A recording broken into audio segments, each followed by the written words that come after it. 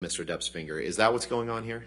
No, this wound doesn't really appear to be a sharp glass laceration. You referred earlier to an avulsion, which is a term I had never heard before. Your opinion in this case. Explain to the jury what that is, please. So often with crush injuries and we'll see tissue loss that we call an avulsion, or where the tissue's actually pinched or pulled away rather than sliced or cut. It's not uncommon with crush injuries to see that. In your decades of practice, Dr. Moore, have you ever seen an avulsion injury with a partial amputation that results from an object thrown from the top of the finger in the way that Mr. Depp describes? No. Again, I think that the description differs from the clinical appearance on the images. Michelle, can you please pull up Exhibit 369 at page 12? This has been admitted, Your Honor. All right. We publish to the jury. Dr. Moore, you said you've treated thousands of hand injuries over the course of your career, correct? Correct. What is that on Mr. Depp's hand? So we describe that as a... Objection. Calls for speculation. The picture just changed. Sorry. Page 12, please. Okay. Thank you. Thank you. What is that on Mr. Depp's hand? So that's a plaster splint. Overruled the objection. Okay, sorry. Thank you. I'm sorry. Please tell the jury what that is on Mr. Depp's hand. So that's a plaster splint. A half a cast is how I sometimes describe it to patients, and it provides stability for comfort and to protect fractures in the course of treatment. Is that plaster splint hard or soft? What's plaster Paris? It hardens like a cast does. Dr. Moore, does Mr. Depp's description of how his finger became injured line up with the facts that you've seen? No.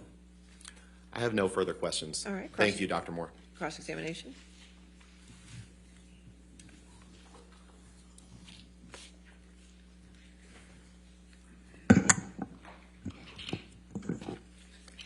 Good morning, Dr. Moore. Good morning.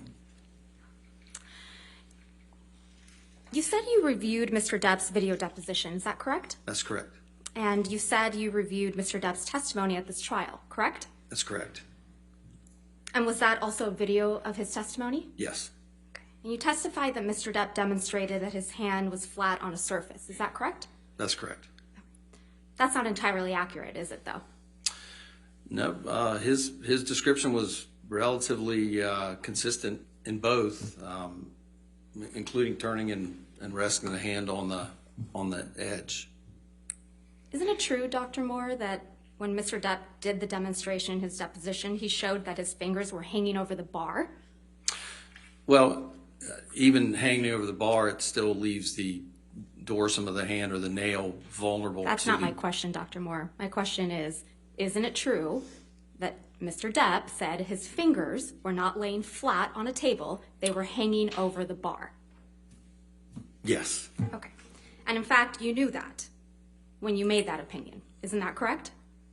Well, I believe that as I demonstrated sitting here, that I said that he had said they were slightly curled over, I think was the description that I gave. Your description in this courtroom was that it was laying flat, and I think you've done that now twice. But in your deposition, you testified that his fingers were actually hanging over the bar. Isn't that correct? Objection, Your Honor. Misstates the witness's testimony. He clearly indicated they were curled. Or could have been curled. Overruled. So that's a distinction that perhaps I misstated in one of the two descriptions. However, that does not substantially change my opinion of the impact it would have on the mechanism.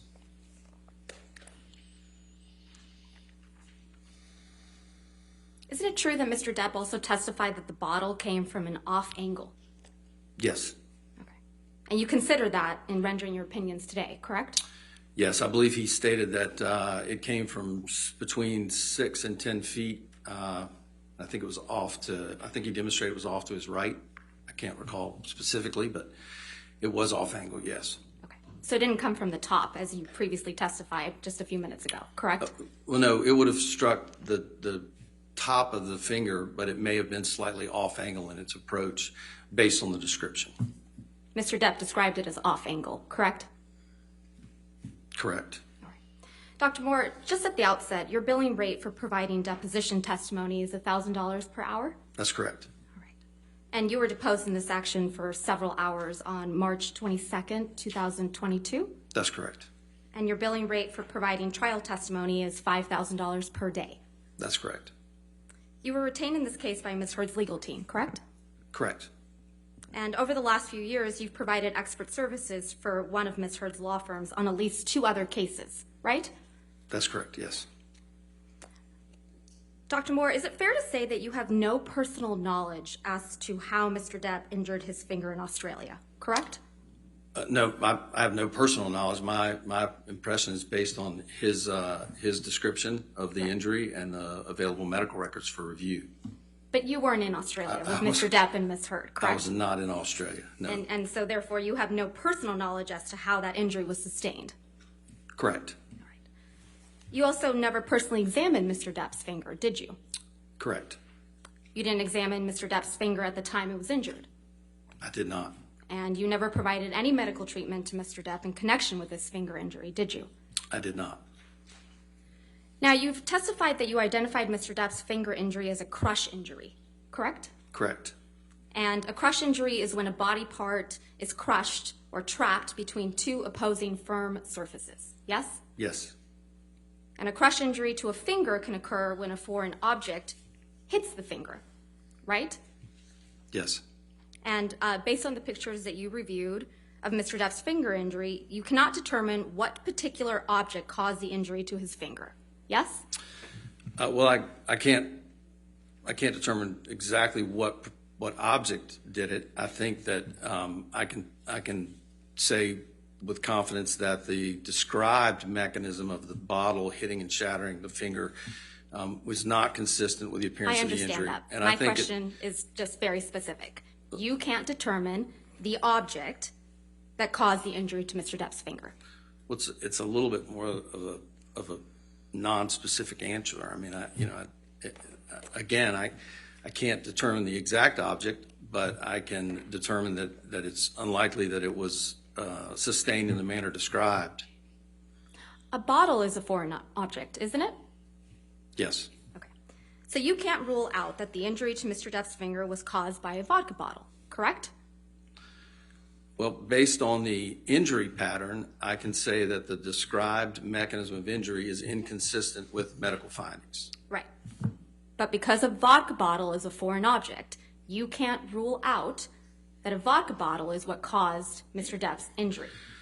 Well, I can't rule out that a vodka bottle caused the injury, but I can rule out that it was caused in the manner described in his testimony. You can't rule out that the injury was caused by a knife, right? I think it's unlikely that the injury was caused by a knife. But you can't rule it out. Well, a simple knife laceration wouldn't impart the injury to the distal phalanx to result in the comedy fracture. Now, a chopping type, but again, that would likely come from a direction that would create a dorsal injury to create the fracture that was developed.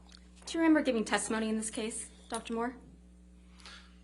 Deposition? Yes. Yes. Okay. And you were under oath, correct? Correct. All right. And that was on March 22nd, 2022, yes? Correct. Okay. May I approach, Your Honor? Yes, ma'am. Thank you.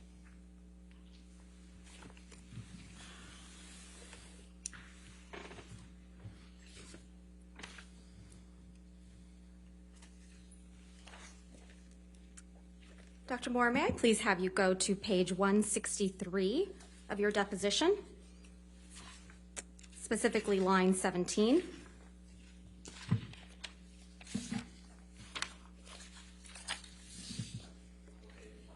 (163).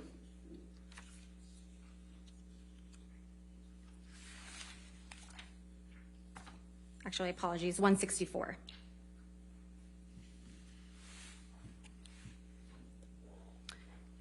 line 4? Correct. Question, but you can't rule it out completely, right? Answer, I can't rule anything out completely. I can't rule out that he caught it in the door, cut it with a knife, or slammed it in the car door. Or, again, as Dr. Gilmer said, we can't definitively say what caused this injury. Did I read that correctly? You did. Your Honor, I I- would object as to the incomplete impeachment. I think if she's going to read his answer, she also needs to read or give Dr. Moore the chance to read the paragraph below. She just picked out half of his answer. You can redirect. Yeah, I'll as overrule the well as the objection. paragraph above. Dr. Moore, there's no question pending. Thank you, though.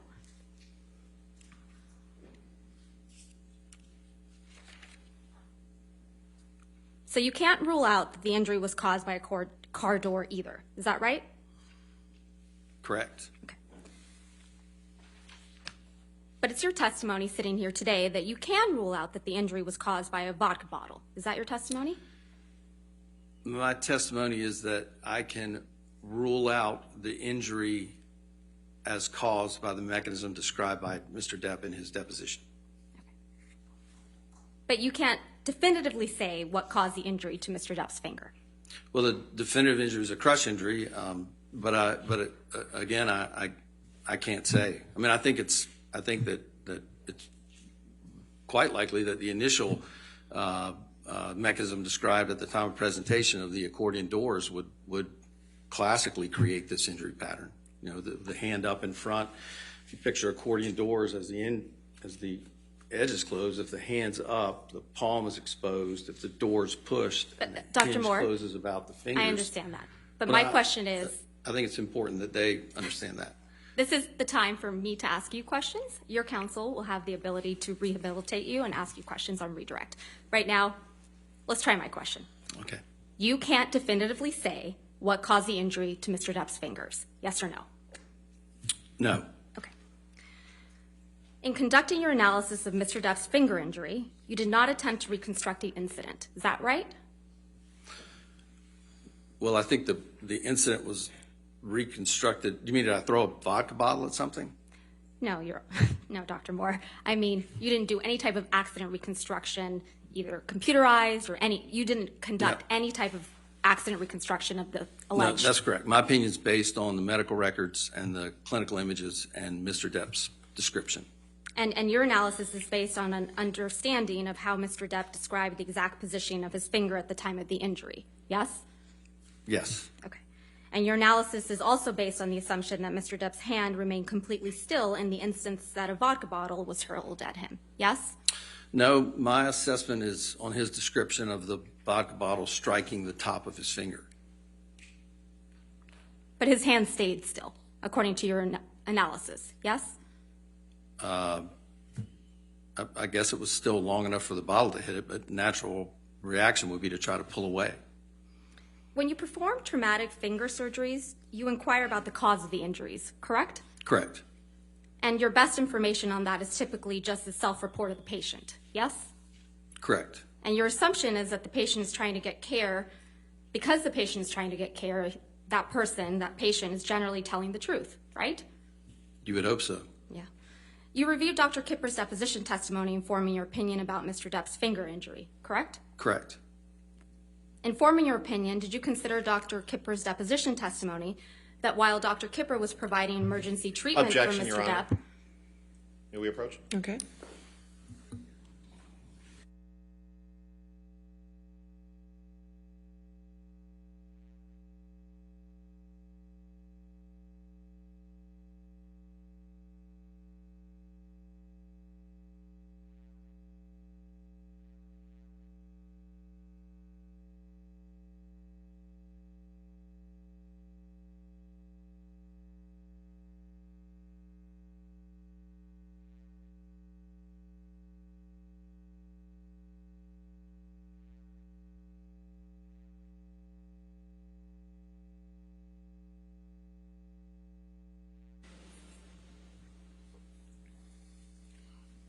Let's start over because it's important the jury hears this.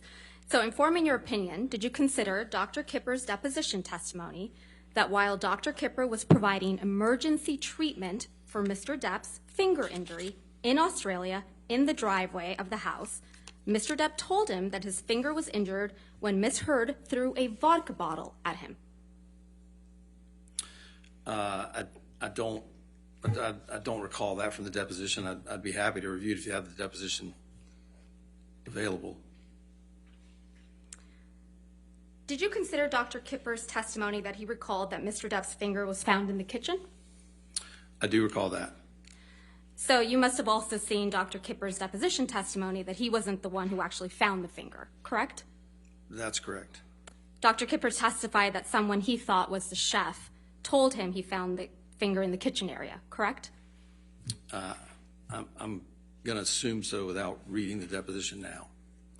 Did you review any testimony from Ben King in rendering your opinions today? Not to my knowledge, no. Did you see any of Mr. King's testimony at this trial? I did not. So you're not aware that Mr. King testified that he is the one who found Mr. Depp's finger, are you? No. And you're not aware that Mr. King testified that he found Mr. Depp's finger in the bar area, right? Correct. And you're not aware that Mr. King testified he found Mr. Depp's finger in a piece of tissue in the bar area, either? No. And you're not aware that Mr. King testified that multiple broken liquor bottles were also found in the bar area, right? Correct. If we could please pull up Defendant's Exhibit 1817, which is already in evidence.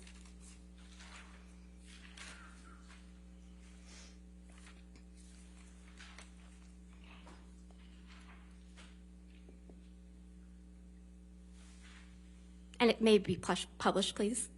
I just don't have it yet.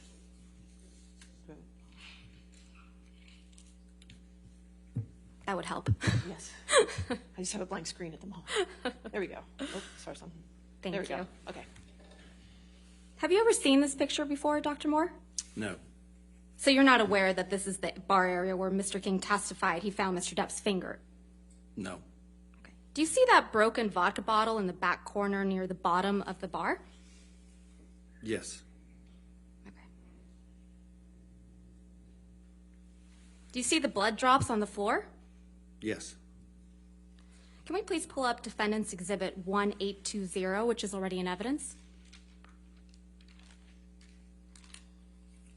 Have you seen this picture before, Dr. Moore? I have not. So you're not aware that this is also a picture from the bar area where Mr. King testified he found Mr. Depp's finger? Correct. Do you see the bloody tissue on the ground at the bottom of the bar? Yes. Do you see the blood drops around that tissue? Yes. So you didn't consider any of this evidence in rendering your opinion about how Mr. Depp injured his finger in Australia, did you? I did not. Okay. Nothing further, Your Honor. Thank you. Redirect. Yes, sir. Can you pull up Exhibit 1817 that was just shown to the witness, please? And can you blow up that what Ms. Vasquez referred to as a broken vodka bottle, Michelle, please? Dr. Moore, what, based on your review of the documents in this case, what did you understand to be the size of the bottle of vodka that Mr. Depp alleged cut off his finger? The description was that it was a handle, a half-gallon bottle. And that's bigger than a 750 mil or fifth of liquor, correct? Yes. And what size bottle, if to the extent that's even a bottle, what size does that appear to be to you? Calls for speculation, Your Honor. I'll sustain the objection. Does that appear to be a handle? It is. Objection calls for speculation. I'll sustain the objection. You can take that down. Dr. Moore, Ms. Vasquez just asked you about Dr. Kipper's deposition testimony, and she said, is that where she claims that Mr. Depp allegedly told him that the finger was severed from a vodka bottle. Do you remember that question a few minutes ago? Objection leading. Overruled. I do remember that question. Yes, thank you. Is that consistent, that alleged account, is that consistent with the texts you reviewed between Mr. Depp and Dr. Kipper? No. And what did those texts say? As I recall, Mr. Depp indicated that he had cut his finger off. Now, Ms. Vasquez wouldn't let you finish when you were trying to explain to the jury how Mr. Depp's account of injuring his finger in an accordion door would be perfectly consistent with the photographs you saw. Could you please explain that to the jury? Well, so again, we tend to try to believe patients, we hope that they come in with an honest history initially, and that's a reasonable mechanism for this to have occurred. And again, if you picture your hand up with either a closure of a hinge or a closure of a door, the palmar surface is exposed. If it's caught in that hinge as it closes, it could be slightly off center. It would pinch that tissue away in a similar fashion, but because it's below the level of the nail bed, it could create this injury with the fracture, the tissue loss, and preserve the nail bed. Can you look at page 164 of your deposition, the one that Ms. Vasquez just showed you? Yes. Objection, Your Honor. I'm going to object on hearsay grounds. Your Honor, she only... Oh, overruled. Thank you. Ms. Vasquez asked you a question, and then she read your answer, trying to impeach you, but she only read half of the answer. So I'm going to read the whole answer to the jury, and I'm going to ask you to tell me if I'm reading your answer right, okay? The question is on page 164, line 4, but you can't rule it out completely, right? And you answered, I can't rule anything out completely. I can't rule out that he caught it in the door, cut it with a knife, or slammed it in the car door. Or again, as Dr. Gilmore said, we can't definitively say what caused this injury. And then you go on to say, this is where Ms. Vasquez cut you off and didn't let you finish. I don't think that's in the transcript. Objection. I'll sustain that. The rest of your answer that she didn't read to you, Dr. Moore, is the question I can answer is that the mechanism that was described by Mr. Depp and demonstrated by Mr. Depp is inconsistent with the injury pattern that's found on the images and the description. Did I read that right? Yes. And does that remain your opinion today? Yes. Has anything that's been presented to you on cross-examination changed any of the opinions that you hold in this case? No. I have nothing further. Thank you, Dr. Moore. Thank you. All right, Dr. Moore, you're free to go, or you can stay in the courtroom. It's up to you. All right, thank you. All right, your next witness, Your Honor, we'd like to call Dr. David Spiegel. Dr. Spiegel.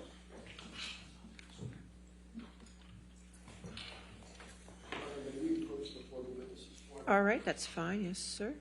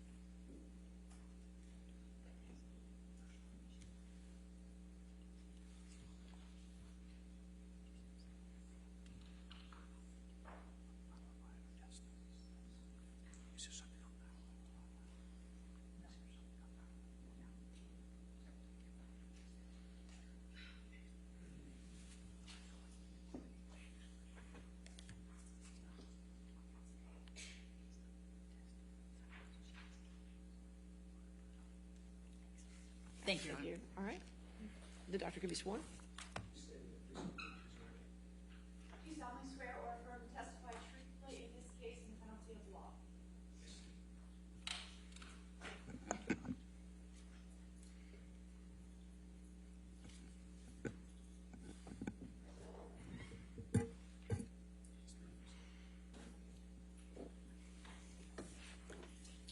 Thank you, Your Honor. Will you please tell the jury your full name and business address? David R. Spiegel. I'm a physician. I work at 825 Fairfax Avenue in Norfolk, Virginia, as part of the Eastern Virginia Medical School. And what is your occupation? I'm a physician psychiatrist. And where do you work? Do you work at? I work at Eastern Virginia. I'm employed by Eastern Virginia Medical School, but I also work at Norfolk General Hospital, which is the teaching hospital in Norfolk. How many years have you been practicing as a psychiatrist? I entered residency in 1989. I graduated residency in 1993. So from 1993 to today, I've been in physician practicing. So that's almost 30 That's years? 30 years, yeah. Okay, thank you. Please describe for the jury the nature of your clinical practice. So my clinical practice is comprised of both inpatient care at Norfolk General Hospital, as well as my outpatient practice at Eastern Virginia Medical School. About 85 to 90% of my day is clinical between the two components. And what is involved in a comprehensive evaluation?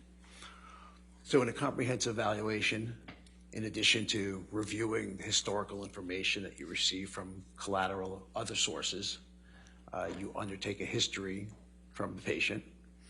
You get whether it's the history of current illness, the past psychiatric history, family history, social history, legal, substance history. Then you do what's called a mental status exam, which is the psychiatric version of the physical exam, where you're actually giving a description of what you see in front of you. Then you can do cognitive testing, which tests the patient memory, attention, concentration, etc. Then you come up with a working and a differential diagnosis, describe any other additional testing you may need or not need, and then you come up with a treatment plan. How many patients have you treated over the 30 years? Quite a lot, probably in the tens of thousands. And how many patients do you regularly see? So inpatient is generally about 5 to 8, sometimes more. Outpatients probably 5 to 6, sometimes more. I should point out that my inpatient work is divided between consultation, psychiatry, and I believe we're going to talk about that, as well as working on the inpatient service. So I believe we will talk about that.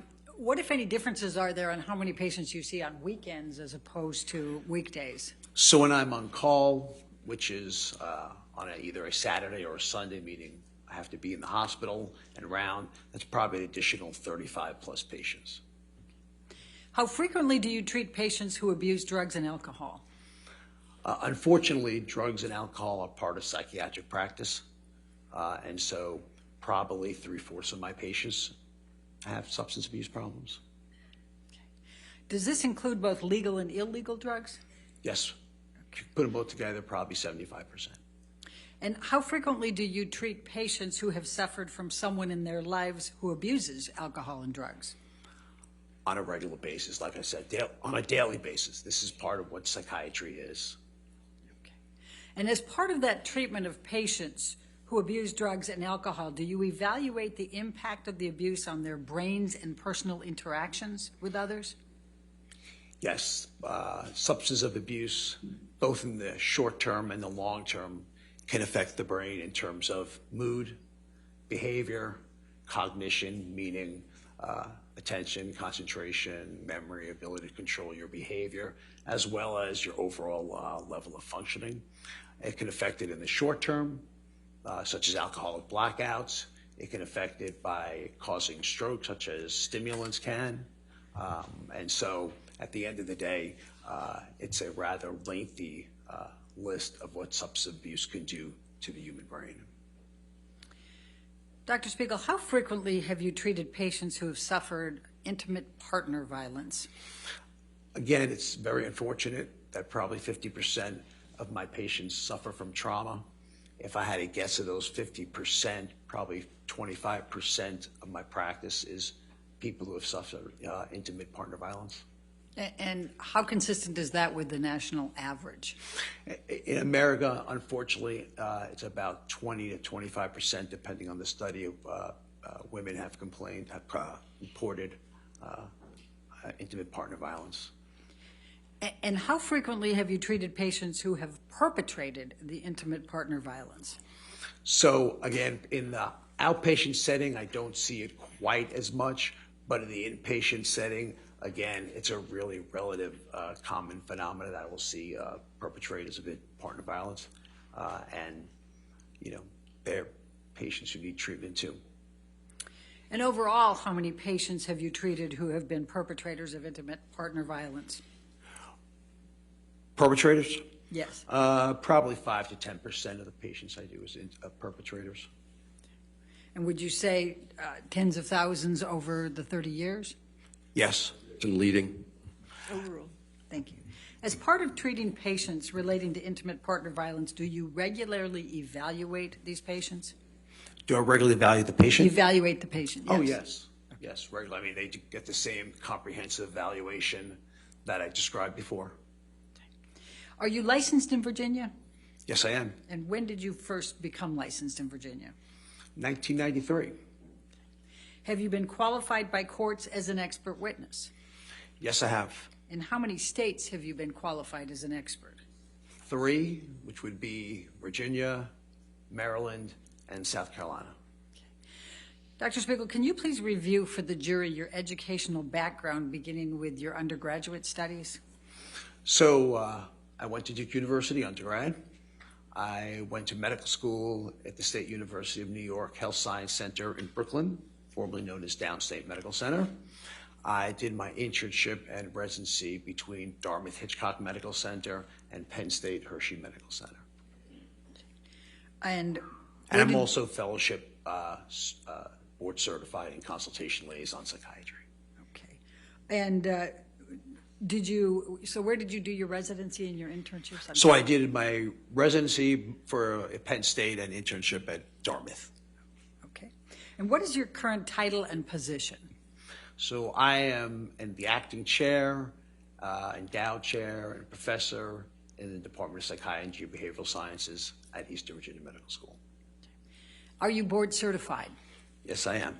And what are you board certified in? General adult psychiatry and consultation liaison psychiatry is a subspecialty. Okay.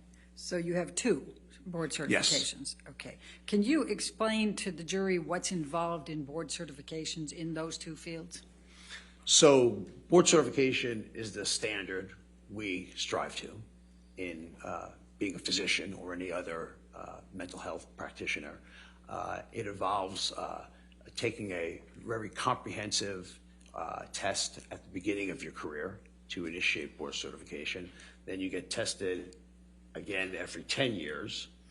Then you have to go through continual medical education throughout the entire period. You have to do what's called performance in practice, which is basically ways to improve things in your practice. And again, this occurs always throughout the years. Okay. Now, are you a member of any professional organizations? Yes, I am. Could you I'm please a tell the member jury? of the American Psychiatric Association, as well as the fellow of the American Psychiatric Association. I'm a member of the Medical Society of Virginia. I'm a member of the Psychiatric Society of Virginia. I'm a member of the Tidewater Academy of Psychiatry, and I'm a member of the Academy of Consultation Liaison Psychiatry. Do you have any teaching responsibilities? Teaching? Oh, yeah. Teaching, yes. So, yes. So, teaching is a daily occurrence as part of my job when I do my inpatient rounds. Residents, medical students, physician assistant students are assigned. So we round together, and there's teaching with every single encounter. In addition to that, I teach lectures to the residents, to the third, second, and first year medical students, as well as a fourth year medical student lecture as well. So I'm constantly teaching. Have you engaged in any hands-on training of psychiatrists practicing in Virginia? Hands-on training with the residents? With psychiatrists? Oh, yeah. So again, I'm teaching at bedside. I mean, we don't speak in front of the patient, obviously, but I'm teaching at bedside, meaning after we see a patient, we discuss the important points to learn.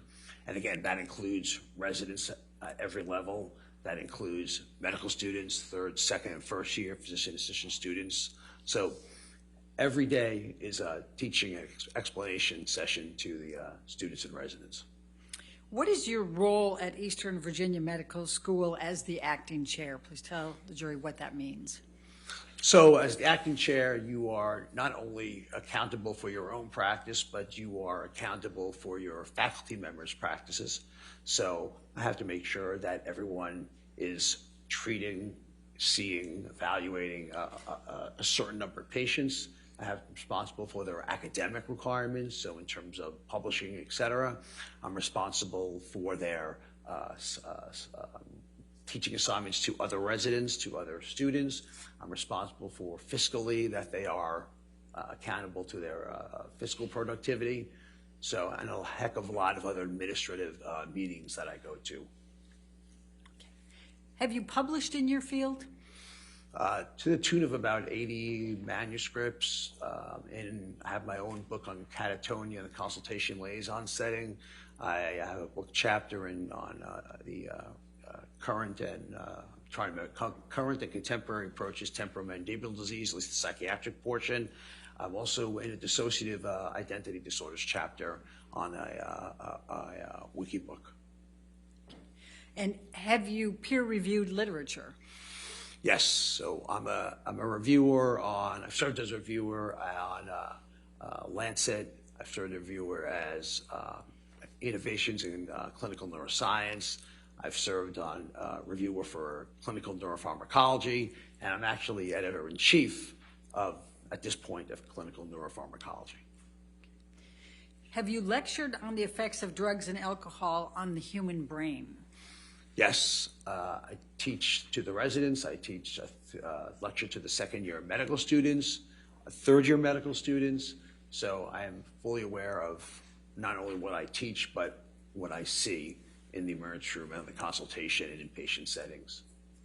Have you published and lectured on the causes and effects of intimate partner abuse? Yes, I've punctured, I believe, 2 articles on the effects of trauma, and in that trauma was intimate partner violence.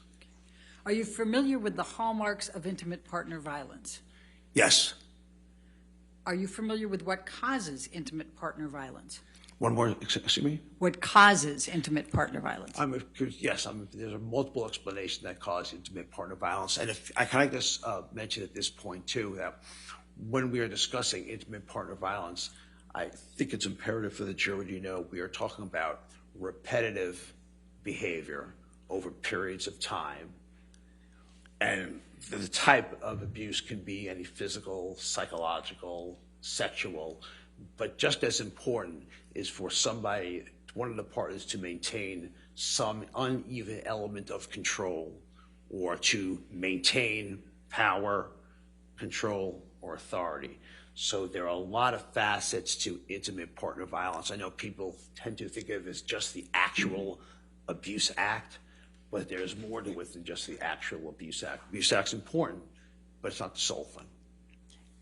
Your Honor, I'd move to qualify Dr. Spiegel as an expert in the field of psychiatry and behavioral sciences with specific emphasis on drug and alcohol abuse, intimate partner violence, and the effect of these as they pertain to the issues in this case. All right, any objection?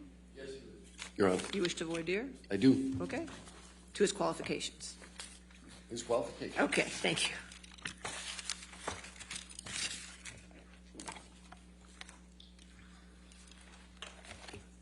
Sir, you talked about 2 board certifications, general adult psychiatry Yes. and liaison consultation psychiatry. Other way around, but consultation liaison. psychiatry. Subtle point. Right. Now, that is not intimate partner violence. That deals with a issue of comorbidity between people who have medical problems and health problems. So you're saying it's subspecialty? Yes. So consultation liaison psychiatry does have that, but you're also treating patients who have medical illness, who have comorbid psychiatric illness, or people who have psychiatric illness that have comorbid medical illness. And many of the patients that I see on the trauma service have tried to take their own life. And unfortunately, as part of that, intimate partner violence and trauma in general is part and parcel of that. So it's very, very narrow to say it's just a medical psychiatric interface. It's much more of psychiatric patients who need medical help, medical patients who develop psychiatric problems, but also that interface. So as a subset of your trauma patients, which you say are about 50% of your practice, as a subset of that practice, some people have been involved with intimate partner violence. So as a subset of my overall practice, 50% have suffered from trauma. About half of that number have suffered from, I'm sorry, about 20, so it's about 20% that suffer from intimate partner violence. All right. You've never conducted any empirical research on individuals who experienced intimate partner violence, have you, sir? If your definition is trials, is that what you're saying? Yes. Like pharmaceutical trials, or what are you saying? Is that what you're saying? Because I've done review articles on patients who suffered from trauma. So the answer is, I haven't done any studies like where you give them medication for treatment or try one treatment versus another. I've reviewed the body of literature on intimate partner violence to get 2 review articles, yes. So you've read about it, is what you just testified to. I would have to disagree with you on that, sir. Reading about it and writing a review article are completely 2 different things, sir. All right. You haven't authored any articles specifically on IPV, have you, sir? As a subset of trauma, the answer is yes. In terms of in the name of the title of the article, the answer is no. You've never written any books specifically on IPV? I've never written any books on IPV, although temporomandibular disease, okay, in terms of psychiatric issues, does have a higher frequency in those patients who have suffered from trauma, including intimate partner violence. You've never. And I am part of that book. Okay. Temporal mandibular disease deals with problems with the jaw. Is that a question, sir? What is temporal mandibular? The temporomandibular disease is a problem with oral issues, yeah, but there are many patients who complain of oral issues where the oral surgeon cannot find a reason for it, and the reason why they can't is because people who have suffered from trauma and intimate partner violence are prone to increased sensitivity of somatic sensations, which can manifest in temporomandibular disease. Thank you, I appreciate that. Nice plug for my book, too, thank you. Didn't hear it, but there we go. So you haven't written any chapters of any books specifically about IPV? Again, I think I've gone over that. I've written 2 articles on that, and I've written parts of chapters. And dissociative identity disorder, I should add, where I did write a chapter on, is completely based on trauma and intimate partner violence. Right. I'm not asking you about trauma because you want to talk about trauma. I'm asking you about IPV specifically. I will reiterate again, you cannot separate intimate partner violence and say that is a separate rubric aside from trauma. Trauma is overall, intimate partner violence is part of trauma, and the answer to the question is any individual who suffers from a dissociative disorder, which I am the author of a chapter of, suffers from trauma, whether it be at the hands of childhood or it be at the hands of an intimate partner. Right, but you've already testified that half your practice is trauma and a subset of that practice is IPV, correct? Which is, actually, I treat the national average of patients. About 20% of patients suffer from it, and that's about my practice number. Except you're discounting the fact that half your practice is not trauma at all. So 10% of your practice is IPV. I don't know if the numbers add up exactly like that. I'm just using yours. I don't know if I'm doing, I don't know if those numbers add up like that, because I'm not sure if that's the case. If you say 25%, then maybe 12.5% of my practice, that's being rather specific. So again, a significant number of my patients have suffered from intimate partner violence. I see it on a daily basis, and I'm not sure exactly why I'm getting asked the same question again. Okay. Thank you, sir. You listed 60 references to articles. I guess you said 80 now, and publications. I said around 80. I said around 80.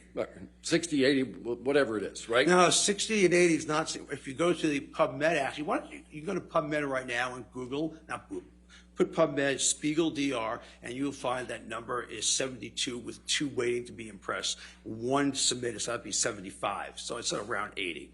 So again, what's on my CV is not necessarily the most updated version, because I still publish since the CV's been given to you, sir.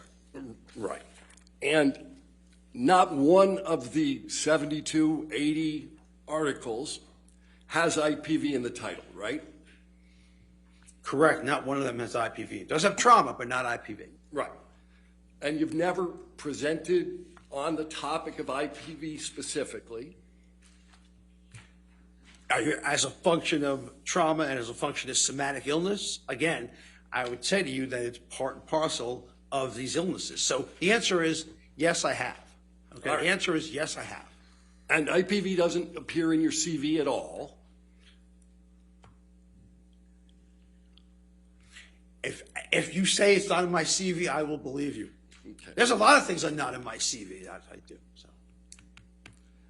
And you're not associated with any professional literature on IPV? I'm sorry, repeat the question, sir? Is there any professional literature that you've contributed to relative to IPV specifically as opposed to trauma generally? The answer to the question again, sir, is that you cannot separate this artificial separation you're trying to do between trauma and intimate partner violence. It is part and parcel of trauma. We don't thread it like that. Your Honor, plaintiff would accept this witness as an expert on general psychiatry, and with respect to the drug usage issues that Ms. Bredehoff referenced, but not with respect to IPV. All right, over objection, he's entered as an expert as stated on the record. All right, you may continue. Thank you. Thank you very much, Your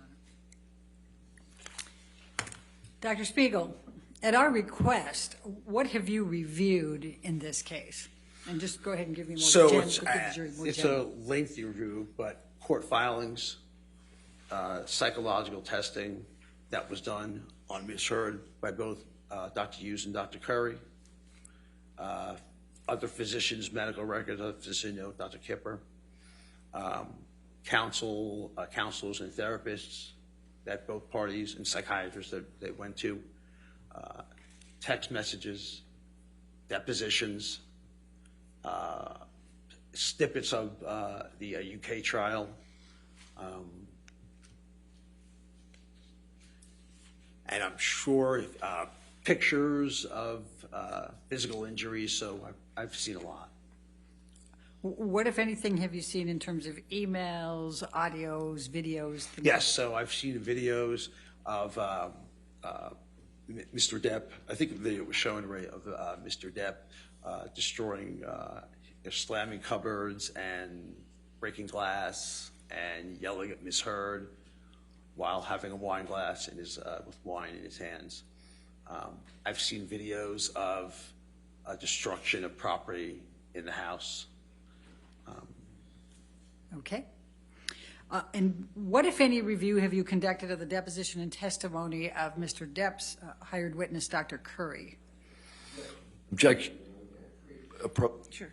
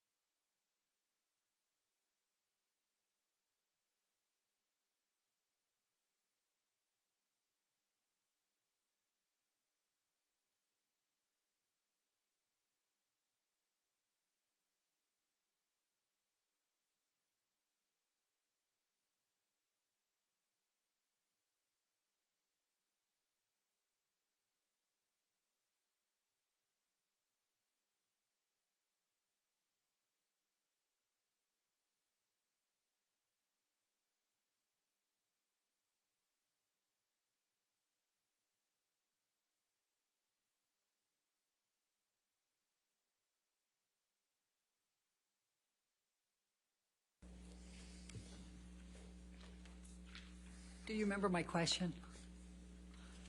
Did you review the I reviewed deposition and testimony of Dr. Curry? Dr. Curry. Yes, I've reviewed Dr. Yes, I'm sorry. And- Yes, so I reviewed testimony of Dr. Curry. I reviewed Dr. Curry's reports. I reviewed Dr. Curry's testimony. Okay, and what if, did you review the deposition and trial testimony of Dr. Hughes? Yes. Objection, Your Honor, beyond the scope of the disclosure. I'll allow that. Thank you, Your Honor. Overruled. Did you interview Mr. Depp? No, I did not. Did you But- request to I interview? requested to interview Mr. Depp twice, and both times Mr. Depp and his lawyers refused. Dr. Spiegel, I'm going to ask you some questions in this case respecting your opinions and the opinions you have formed and the bases for them. And I'm going to ask you to provide me with, in a reasonable degree of medical probability or certainty. Can you do that? Yes. Okay. On what were you requested to analyze and opine in this case? So it's fourfold.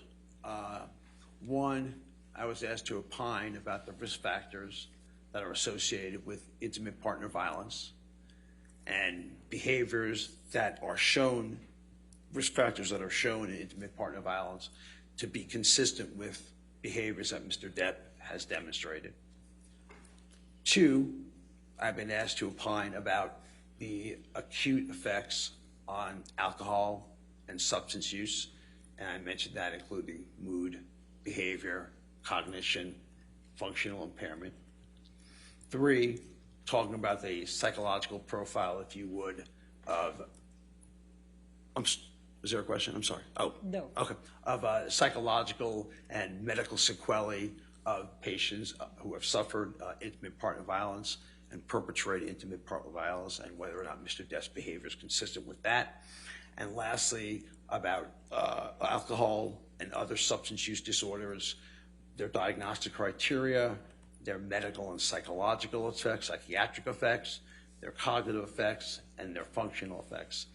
And I think I would like to just go with the jury one other thing.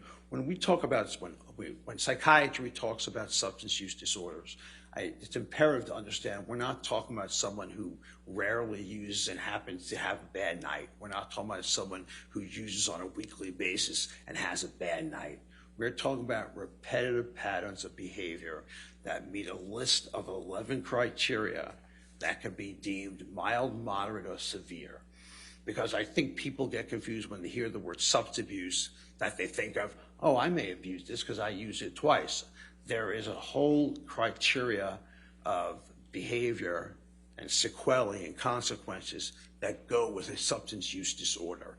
I'm not just talking about someone who will occasionally smoke a joint or smokes a joint or snorts occasionally coke, okay, or has alcohol on weekends. So I really need to reiterate that, because I think when you look at psychiatric behavior, we tend to people look online and say, my gosh, I have all 7 of these, right? And they're reading it not quite the way the psychiatric literature is supposed to go. So please, when I'm talking about this, I need you to understand, one, that's what's going on. As I told you about intimate partner violence, it's horrible that anyone would strike anyone, okay? But again, we're talking about repetitive behaviors for means of control, right? So that's real important to understand when you're moving forward. And I may say occasionally substance abuse, but what I'm referring to is substance Objection use beyond the scope of the question. I don't. Sustained. Next question. Okay. Dr. Spiegel, could you please just summarize for the jury the conclusions you came to with your opinions, and then we'll take you through the specifics. So in my opinion, based on my review of the evidence, based on my clinical experience, based on my publishing experience, based on my teaching experience, that Mr. Depp has behaviors that are consistent with both someone who has a substance use disorder as well as consistent behaviors for someone who is a perpetrator of intimate partner violence. Thank you. I'm going to start with the impact of drug and alcohol abuse over time. First of all, based upon your review of the record evidence, what type of drugs has Mr. Depp used? So Mr. Depp, and I'm talking about use, we're talking about a substance use disorder here. We're not just talking about use, okay? So we are talking about alcohol, we are talking about amphetamines, we are talking about marijuana, we are talking about cocaine, we are talking about LSD, we are talking about ecstasy, we are talking about opiates, we are talking about prescription benzodiazepines, and we'll get into a separate thing about the abusability of Seroquel and or gabapentin in Iran.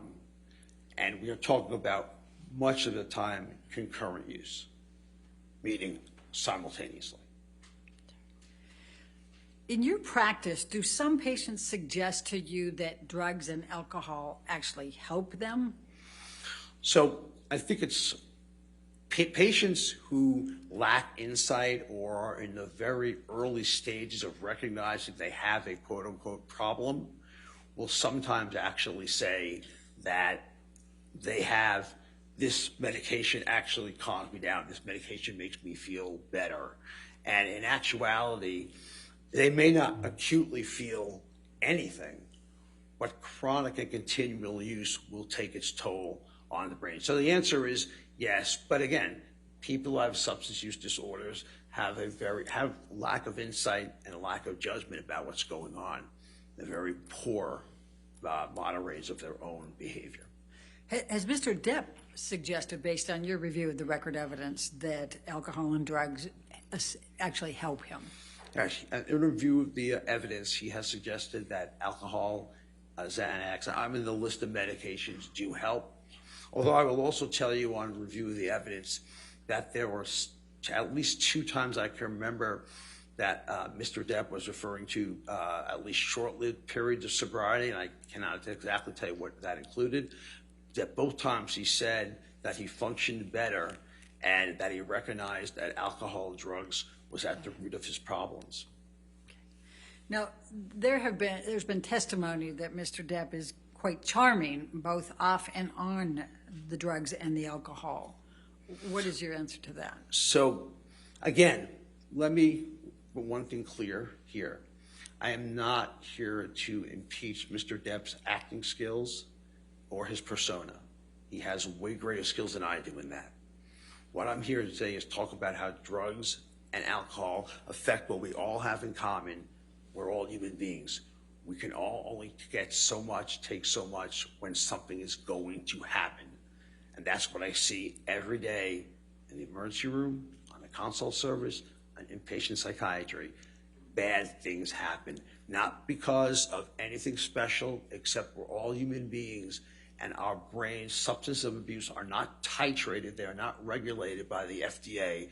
We don't know what we're getting. We don't know how much we're getting. There is no control over what makes it to our brain. So it is not the actor. It is not the persona, okay? It is a person just like the rest of us who are human beings who will have these effects, and that's what we all share in common. Everyone in this courtroom shares that in common. When Mr. Depp was in his relationship with Amber Heard, was he a polysubstance abuser? Was he in what substance abuse? Polysubstance Yes. abuser? So Can you you- explain Leading clearly your own. what that is? Overruled. I'm sorry. Okay. Go ahead. Okay, so polysubstance abuse is the use of 3 or more substances. And I answer, like I said, concurrently, he was. Even while I was getting ready for rehab on the island, he was. So, yes, he did engage in that. Did Mr. Depp's drug and alcohol abuse affect him cognitively? Yes. So, if nothing else to look at, Dr. Blaustein, psychiatrist that evaluated Mr. Depp, did a mini mental state exam on him. And as part of that mini mental state examination, you're asked to remember 3 words and then come back 5 minutes later and repeat those 3 words. And in the meanwhile, you're getting other types of testing for attention and concentration and visual, spatial, and language. So other things that are being tested too. Mr. Depp was unable to recall any of them, and that is very unusual for a 50-ish year old male. I don't remember how old he was when he took that. Generally speaking, that age group should be remembering 2 or all 3 of those words. One, I do know that his lines were also fed to him by earpiece. Again, affecting memory. I did see in video deposition about having to have questions, I don't want to say repeat as much as completely forgotten. So the answer is yes. And you know, any one of us who use alcohol and cocaine to that level of degree, and I'm talking about a severe level of substance use disorder, are going to have effects. It is inescapable because we all have brains that are malaffected by extensive substance use, and potentially sometimes less, but certainly what we're talking about here is extensive. What, if anything did you observe from the record evidence about Mr. Depp having difficulty focusing, his attention span, processing, whether he could function as an actor? So, Objection compound. Compound is only if it's Overruled. Thank you. so again, in terms of the acting part, we do know that he needed his lines fed to him for movies. Part of that could have been also due to, and I don't know which movie, and please forgive me about that he actually confessed he did a movie entirely wasted. So I imagine it would be harder to do that. Additionally, like I said, when I looked at deposition, you can tell that the processing speed was down. His thinking rate was down. If your thinking rate is down, and I'm not talking about, again, I'm getting older. I'm probably not as sharp as I was at 25, okay? But I'm talking about so slow that when we're trying to move on to other questions, we're still trying to answer the original data that's presented to us. So attention span is very much impaired. And if your attention span is impaired, your memory is going to be impaired. It is inescapable that that's going to happen. So all that comes into play there. And that's what I witnessed in the video deposition. Fortunately for Mr. Depp, I do see that during this trial, his cognition has improved somewhat, which will happen if you are sober. So I commend him on that. But again, I'm specifically referencing the time with Ms. Heard's and Mr. Depp's relationship. So we're talking about that. What, if any, observations from the record evidence did you have about Mr. Depp having alcoholic blackouts or foggy mind?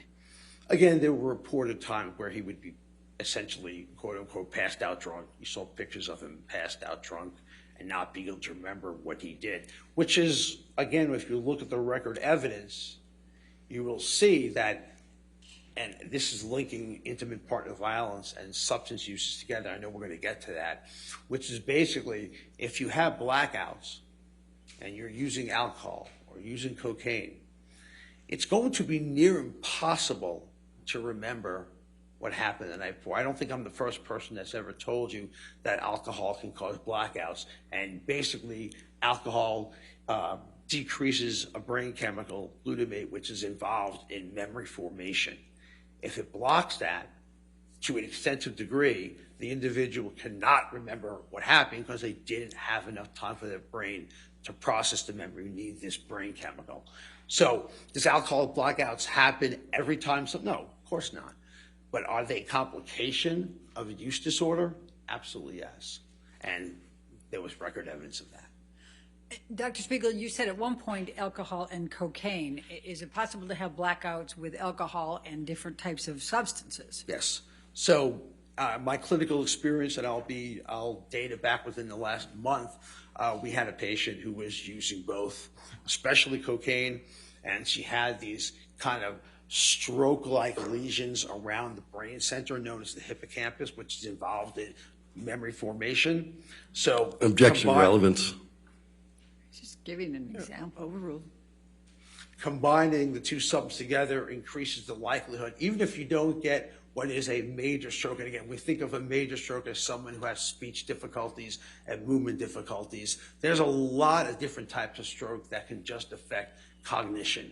They don't necessarily have to have severe movement deficits or severe language deficits. They can solely affect you in terms of your cognitive symptoms, and actually known as a vascular neurocognitive disorder. So you need to understand, and that's part of the psychiatric diagnosis. You need to understand that you can have these insults, these lesions, these strokes, without demonstrating physical features. And at a minimal, we know that he was using both substances concurrently, and at a minimal, we know he had cognitive issues that we talked about, or at least had some of them. Thank you, Dr. Spiegel. What, if any, correlation is there between domestic abuse, heavy alcohol abuse, and cognitive disorders? So the risk factors, if you would, for intimate partner violence, okay, and there are probably many of them. I don't have time to go over all of them, but the ones in particular, characters in particular, are one, having someone in the relationship who is jealous or suspicious.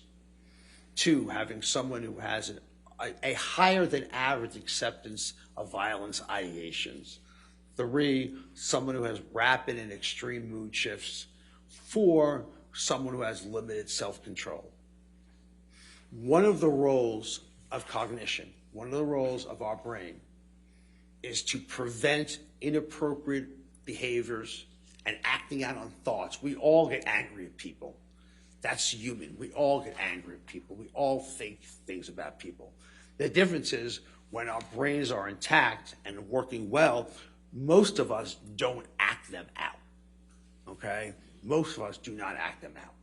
So that's because your frontal lobe and other parts of the brain are involved in making sure these negative thoughts don't get acted on, okay? So when you have the effects of alcohol acutely, it causes disinhibition, which means you are, by definition, losing control and having rapid mood swings. 2, you are affecting parts of the brain that are involved in what we call social processing cues. So you no longer can interpret what's in front of you that is, I would say, right or wrong, or what I should act on and what I shouldn't act on. So we act on them. Even though sober, and I've seen it with Mr. Depp's record evidence, I've seen it clinically, sober, we can contain that. We can contain that.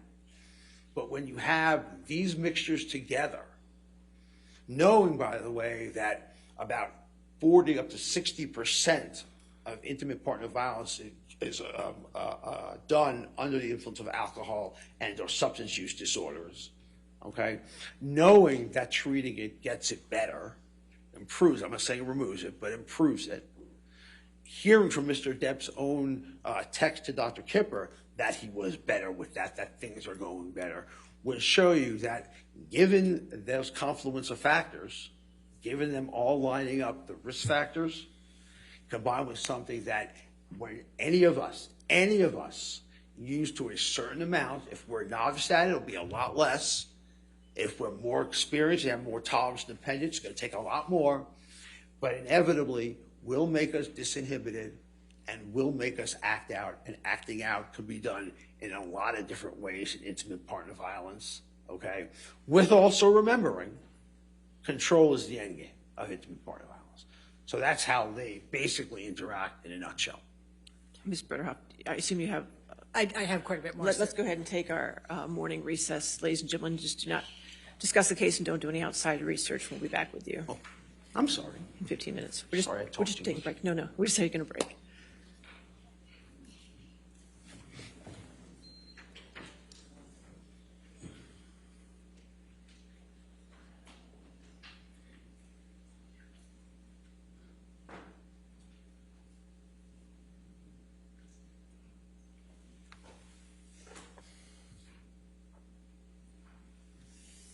All right, let's just take a break till 11 then, and we'll come back at 11, okay? Thank you, Anna.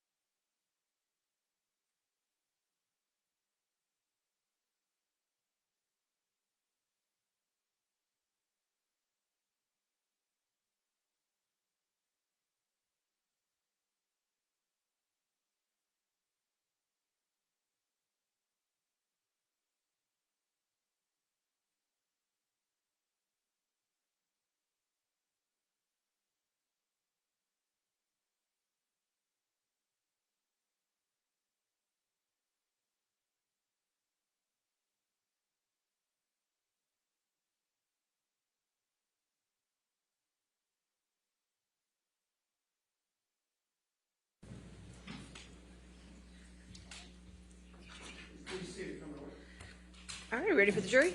Yes, Your Honor, can we approach before the jury can Okay, speak? sure.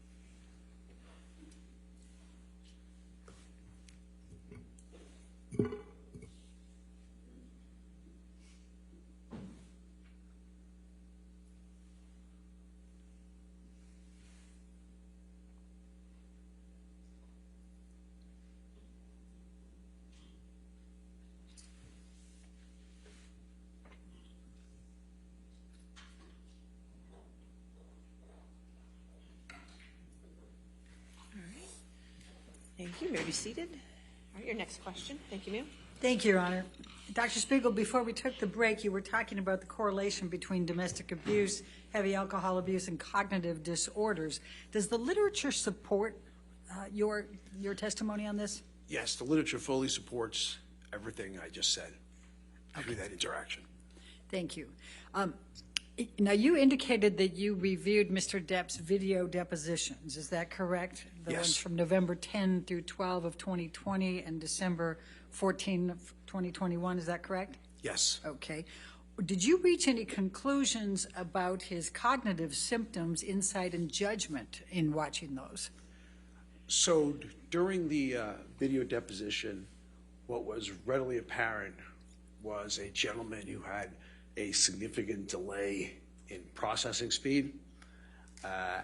And like I said, when you have a delay in processing speed, many other cognitive functions are going to follow. You're going to be impaired attention, concentration, memory. All that's going to happen. In terms of having to, the speech process, if you heard the deposition, the way the thoughts were conveyed were much more in the way of kind of disconnected, disjointed statements. It wasn't that they were not necessarily understandable, but they didn't have any coherent pattern until he was more structured by Ms. Bredehoff to kind of get to the point of the question, which happened throughout most of the deposition.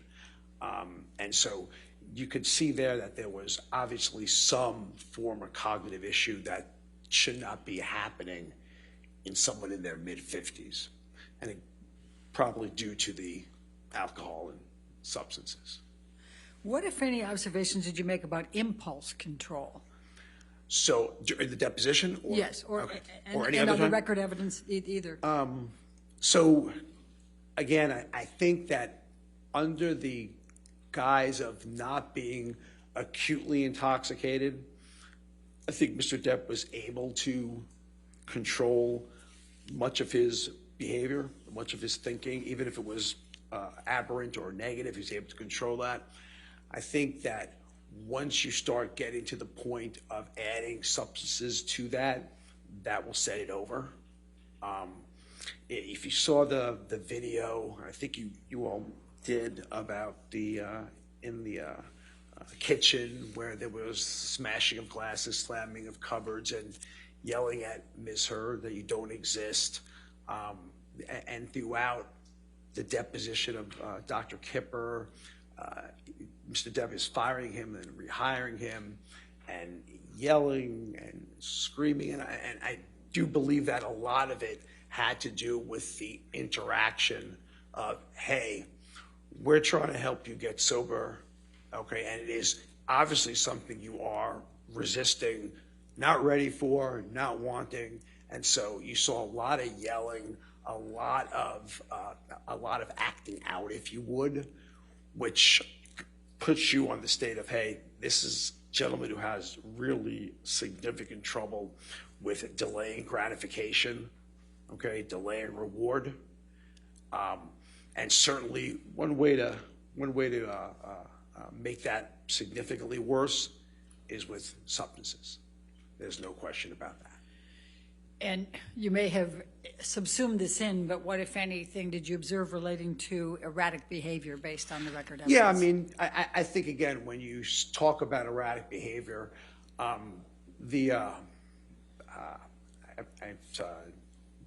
Dr. Kipper's deposition, I believe it was, where, and I think I made a particular note of this only because I'm a psychiatrist myself. There was a very large ranting about Dr. Cowan, who was Ms. Heard's psychologist therapist. And the language, you can be dissatisfied with your provider. I have no problem with that. You could be dissatisfied and you have a right to go to wherever you want to go to. But the texting that were involved in this in terms of erratic behavior was disturbing in terms of the verbiage used, the phrases used.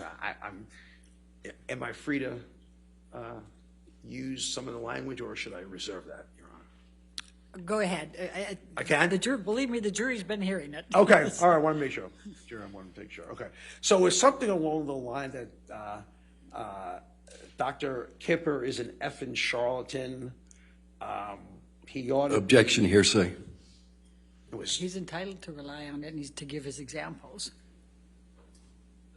He can talk about what he developed from the hearsay, but not repeat it himself. He's entitled to give examples of it. I'll sustain the objection. Without giving the exact words that you recall. Oh, without giving the exact words? Yeah. Okay. So, I mean, without giving the exact words, it was basically vulgar language directed towards Dr. Cowan throughout multiple texts,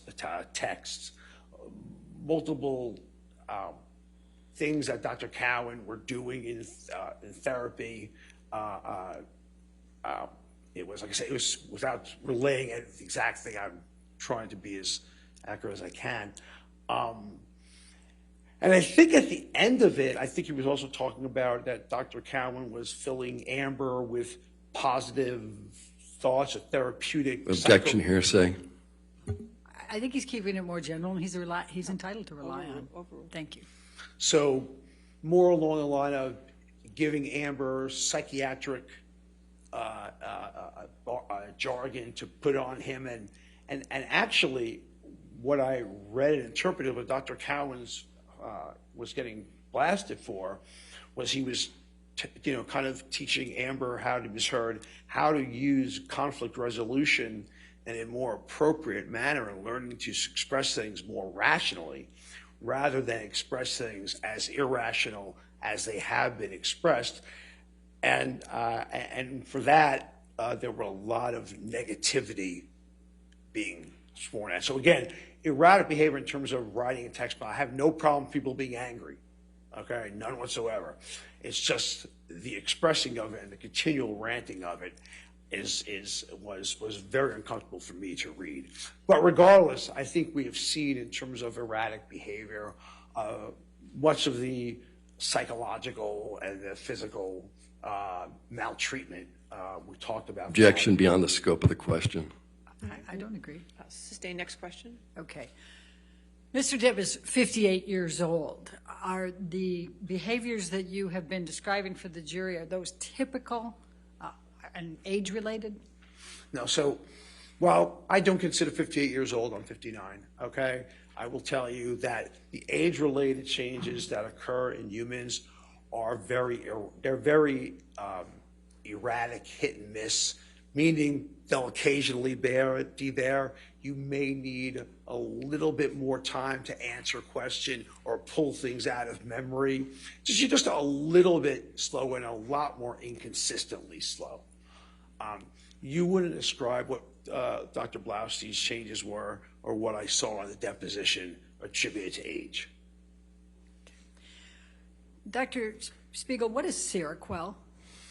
Seroquel or quetiapine is actually an atypical antipsychotic, which is indicated for many things, including schizophrenia, bipolar disorder, adjunctive treatment for major depression. So it's indicated for a lot of things. But what effects may it have? I mean, this is one of the drugs that Mr. Depp was taking, Yes. correct? It was a prescribed drug? Yes. Okay. So- yeah, please So explain. the effect of Seroquel is it's very often used as a sleeping agent because it doesn't have a lot of the side effects that are associated with conventional antipsychotics, movement disorders, tardive dyskinesia, et cetera, or at least it's a very low risk of that. So people have used it off-label, physicians have used it off-label to help them sleep. The problem is the effect is very barbiturate-like, and it really knocks people out, or certainly if you use it at high enough doses it can, okay? And the problem is it also has street value.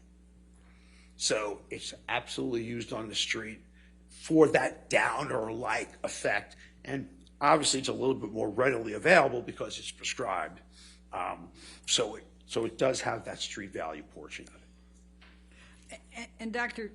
Spiegel, what effect would this have on Mr. Depp based on the dosages he was taking? So I think what you're looking at is Objection, speculation. Overruled. Please continue. what you will see in patients who have substance use disorders are people who unfortunately kind of wake up and fall asleep only through pharmacological assistance, meaning that their own circadian rhythms are no longer in control of that behavior. So you will take stimulants to quote unquote get you up in the morning, and then you will take things like quetiapine, Seroquel to knock you out.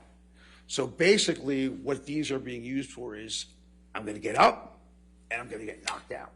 And that's very characteristic of what would be actually legal prescribed substances.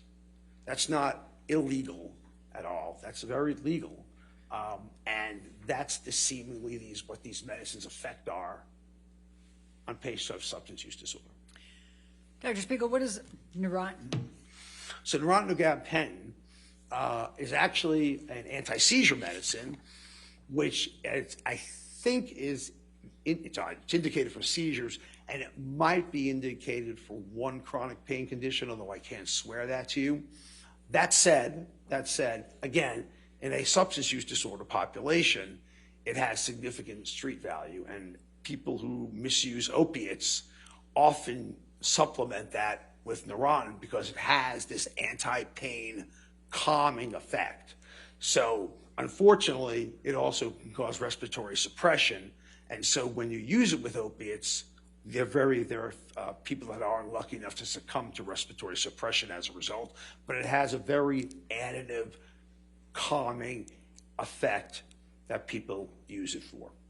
And what effect would this have on Mr. Depp in the dosages he was taking?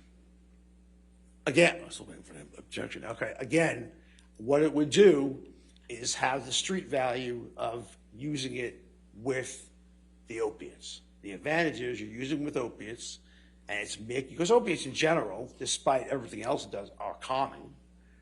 And you use it with it, it offers further calming, which is why doctors have been warned not to prescribe medications like gabapentin and opiates together unless under significant, strict following, because it can cause serious problems, such as death, respiratory suppression. And Mr. Depp was also taking Adderall, correct? Yes. Can you please describe to the jury what that impact would have, and particularly in connection with the dosages? So Adderall is a psychostimulant, which is prescribed relatively regularly for ADHD. The problem comes again when you shouldn't be prescribing or receiving Adderall when you're already misusing cocaine.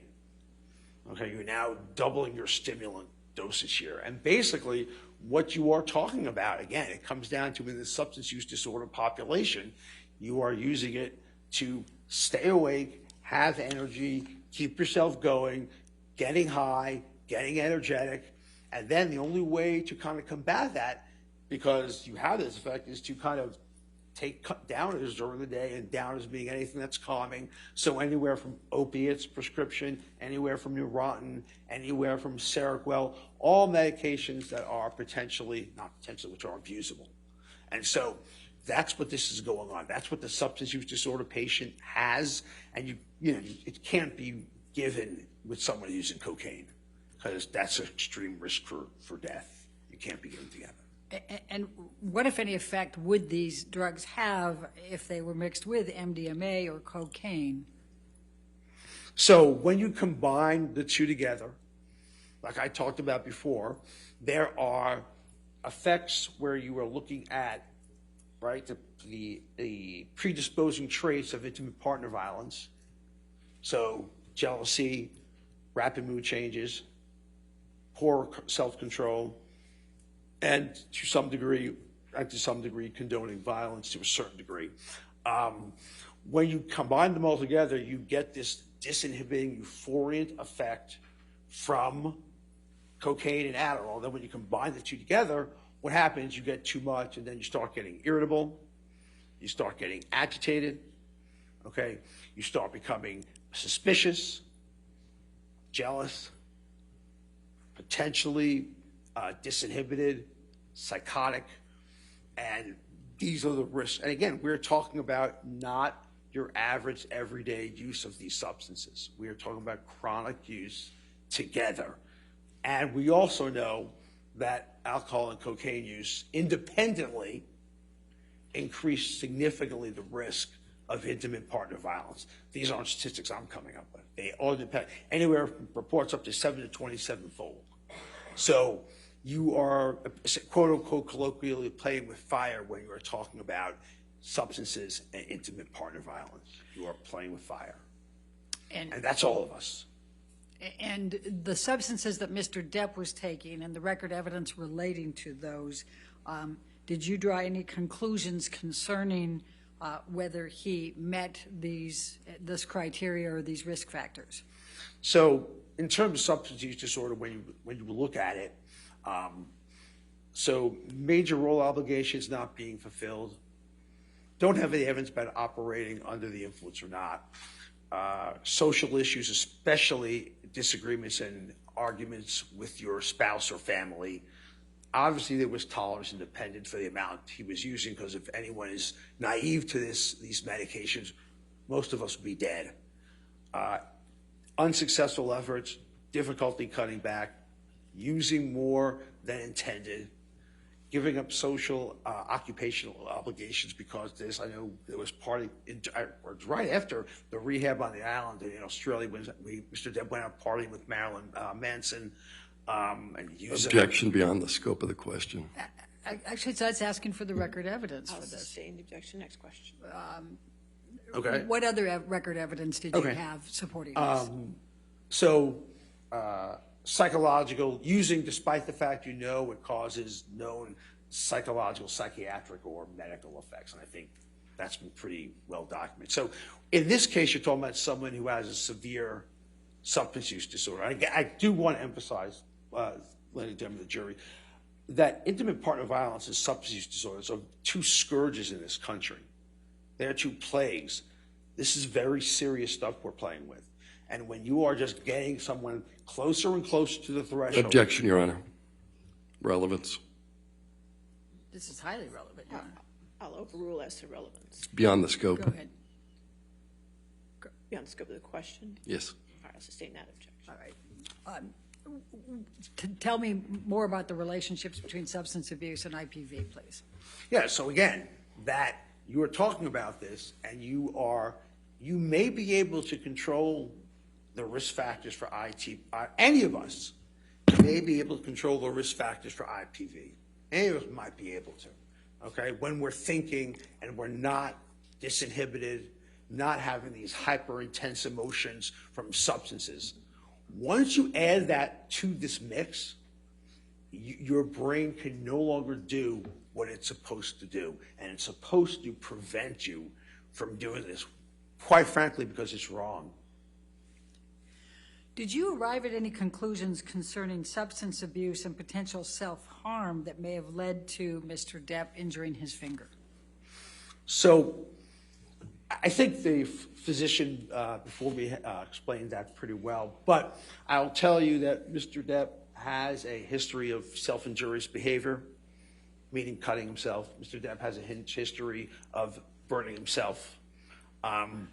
I know when the actual event happened, there was texting to Dr. Kipper, paraphrasing, not saying exactly, that Amber and him got into a disagreement related to her wanting him to be sober. And then as a result of that, he said he got so angry, he cut the tip of his finger off.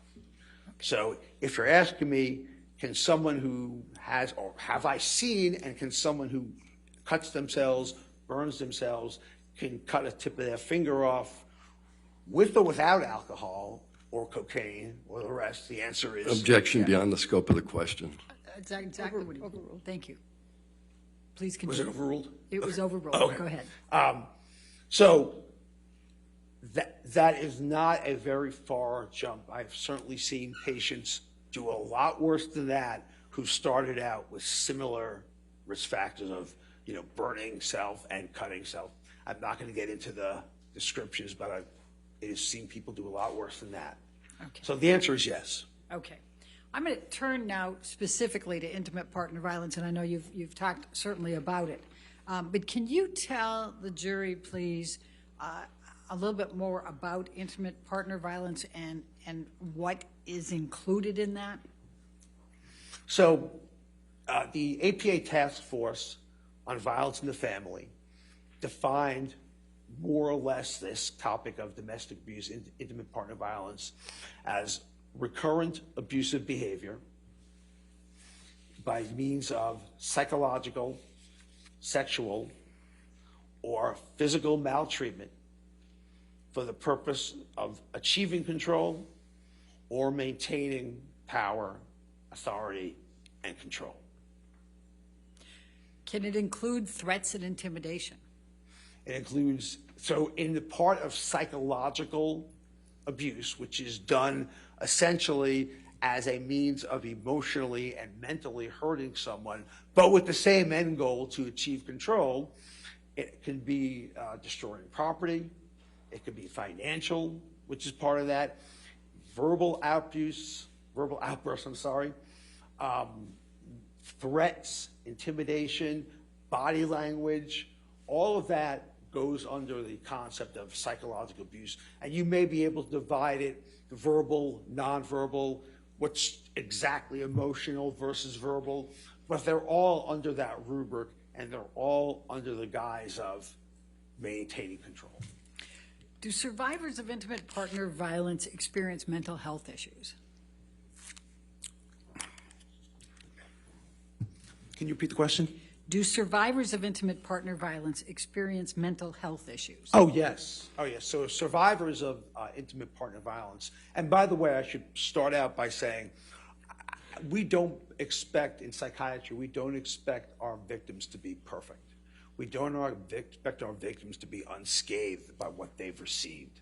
So starting with that, okay, it is not unusual as survivors to see substance use, substance abuse, substance-induced symptoms, chronic depression, post-traumatic stress disorder, or subsyndromal post-traumatic stress disorder along the lines of battered wife syndrome, and some emotional unpredictability.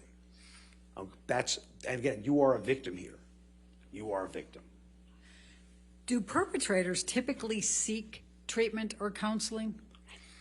No, perpetrators are not receiving counseling treatment. One, because they're going to be probably having to tell someone that they actually struck someone, which is what their thought is about the big problem that intimate partner violence is just the hitting.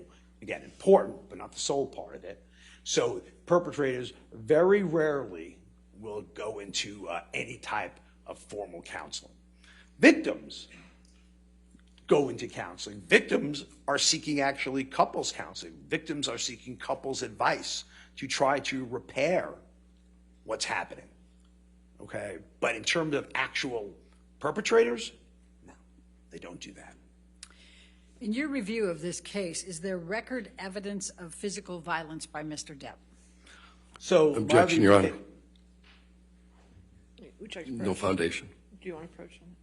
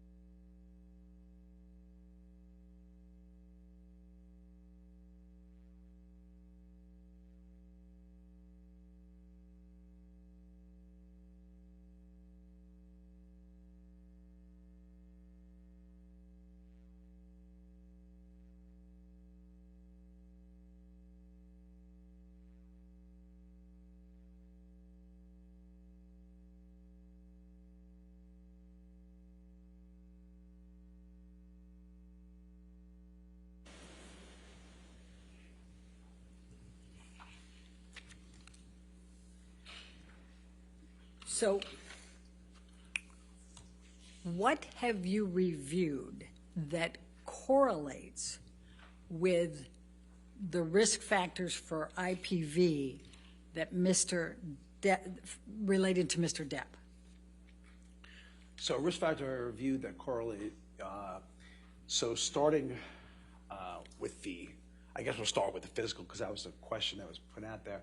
What I have reviewed has demonstrated pushing, shoving, grabbing. Objection, Your Honor. Let me see if I can direct this a little differently, Dr. Spiegel.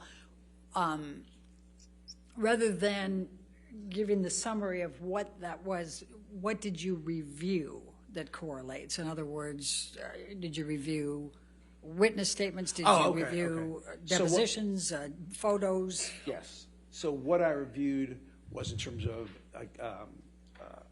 witness statements, Dr. Kipper's notes. Very, very interestingly, actually, early on in I think it was 2012, or around that time, circa 2012, 2014, Ms. Heard was... Action beyond the scope of the question. What he reviewed is the question. All right, let's see. So I reviewed so Ms. Heard's... Objection, there's no question pending. If he's answering, go ahead and answer what you reviewed. Please continue with what you reviewed. Therapist's notes, counselor's notes, text messages, depositions, video, pictures,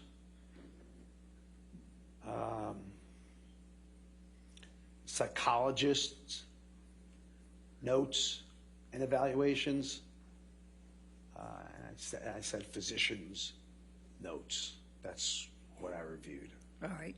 Now, you've indicated that intimate partner violence includes physical violence, sexual abuse, and psychological aggression.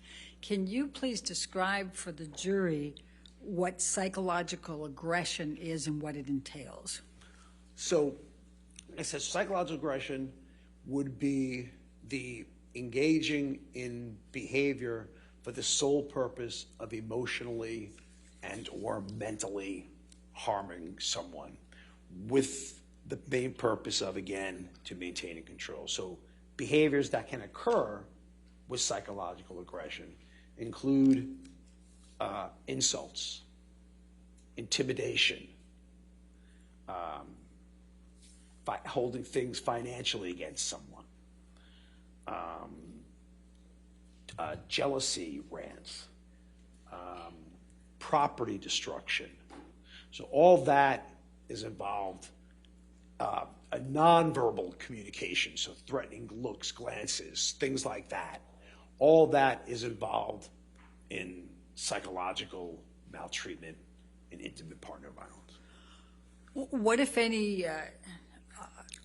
if anything would be psychological aggression if it was trying to control somebody's career? Would that be a factor? Yeah. Action leading. Overruled. So yeah, trying to control someone's career, that would be under financial, trying to mistreat someone, especially someone wants to succeed and try and have a career, and you're preventing them from doing so by maltreatment. That's another example. Okay.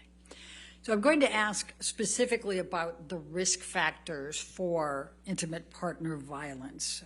Is substance abuse a risk factor for intimate partner violence? Yes, it is a risk factor as well as a precipitating cause. Okay. And what record evidence did you review that correlates to Mr. Depp engaging in substance abuse? So the record evidence of, I'll just start with Dr. Kipper and the substances that Mr. Depp was using and misusing, both in terms of prescribed and on urine drug screen, were brought out through that. Okay. Is lack of behavioral control and impulsiveness risk factors for intimate partner violence? Yes, they are. Okay. And what, if any, record evidence were you aware of that Mr. Depp had exhibited lack of behavioral control and impulsiveness? Again, threatening. Objection. Record evidence. That correlates with, and I'm on the risk factors at this point. Thank you, Your Honor. Threatening,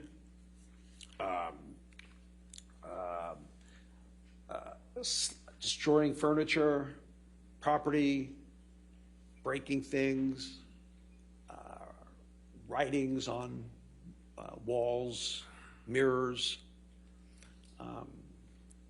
writing in blood on furniture. All that would go with that. Okay. All right. And what, if any, risk factor is narcissism for intimate partner violence? So a patient, before we get into narcissistic personality traits or disorder, the overall, it's categorized under what's called cluster B personality Objection, disorder. Your Honor, beyond the scope of the question. He's explaining the narcissism. Well, I'll sustain objection if you Okay. ask a question. Can you explain to the jury what's involved with narcissism as it relates to the risk factors of intimate partner violence and So what that realm is? So narcissism patients have, again, poor self-control, okay, rapid mood shifts, okay. As a result, they have an undue sense of admiration. They worship power, they worship control. They have lack of empathy, and people are generally kept around as long as they're useful to them. A large sense of entitlement. Anything else? Need for praise. So that would go under narcissistic personality and IPV. What if any what if any traits would be requiring admiration? Would that fit into it? Yeah, oh yes, requiring admiration, need to be admired is part and parcel of narcissistic personality disorder. Yes. Would being envious fit within that? Yes. Fragile self-esteem? Yes. And what, if any, record evidence do you have that correlates with Mr. Depp being narcissistic? Well, I do think that the fact that he thought that Amber owed him, Ms. Heard owed him. Objection, Your Honor. Overruled. Thank you. Go ahead. The fact that Ms. Heard owed him and only wanted to be together with him because of his fame is an example of that. I do think the jealousy aspects are an example of that. I do think, as I think Mr. Tillett had testified that, being admired is one thing, but then behind your back saying something else about people is another thing. And I can probably say with a reasonable certainty that to some degree this whole trial is that. Objection, Your Honor. What's the objection? That's not record evidence. Speculation. Overruled. Please continue. That this whole trial, in terms of narcissistic insult, is what's going on. I believe that Mr. Depp was very much a mainstay appropriately in Hollywood, and then this was pulled the rug without. Objection, Your Honor. Can we I think be? he's able to explain what I'll he's. sustain that objection. Can you explain what you mean by this whole trial? This Your Honor, can we proceeding will go. approach? This court case will go with the right. There's an objection, sir.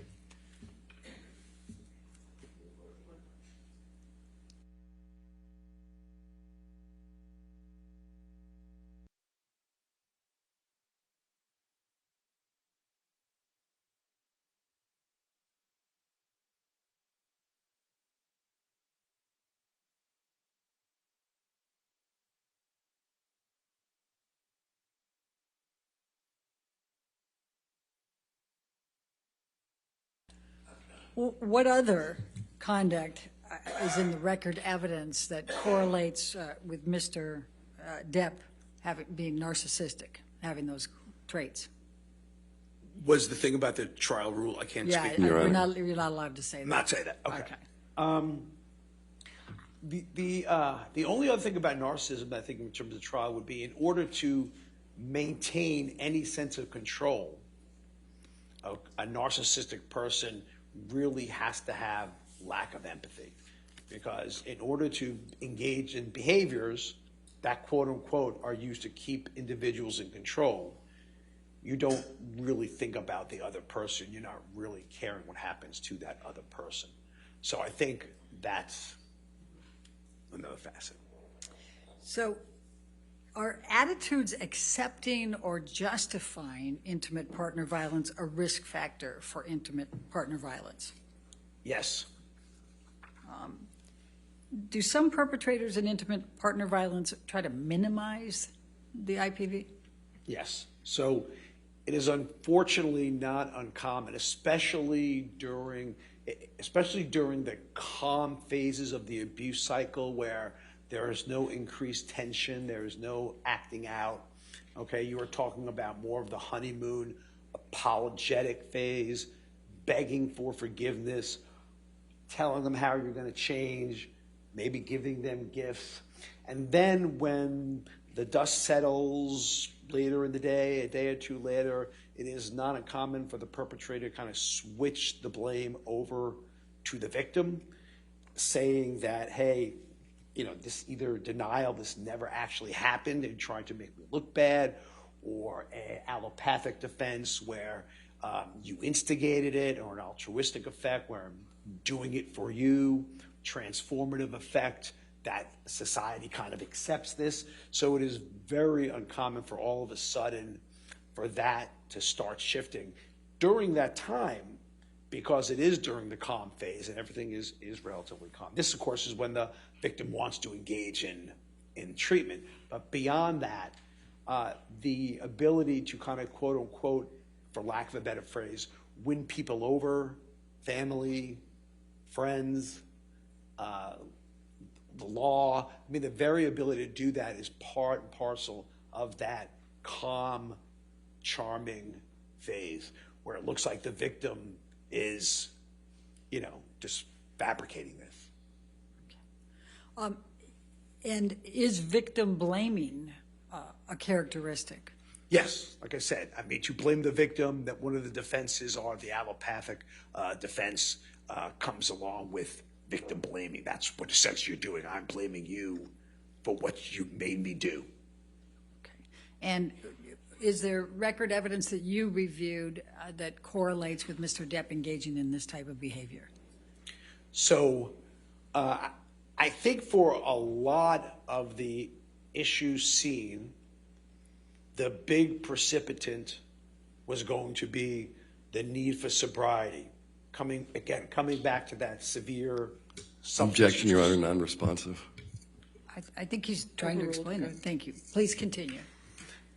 There's severe substance use disorder, and many of their arguments, but what I reviewed in the record, stemmed around Ms. Heard's desire for Mr. Depp to maintain sobriety, and that what was happening. So as a result, she was blamed for, bothering him in a way he didn't want to be bothered, and that triggered what was going on. Are you familiar with the term gaslighting? I'm familiar with the term gaslighting. Okay. What, if any, gaslighting is consistent with intimate partner violence and the risk factors?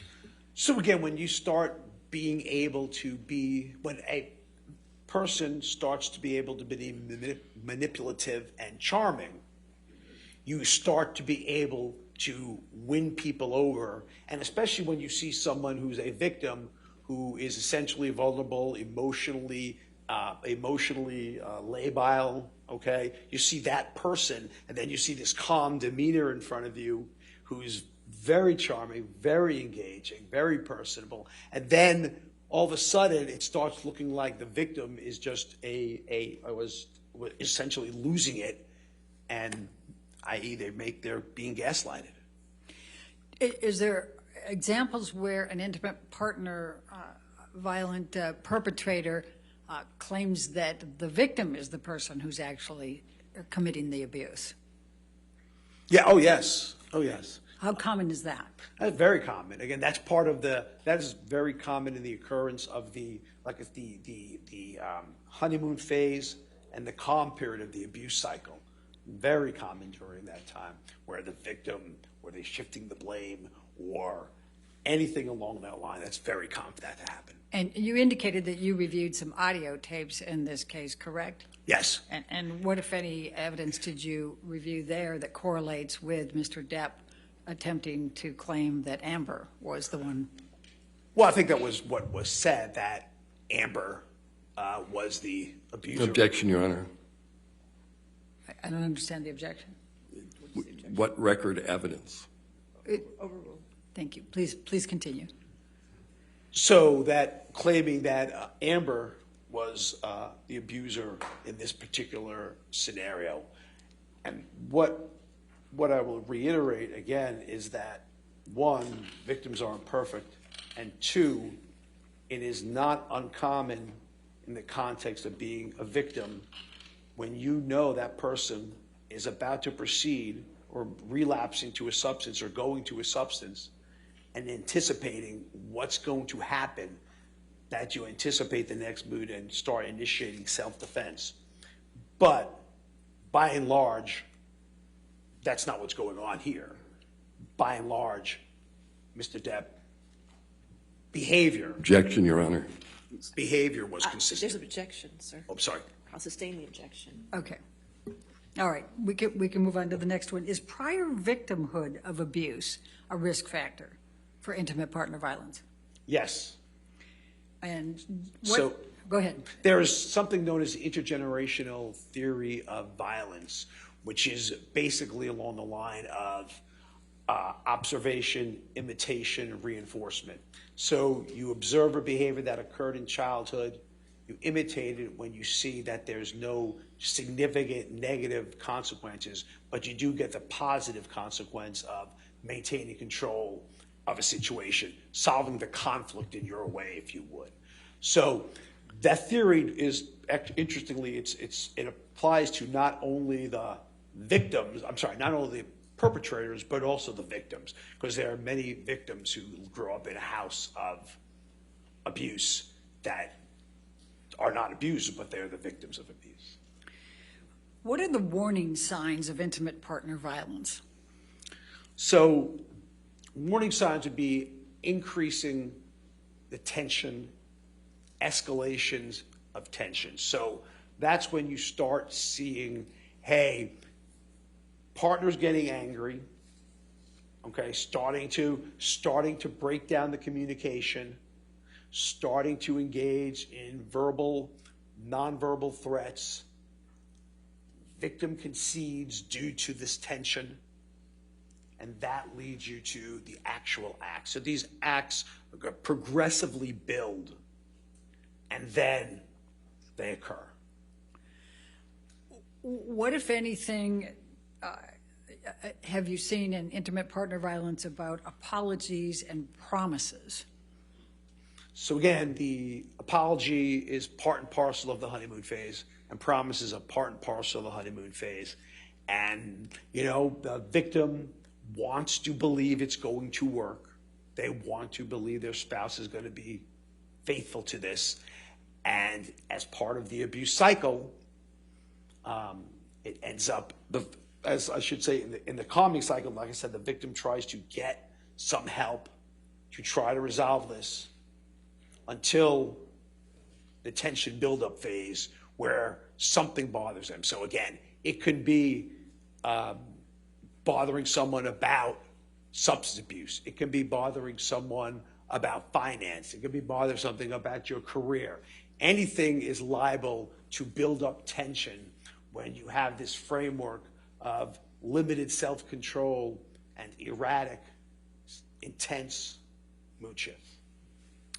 So what, if any, record evidence did you review that reflected Mr. Depp engaging in these warning signs, including the apologies and the promises?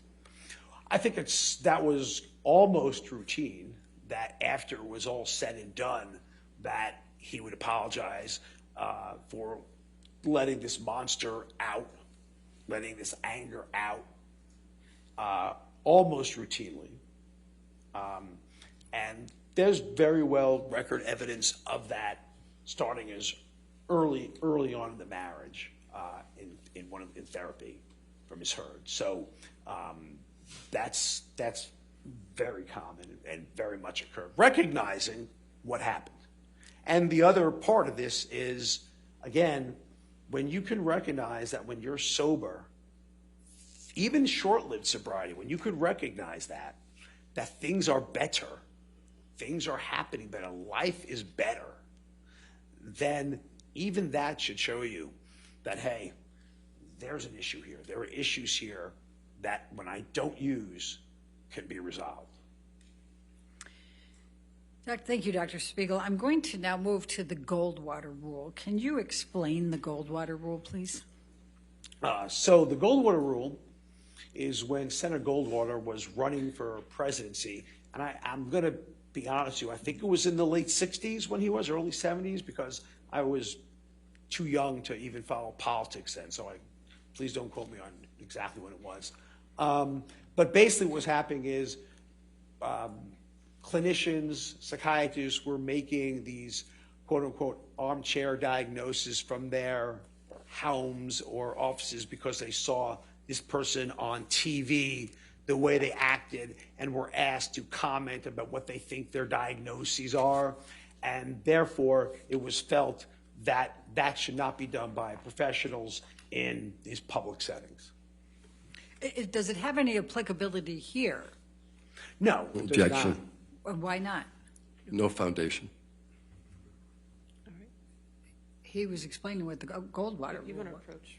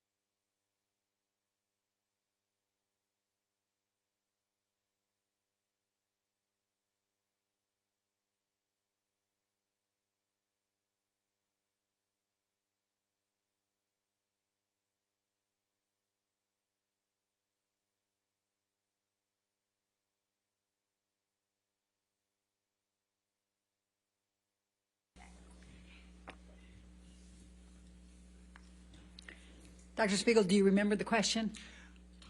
Does I the think the Goldwater Rule have any applicability So- here to your testimony and your conclusions and opinions? No, it does not. And for why? Multiple reasons. One, the basics of expert witness testimony would almost be thrown away if you are not allowed to base things on what you evaluated of an individual, what you've read about an individual. So if I'm not allowed to comment on records or charts or information that I look, then expert witness testimony can't be done.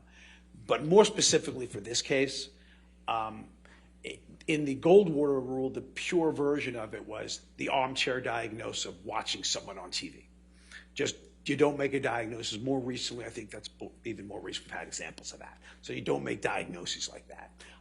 This is not the case here, because like I said to you at the beginning, I have reviewed a lot of professionals and their evaluations and their treatment course, video deposition, picture deposition, court filings, emails. I mean, I reviewed a whole lot of things that directly describe Mr. Depp and his behavior. So I'm not commenting on a public opinion, and I have absolutely no knowledge of what's in Mr. Depp's history. If I was just doing that, it would be like watching a movie. That's not relevant here. And in fact, I think you testified earlier you invited Mr. Depp to Oh, yes. give an And again, examination. Objection leading. Overruled. Thank you. So to be fair, for an evaluation, for my own direct evaluation, again, I was offered twice that I can do an evaluation of Mr. Depp directly, and both times Mr. Depp and or his lawyers decided that that wasn't going to happen. Okay. And in fact, the court did not require Mr. Depp to. No, and the court did not require Mr. Depp to undergo this evaluation. Okay. Dr. Spiegel, these opinions that you have offered here, do you hold them to within a reasonable degree of medical and psychiatric probability or certainty? Absolutely. Thank you. All right, cross-examination. Thank you, Mr. Dennison.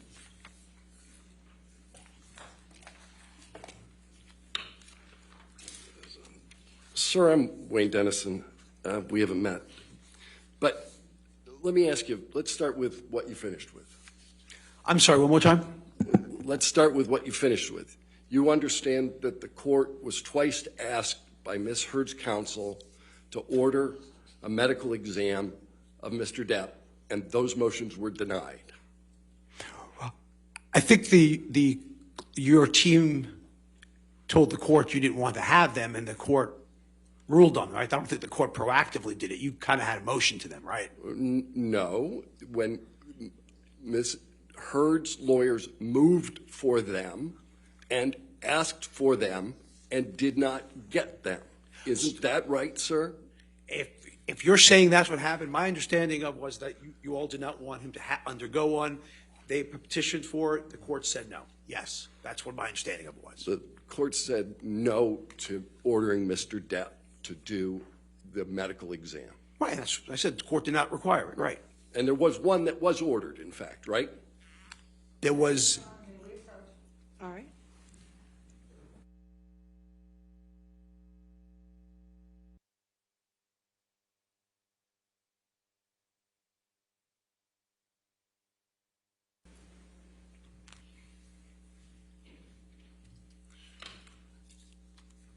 All right, so the last thing you talked about was the Goldwater rule.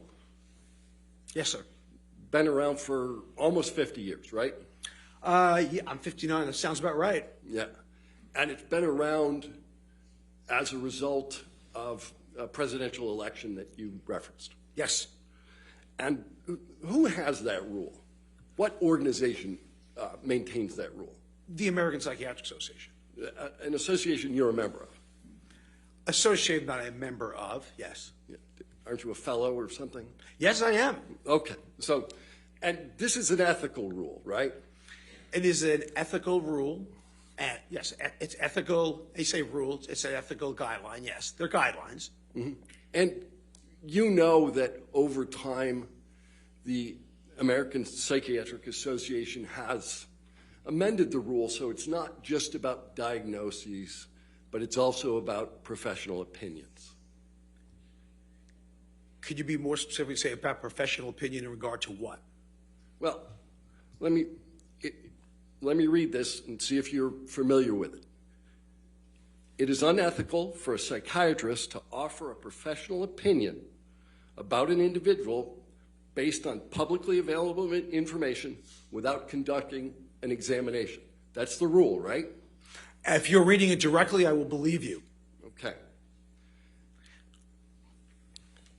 However, a diagnosis is not required for an opinion to be professional. So my question is, it's not just diagnosis that this Goldwater rule applies to, it's professional opinions. So again, I'll reiterate that would come down to essentially nullifying witness testimony, expert witness testimony, without a direct evaluation. And as we know, it didn't happen. But regardless of that, the whole expert witness testimony thing would be basically rendered null and void. The rule, in fact, contemplates that issue, doesn't it, sir? Again, I'm just telling you the answer to the question. When you're reading me those statements, I'm telling you the response by the other side, who publishes also, is that if that was the case, there could be no expert witness testimony in the courtroom. Psychiatrists are ethically prohibited from evaluating individuals without permission or other authorization, such as a court order. That's the rule, right? Again, if you're reading that, then I have to believe you're not misrepresenting it. And I would come back to, again, then this whole thing on we might as well get rid of all the expert witnesses we've had throughout all of time for court proceedings. Because what you're saying is unless a court orders it, and that's what you just said, or the APA said, then therefore expert witnesses cannot do an evaluation based on an observation of the medical records. Insurance companies cannot do evaluations solely based on medical records where they're doctors rendering professional opinions. So at the end of the day, you are essentially saying that unless someone has directly evaluated it, this whole medical system we have, this whole legal system we have, is null and void. I'm not saying. No, yes, you are, sir. No, you are. Give me a second, and I'll give you more than a second. What I'm saying and what I am reading to you is a rule by your organization that takes into account that there could be court orders that would permit the exact kind of evaluation that you say I'm eliminating. And I think we're going in circles because I think I just said that means expert witness testimony would not be allowed, and the branch of forensic psychiatry would be especially hindered. And we know the branch of forensic psychiatry does not prohibit that. So I am a member of the APA. That doesn't necessarily mean every single thing they put in there, everybody has to uncategorically agree with, because clearly that's not the case. Did you agree in your deposition that the professional opinions you rendered were inconsistent with the Goldwater Rule? Yeah, my first was inconsistent. If we're saying that if the Goldwater Rule says, and I very much said that during deposition, that the Goldwater Rule was made for presidents and public figures such as that, but regardless of that, because that's what it was made for. It's not made for Hollywood, but I'll even take that Mr. Depp's a public figure. What I'm saying to you is that the Goldwater Rule is saying we cannot do any expert witness testimony in our field. That is exactly what the Goldwater Rule is saying based on exactly what you read. And I'm just telling you what you are saying that rule encompasses. What I'm asking you, sir, is did you comply with the ethical requirements of the APA when rendering the professional opinions that you've rendered today? It is a requirement of the APA. It is not the requirement of the APA. Secondarily, so the answer is no? Secondarily, again, in order to not, we wasted our whole morning because there was an expert witness before me. There's an expert witness everyone brought in. So all I'm saying to you, that means the whole field of medical legal law is corrupt and unethical for engaging in an act that the APA clearly says we should not do. So if you're saying that, then the answer is yes, I'm agreeing with that statement. You're agreeing that the APA would deem your testimony and your professional opinions rendered unethical. I am saying you are saying that I'm an expert witness. I'm saying as an expert witness, and solely as an expert witness, that guideline is permitting that from occurring. I would say then that the whole field of expert witness testimony, again, would be disavowed by what you are quoting in the Goldwater Rule. And we know that's not the case, because if it was, we would not be allowed to do it. And you said the rule was for presidents, right? And that was initially figures. For presidents, yes. And the name of the rule came from that. But the rule says it is unethical for a psychiatrist to offer a professional opinion about an individual. That's right, sir. It's not just presidents, it's not public figures, it's individuals. Funny, it was named after according to your logic, if you don't put something in the title, it's not true. That's what you told me this morning, I believe, about my intimate partner violence. So what I would say to you then, sir, is that if you say this about an individual, again, any court would have to render an expert witness testimony invalid. Any doctor that reviews charts would have to render it invalid. I can go on the list of docs that do not see or interview patients directly, and that's a violation. So basically, you are saying that unless you do a direct clinical evaluation, then all of the field of forensic psychiatry and all of managed care is doing an unethical violation because we are not seeing the presence. We deny patients medications all the time without seeing them. We deny patients treatments, unfortunately, without seeing them. And I'm on the receiving end of that. So the answer to your question, again, unless you are saying to me that all of this is unethical, which is what you are saying. This is how I'm interpreting what you are saying to me. That unless you do the evaluation directly yourself, therefore, it could not be considered ethical. And I'm telling you how that's applicable to not just expert law, but also managed care. It's applicable to multiple branches of medicine. Hospital duration of hospitalization stay, they get evaluated. So tell me where you want me to end this. Well, Sir. why don't we talk about what you just testified to? Because I didn't ask you anything about that. I asked you whether, under this rubric, under this principle of medical ethics, have you acted unethically? Yes or no? No. As an expert witness, I have not acted unethically. And if you want the jury to believe that expert witnesses are unethical, then I guess that's for them to decide. Yes that's or no, for them sir. to You decide. said no. Let's go to the next question. Okay. Right? Psychiatric diagnosis occurs in the context of an evaluation based on thorough history-taking examination and where applicable collated or collateral information. You'll agree with that? I believe I said that earlier, yes. Yeah. And it's a departure from the methods of the profession to render an opinion without an examination and without conducting an evaluation in accordance with the standards of psychiatric practice, correct? Well, again, by the way, for the record, intimate partner violence is not a psychiatric diagnosis. I'll start with that. Substance usage by themselves is not a psychiatric diagnosis. If you want to cut to the chase, psychiatric use is not a diagnosis of that. Narcissistic personality traits is not a diagnosis. Ergo, I am basically commenting on the things that were brought to me, which are not diagnosis. But an evaluation, if I was going to treat a patient or anyone here, those are the steps I would take.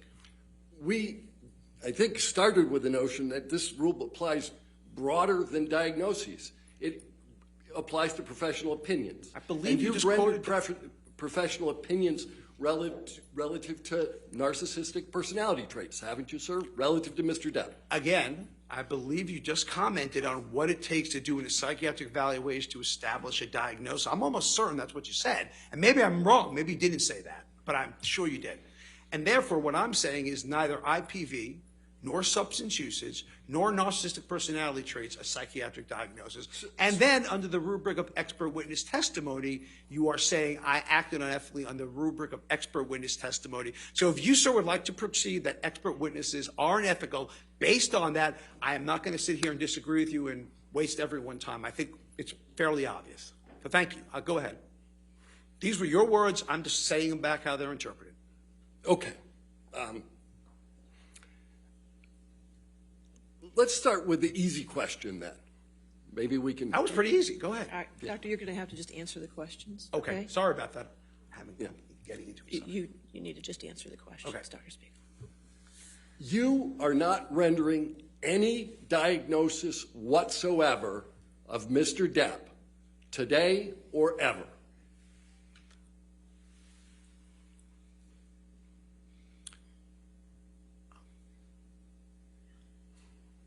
No, I probably would say to you that certainly I would not say narcissistic personality, or I would say traits.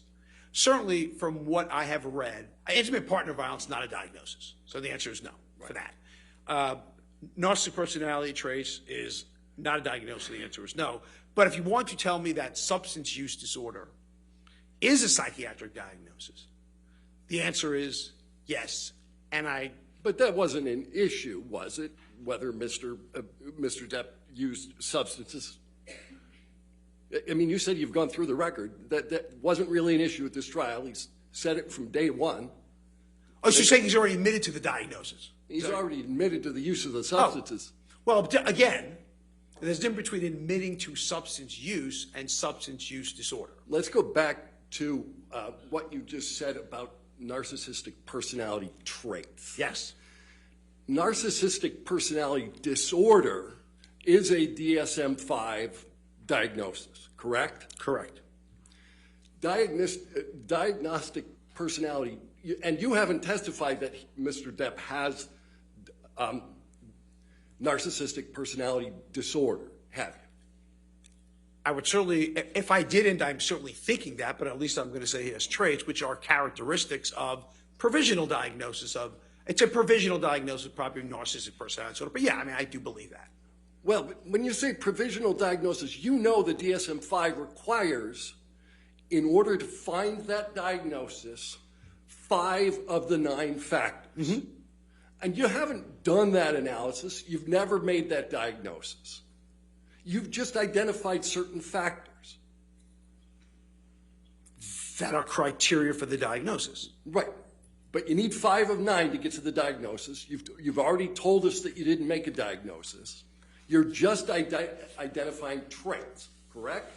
I'm identifying traits that are consistent with the diagnosis, yes. Right. And did you testify in deposition that the existence of traits, as opposed to the disorder, doesn't have a correlation with IPV? If I said traits do not have a correlation with the, if that's what I said, and I don't remember saying that, but that wouldn't be a correct thing. Narcissism has a correlation with the diagnosis. Yes, that part's true. How far are we going to back this up? Because there's a diagnosis of narcissistic personality disorder, mm-hmm. right? Yes, sir. And that one is tied, has some correlation with IPV, right? Narcissism has correlation with IPV. Again, you're not allowing me to answer. You're splitting hairs. You're splitting hairs between the traits that are consistent with, which all I'm commenting on is behaviors and traits that are consistent with the diagnosis. And Mr. Depp, narcissism absolutely has risk factors associated with IPV. Let's go back again, and maybe we can focus on the question I ask you, and we can get an answer that's addressed to that question. Mm-hmm. Narcissistic personality disorder is a risk factor for IPV, yes or no? Yes. And you've previously testified that there is no literature at which you are currently aware that the mere presence of narcissistic traits is a risk factor for IPV.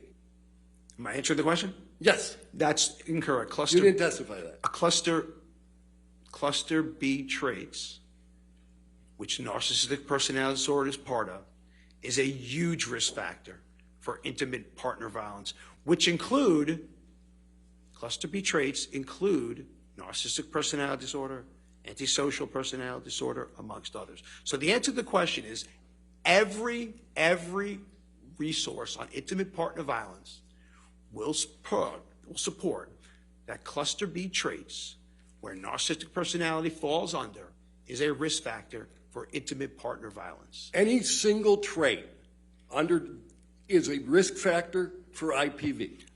Again, I will repeat, cluster B traits. I didn't say any trait. I said cluster. No, let me be more precise then. Okay. Any narcissistic trait in and of itself is a risk factor for IPV. But you are mischaracterizing what I said. What I said, I'm pretty sure I said cluster. If you look at all the intimate partner violence literature, and I would behoove you to do so, you will see that cluster B traits, I didn't say narcissistic per se, cluster B traits, where narcissistic personality disorder is part of, are risk factors for intimate partner violence, part and parcel uniformly true. And I'm not sure, the thing I don't understand is, I'm not sure why we're arguing psychiatry, because I'm telling you what it is. Dr. Siegel, you just need to answer the questions. Okay. Sir, you want to talk about cluster B, so let's do that for a minute. Borderline personality disorder is a risk factor for IPV. As part of cluster B traits, yes. Histrionic personality disorder is a risk factor for IPV. Less so. But it Less so. Less so. It's I mean, cluster B. it's a risk factor, but less so, yes. Yeah. Less so. Significantly less so. All right. So which traits under narcissistic, before I move on there, there's only been one diagnosis in court of personality disorders, correct? I'm not sure who you're referring to. Are you referring to Mr. Depp, Ms. Hurt? I'm not sure what you're talking about. Do you understand that there was a medical examination done of Ms. Hurt? Yes, I did. Do you understand that the testimony was ultimately that Ms. Hurd suffers from 2 personality disorders? Okay, so I'm just being specific. I just wanted to know if you're talking about Ms. Hurt or Mr. Depp. So that's all I was asking you. Right. Yes or no to my question? Which was there's only one diagnosis of, Ms. Hurd was diagnosed with that. Yeah. And both of the diagnoses are in cluster B, and both of them are risk factors for IPV. But both those cluster B things are, I'm not allowed to comment on the testing, so therefore, all I can say is that cluster B traits, and I'll tell you what they are, and by the way, I testified this before, which was that, 1, I don't expect perfection from my victims. 2, absolutely there were cluster B traits Ms. Hurd had. Absolutely Ms. Hurd had cluster Given that B. you've testified to it before, let's move on to a new question. Okay. All right? You indicated, in your opinion today, that you thought, well, why don't we move a little differently? Are you a member of the American Medical Association? No. Okay, so you don't know what the ethical rule of the American Medical Association is relative to doing clinical diagnoses about individuals you've never talked to. So you're saying in terms of doing expert witness evaluations, under that rubric, right? I'm just asking you, do you know the AMA's rule? You're saying the AMA's ruling under the rubric of not doing evaluation with someone you did not see, and I'm questioning, I'm asking, so you are talking about expert witness testimony? No, I'm talking about, do you know the rule? I'm not a member of the AMA, so I Okay, don't great. read the rule. We can move on. You don't know the rule. Huh? All right. You rendered an opinion about Mr. Depp's purported cognitive impairment. Yes. Yeah. What do you use as a baseline? A baseline for processing speed? Yeah, for analyzing Mr. Depp before you watched his deposition. What do I use a baseline for that? Yeah. I mean, I guess my baseline would probably be how I've seen him interact in public. How I've seen him interact with others. I've seen him interact in media. I've seen him interact and his process speed is certainly not slow. I've seen him do commercials. His process speed was not slow. At deposition, didn't you say that what you did was compare Mr. Depp's performance in lots of pirate movies against his deposition testimony here? What I said was I've seen Mr. Depp do apology ads. I remember he did an apology ad with Bad Dog with no delay in process speed. I've seen him interact with the media regarding to that. I saw no delay in processing speed. All I'm saying Let me ask you about pirates, though. You compared pirates to the to the depositions given in this case. Then I apologize for what I said. Then I misspoke. You misspoke? You didn't make the comparison? Right now, just a second ago? Just a second ago, I may have said that I misspoke. I apologize, I misspoke. Okay.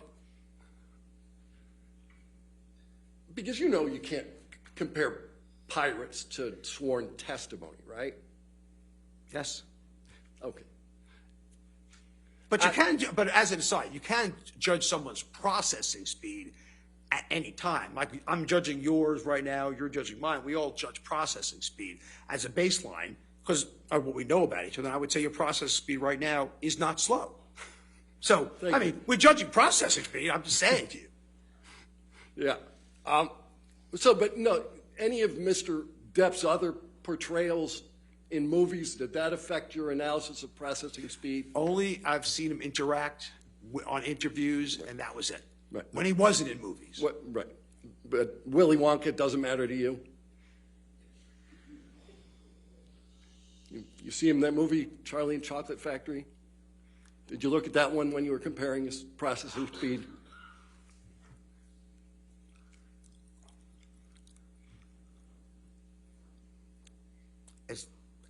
Do I have to answer that question, Your Honor? You have to answer questions. Yes, sir. No, you'll be happy to know I didn't see Willy Wonka I didn't see 21 Jump Street when it happened or whatever it was about. No, I did not. All right. You made a very kind admission, I think, early on in your deposition, that you're not claiming to be a better actor than Mr. Depp. That's correct, isn't it? 100%. All right. But with respect to acting, you know that actors actually rehearse for their parts and work on the language, diction, timing of their dialogue as part of that rehearsal? If you say that, I'm not an actor, so I don't know what goes on. I can't tell you. I have no idea what goes on in acting. Okay. But you don't know enough about acting to know whether actors rehearse? Sir, I am not an expert in acting. I have no idea what an actor does. Okay.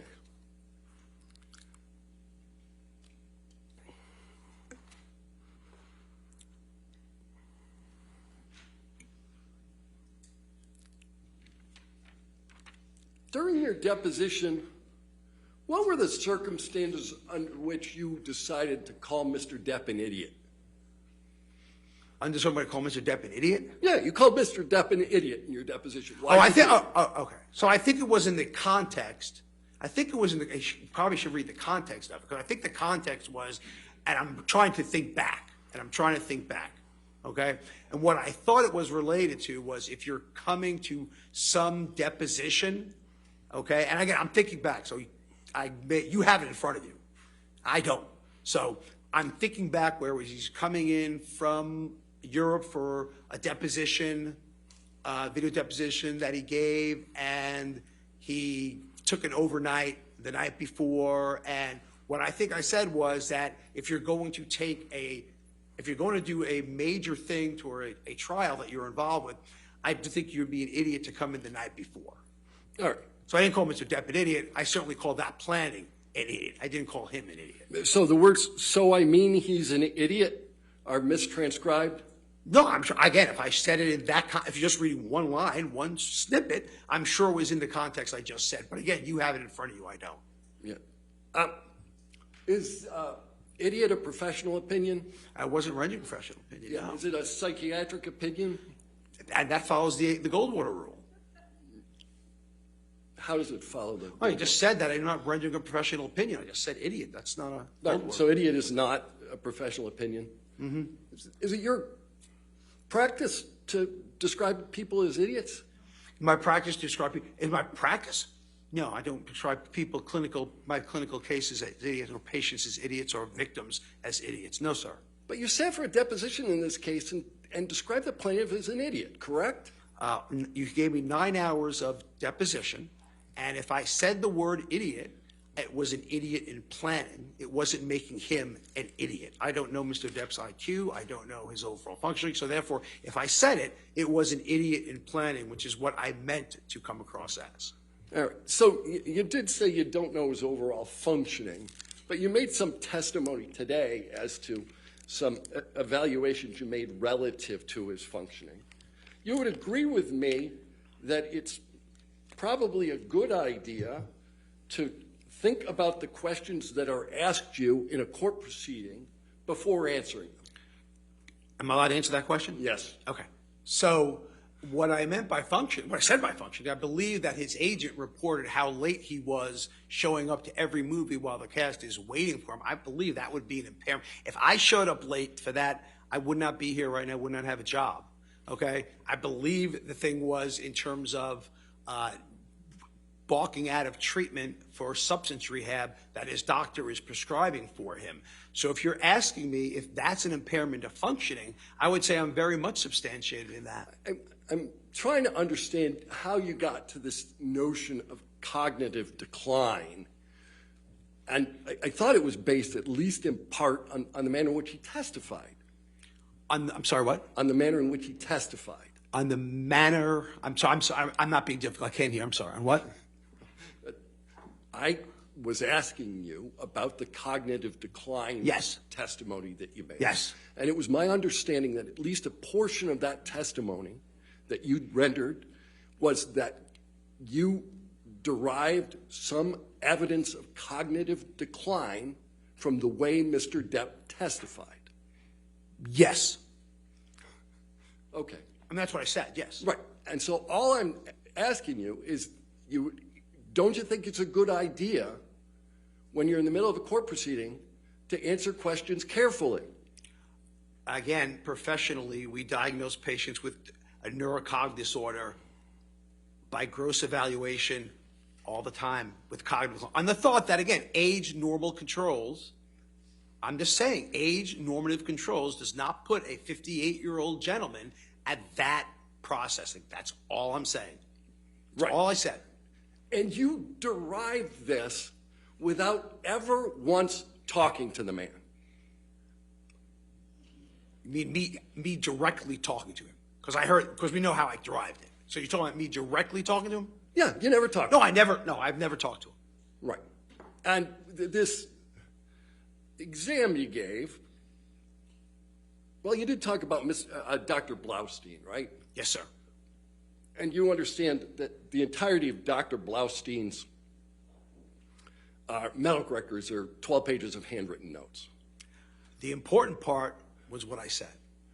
For me, as an example of cognition, which I'm trying to prove, which is what you asked me, the important part was what I said. And that was irrefutable. The important part is that he gave the mini mental status exam? Yes, sir. All right. That's Let's a talk cognitive. about the mini mental status exam.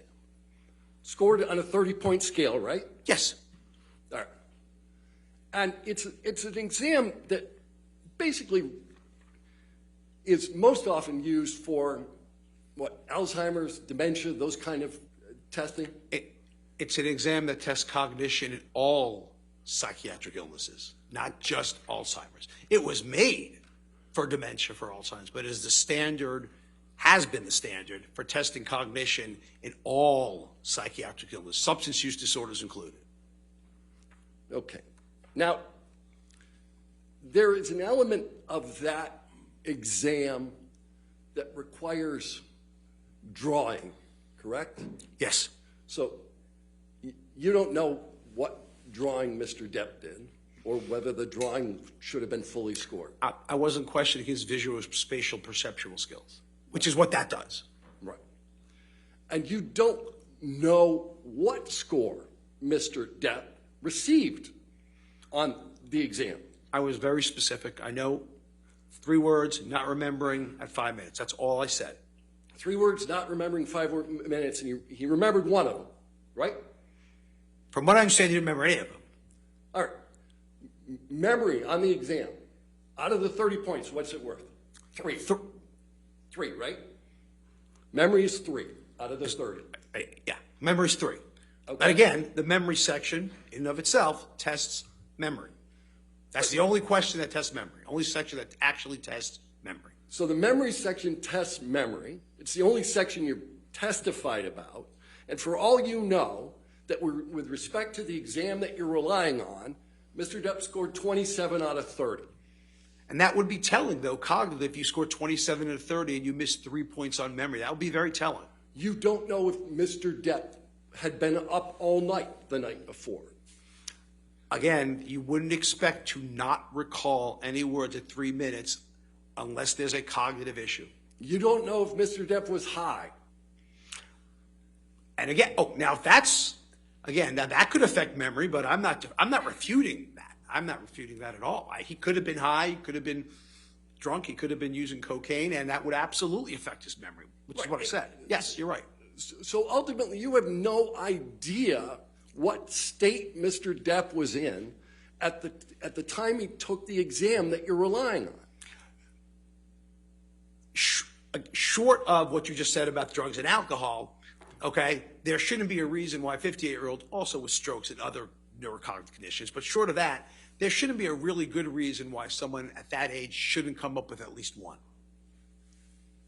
But an answer. But wait a minute, you started that question with short of drugs and alcohol, and spent 35 minutes talking about his use of drugs and alcohol. Isn't that right? Oh, I'm agreeing. I thought I agreed with you. I think I agreed. I said that drugs and alcohol can absolutely affect cognition. I'm not sure. I agree, but I'm not sure if that's a problem. I agree with you on that. All right. So you don't know, one way or the other, how he scored on the exam. You don't know whether he was at the time on drugs and alcohol, but you're going to rely on it in your testimony to say that he's cognitively impaired. Which is what we do in clinical medicine, sir. Okay. You rely on tests that you don't know when it was administered, you don't know the score of the test, and you don't know the state of the person being tested, but you're going to rely on it anyway.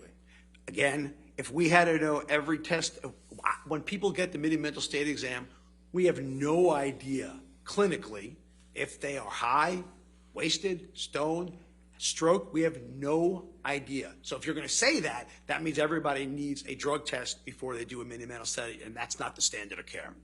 And I think you know that. So let's talk a little bit about this word you kept using, correlation. You know the word, right? yes. Correlation and causation aren't the same thing, are they, sir?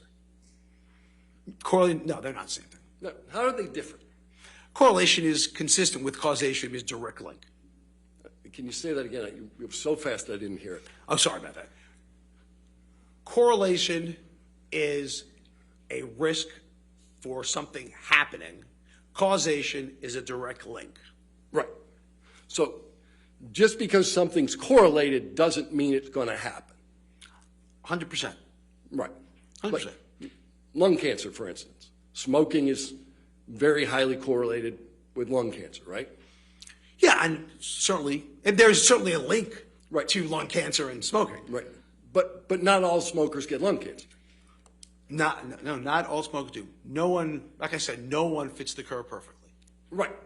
And you made repeated testimony to all of us. All of us do this. All of us do that. Mm-hmm. Your suggestion about all of us is you're just looking at the world as a sample and not at any particular individual, correct? What I'm looking at is that I'm not talking about an individual, how they can or cannot be resistant. What I'm saying is invariably, when you use substances, this is going to happen. Now, is there a 0.05% chance that someone who does? Absolutely there is. But is that medical degree of certainty? Absolutely not. A 0.05% chance of what, sir? Of eventually developing symptoms. If you're using excessively, eventually you're going to develop symptoms. All right. But risk factors tell us nothing about any one particular individual, do they, sir? No. Again, risk factors tell us nothing except that they have it. They're at a higher likelihood of developing it. That's right. what tells us. But you did a whole litany of risk factors relative to IPV. Yes. Right. And none of those risk factors tell us anything specifically about an individual. Other than they're at higher risk. Right. Right. So someone could have every single risk factor for IPV and never commit IPV, right? It would be, again, if you're going to say a medical degree of probability, the answer is They will, but if you're saying uniformly, the answer is no. Right. IPV can occur without substance abuse. Oh, sure. Someone can abuse substances without ever perpetrating IPV. Again, absolutely. But, again, you are saying different than what I said. I did not say abusing substance. I said substance use disorder. Those are two different things, because there are surely people who use substances that do not engage in any violence, do not become psychotic, nothing at all. So And that's absolutely. equally true of people who have substance abuse disorder. There are certainly people who have substance abuse disorder who don't commit IPV, correct? They are saying people who have substance use disorders, the majority of them, over 50% do. So over 50% do. So that's medical. The answer is yes. As you said, not everyone who smokes gets lung cancer. So there are significant numbers of people. You said it was over 50, so you'd say 40% of the people who have substance abuse disorder don't commit IPV? And those are the ones that do not have IPV risk factors, right? So we're talking about people Wait a who minute. don't. Isn't substance abuse disorder an IPV risk factor? Oh, yeah. These are other people that don't have other risk factors, right?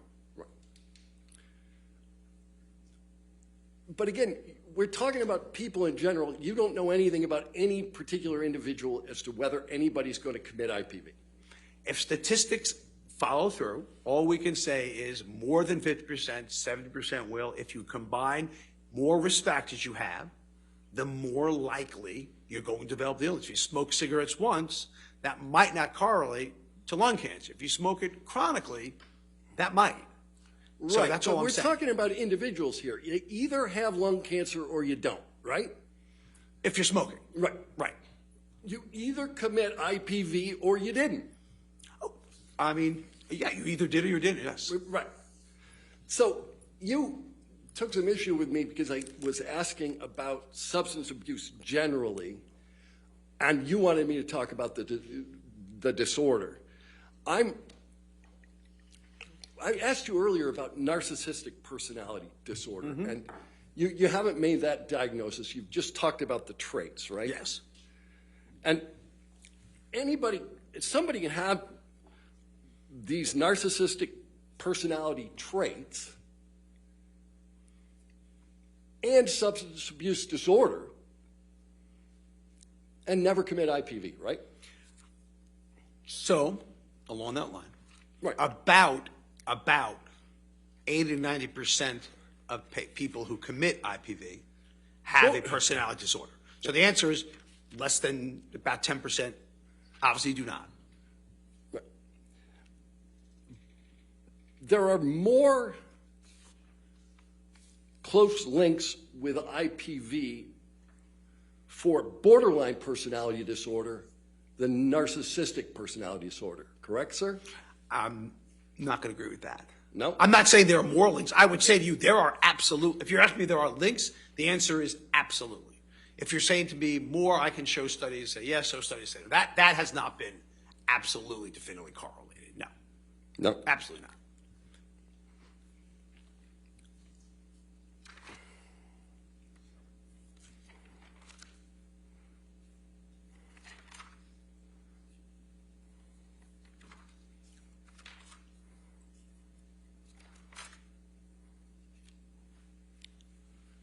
MDMA. What is it? Ecstasy. Yeah. And what's the normal dosage of ecstasy for people who use ecstasy? Again, I couldn't tell you the quote unquote normal dose because honestly speaking, no one knows what they're getting when they're using it, right? It's not regulated, so. But the effects of ecstasy enhance sense of well-being?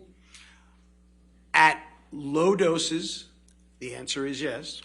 I'm going to gather when you're using it at higher doses and develop tolerance, you develop the sympathomimetic effects, which are not so enhanced well-being. Increased extroversion, that's a symptom? Again, At lower doses, you are 100% right. At low amounts, you are 100% right. It is an entactogen. We feel closer to people. That's what people who use it say. They feel close to people, warm to people, 100%. But with continual use and higher doses, it could be fatal. Right. So that's not well-being. I don't know if I call that well-being. So continued use at higher doses, MDMA can be fatal, correct? Correct. What if you took 8 to 10 tablets of MDMA? What if you took again, you don't know what it's very hard to say that. You don't know what it's, what's the word I'm looking for? Contaminated with, okay? You can't just say, hey, let me just take 8 to 10 pure ecstasy and see what happens. That's not gonna happen. So what I would say to you, again, because substance abuse are unpredictable, they are not regulated, no one knows what they're going to. No one has any idea whether it's going to cause this empathic entactogen effect at very low doses, or is it going to cause the sympathomimetic, increase, it's like a stimulant, like cocaine and stuff we talked about like that. No one knows what's going to happen. It's not regulated. And no one knows if you're using with other substances either, like other stimulants. Or if you mix it with alcohol. Or if you mix it with alcohol. No one knows if it's going to be potentially worse. Right. But this is a potentially lethal combination. 8 to 10 MDMA tablets and alcohol. This is a potentially toxic combination. Right. Can it kill you? Yeah, I mean, it is a potentially toxic combination. That's true. Ever heard of someone cutting off their own finger on MDMA? Have I ever heard of it? Yeah. No, I can only give you one example. Hadn't seen that one before. Okay. So, Seroquel. That one puts you to sleep, right? If you want to phrase a barbiturate putting you to sleep, then the answer is yes. Yeah, you heard Mr. Depp talking about sometimes being on the nod, right? And again, I think I explained Seroquel very well this morning. Good. I'm going to ask him a few more questions. Oh, okay. Okay. All right. You kept making references to street value. Why were you doing that? Because that's why people with substance use disorder use quetiapine and Seroquel. Say it again, I'm sorry. That's why people who use quetiapine or Seroquel it sells on the street because it's so barbiturate-like in effect. Right, but you said that Mr. Depp had a prescription. There are many substance use disorder patients who have prescriptions for Adderall and quetiapine from their doctor, and that doesn't mean they're not getting high out of it. That doesn't take much. Doctors like to believe what patients have to say. They're not going to go in there being expert witness testimony. All I'm telling you is that in people who have substance use disorder, it is not uncommon, and the thought was initially that because quetiapine was not addicting, that it's safe to give in people with substance use disorders, when in fact, we absolutely know it has street value. We absolutely know that for a fact. Right, but my point about this is you made a bunch of testimony about street value, but you knew at the time you made the testimony that Mr. Depp, in fact, had a prescription. He also had a prescription for oxycodone and roxicodone. Does that count? Because that's also probably not a good thing. Just because you have a prescription doesn't mean that... I think Mr. Depp would agree with you it wasn't a good thing. Just because you have a prescription doesn't mean you can't abuse it. No, I'm not suggesting you're abusing it. I'm just wondering why your testimony was in any way tied to street value when every single drug you referenced, Mr. Depp had legally. Again, you can have prescription substance abuse, and we know that, correct? No, I shouldn't be asking that. We can have prescription substance use disorders, and that's not uncommon if you look at the opiate epidemic that we're living in right now. We can have that. That's not an uncommon thing. Unfortunate, but uncommon. Not uncommon. So, Seroquel, I think you described as a sleeping agent when used off-label? When I saw what? Sleeping agent, Seroquel, when used off-label? When used off-label, it's used. It can be used sleeping agent, yes. Right. So, Mr. Depp's use of Seroquel could account for some of the photos we saw in this trial where he's asleep in a chair? Again, what I would say to you is that if you have a substance use disorder, You are using it to be knocked out. Yes, I agree. But I'm not sure at the end of the day if she had vomitus over you either, because I've never seen Cerebral do that. So when he was passed out in the chair, he also had vomitus over him. I've never seen Cerebral do that ever. Neurontin is another one of the drugs you testified about. That one's also prescribed, right? Yes, it is. And what's the prescription for that? What's it used for? And what's its indication, or what's its used What's for? its indication? I mean, its indication is for seizures. It may have one pain indication. Again, I'm not a neurologist, so I can't tell you exactly if it does. But it's chronically used off-label for pain. It's used off-label for anxiety. Right. And what's its effect? That's another one that'll put you to sleep, right? Well, yeah, I mean, sure, 100%. Right. And you made reference to a picture. There's been testimony around that picture that Mr. Depp fell asleep with ice cream in his hand. That's not vomitous, right? I was told it was vomitous. Okay.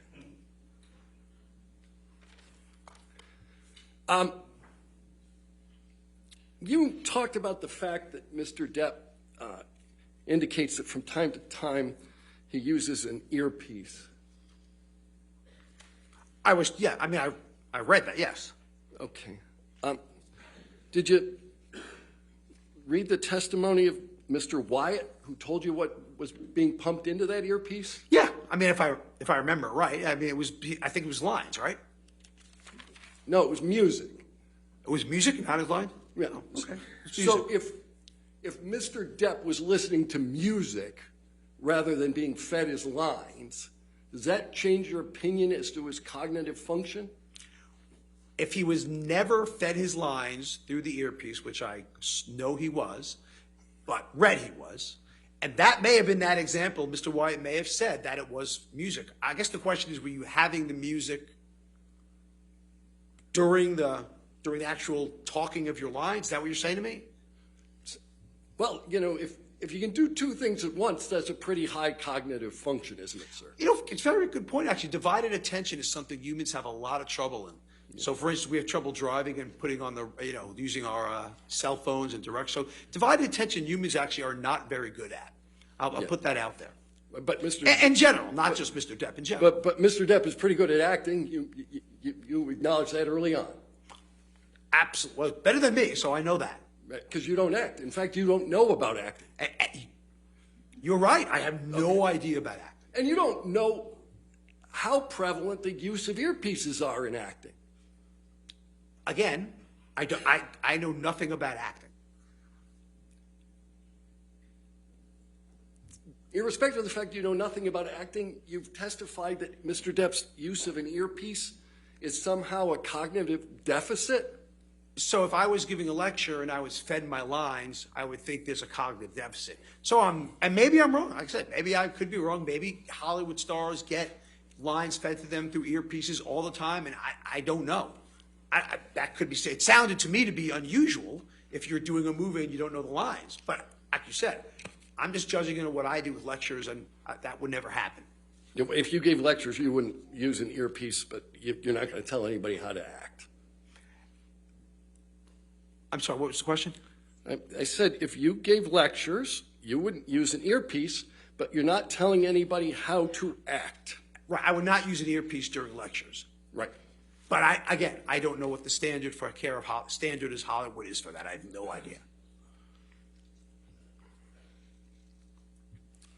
Your testimony about the use of an earpiece, as maybe you were wrong. You're comfortable with the fact that you may have made a mistake there? No, because I think in the basis of what I've read about it, I'm comfortable that I don't believe that actors are routinely given their entire script through earpieces. I find that hard to believe. Yeah, but and there's not one whit of evidence that this ever happened here. I guess what I said. I just said I find it hard to believe. I didn't say it. I said I find it hard to believe. That's all I said. Oh, yeah, but what you found hard to believe, sir, was that every line of the script was pumped through an earpiece. Where did you ever get the idea that that occurred? That's what I have been, that's what I read in the court review, the court evidence. That's where I got it from. Right. And you know whether Marlon Brando used an earpiece? Isn't he dead? Yeah. So the answer is no, he does not use one now. Oh, no, I used the past tense. Sir. Oh, I'm sorry. I know nothing. I will concede to you, I know nothing about acting. I will concede to you 100%. If that is the standard and people are done that acting, then I apologize and that was wrong on my part. If that's the standard, I'm wrong. I don't know. Okay. Let's go with that. No further questions. All right. How long is your return? A bit, you may want to take. All right, let's go ahead and break for lunch then, ladies and gentlemen. Again, do not do any outside research. Do not discuss your testimony with anybody, okay?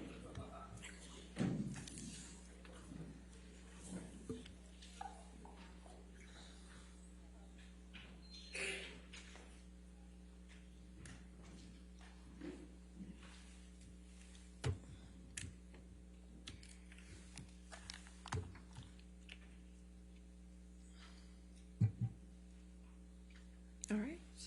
So let's come back at 1:55 then. All right. Is that fine? All right, thank you. 1:55. All right.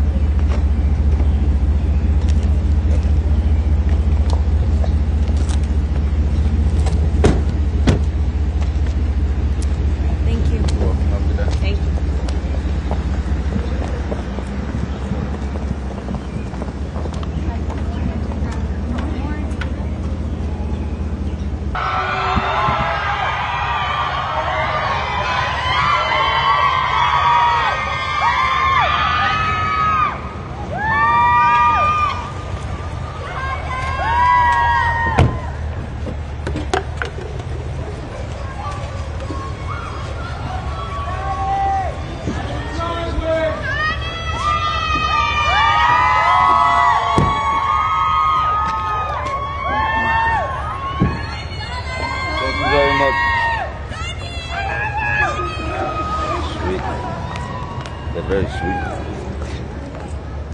Morning, brother. How are you?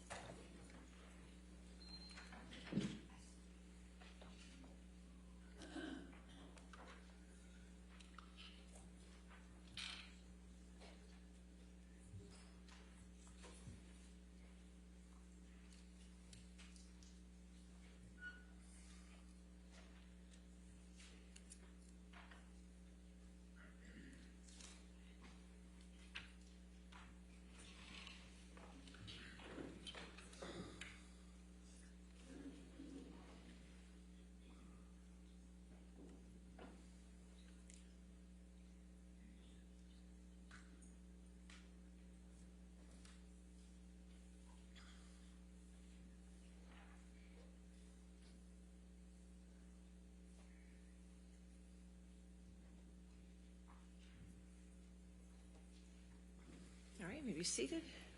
Your next question or redirect? Thank you, Your Honor. Dr. Spiegel, you were asked about whether you were able to examine Mr. Depp. Do you recall those questions back and forth? Yes. And so if I understand your testimony, you asked twice for Mr. Depp to be interviewed by you, correct? Yes. Objection leading. And Overruled. And then, in addition to that, Ms. Heard requested twice of the court for Mr. Depp to be submitting to an examination of you, correct? Yes. And those were denied, correct? Yes.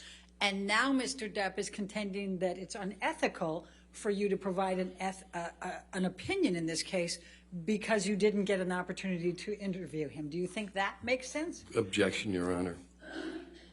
I'll sustain the objection. All right. Is that your understanding? That is my understanding of it. yes. Okay. Now, when counsel for Mr. Depp was reading to you the Goldwater rule, there were two words that he kind of went over pretty quickly, and I'm going to go over them again with you a little bit slower. And that was that the Goldwater rule was that you cannot make an armchair diagnosis, right?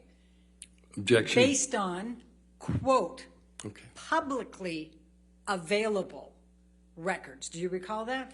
Yes. Okay. Now, the records that you reviewed in this case were private, were they not? Yes. And in fact, Dr. Blaustein's records were marked confidential, correct? Yes. And his deposition was marked confidential? Yes. Okay. And Dr. Kipper's records were all marked confidential? Yes. Objection leading. And I'll sustain. okay, what if any labeling was there on Dr. Kipper's deposition? All the documents I reviewed were confidential, and I also signed the confidentiality agreement, so everything I looked at was confidential. Okay. So that, in fact, does not even comport, that doesn't meet the restrictions that were put. Objection leading. I mean, so would it be fair to say that you have not, have you rendered any opinions in this case as an expert witness based on publicly available records? I have not rendered any opinion based on any publicly available records. Thank you. Now, you were asked a number of questions about narcissistic traits and your diagnosis or findings that Mr. Depp exhibited narcissistic traits or had that disorder. Do you recall that testimony? Yes. All right. And the question was asked of you of the whether if you have 5 of 9 narcissistic traits. Do you remember that testimony? Yes. Okay. Now, one of the ones you testified before was for narcissism, it requires admiration, correct? Yes. What, if any, record evidence was there that Mr. Depp requires admiration? The very people that surround him need to admire him, or they're no longer in his employment or his working circle. Okay. The second one that you discussed was sense of entitlement. Do you recall that testimony? Yes. All right. What record evidence is there that Mr. Depp exhibits behavior of needing a sense of entitlement? So, again, thinking that Ms. Heard was marrying him solely for his money and his influence, and that was the case, was, in my opinion, very entitled. All right. And the third one you discussed was exploitative. Do you recall that? Yes. Okay. And what is the record evidence that Mr. Depp exhibits behaviors that are exploitative? Again, I think the whole concept of abuse is exploitative. Okay. The fourth one was lacks empathy. Do you recall that? Yes. And what is the record evidence that Mr. Depp exhibits lacking empathy? To be able to commit intimate partner violence and the control you have over someone. I'm sorry? Can I be heard? Okay.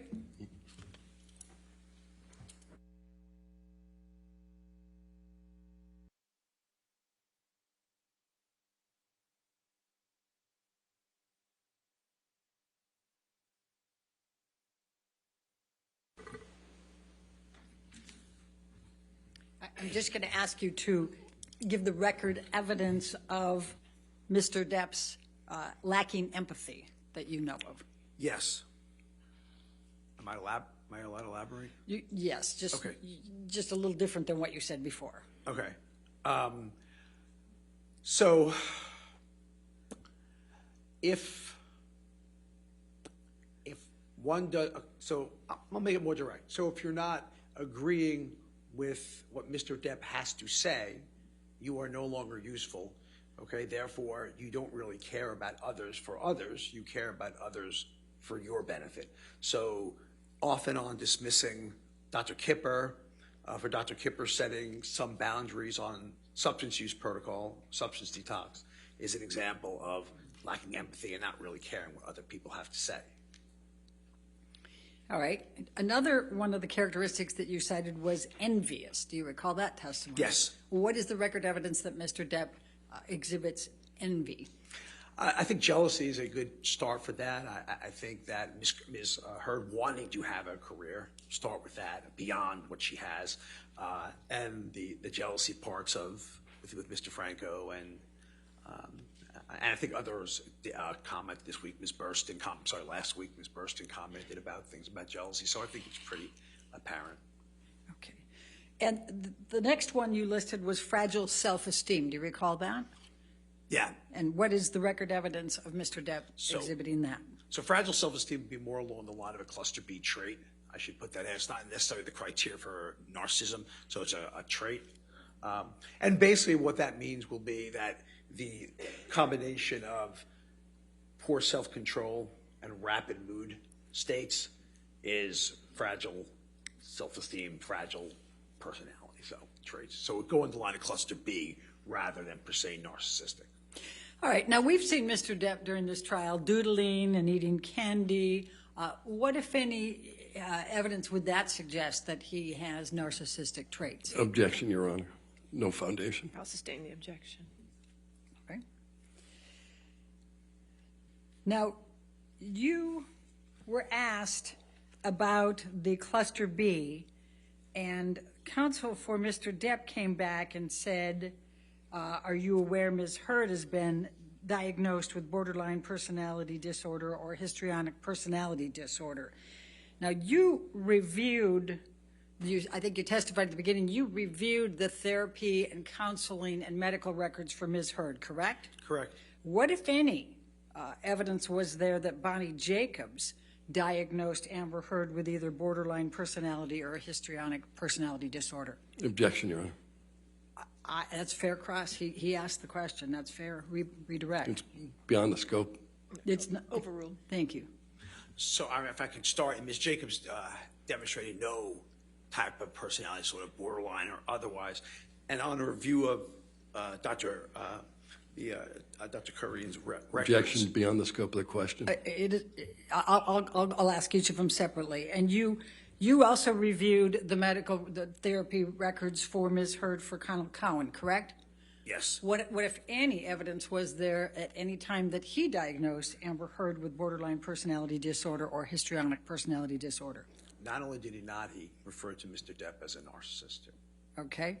Now, you also reviewed all of Dawn Hughes' records and her testing, correct? Yes. And what, if any, evidence did you find in any of that extensive testing and note-taking that she had found that Amber Heard had borderline personality disorder or histrionic personality disorder? Objection leading. What, if any? Overruled. None. Okay. And you also reviewed Dr. Curry's notes and her testing, correct? Yes. All right. And what, if any, evidence did you find in any of Dr. Curry's testing that Amber Heard had either borderline personality disorder or histrionic personality disorder? She had traits she did not meet the full, on her own evaluation, she did not have the full endorse enough criteria to meet the criteria for borderline personality disorder and or histrionic personality disorder. She definitely had traits. She did not have the disorder by going by the strict number of criteria. All right. Now, you mentioned in response to Mr. Depp's counsel's questions, you started to talk about battered wife syndrome. What is your experience with battered wife syndrome sometimes being mistaken with borderline personality disorder or histrionic personality disorder?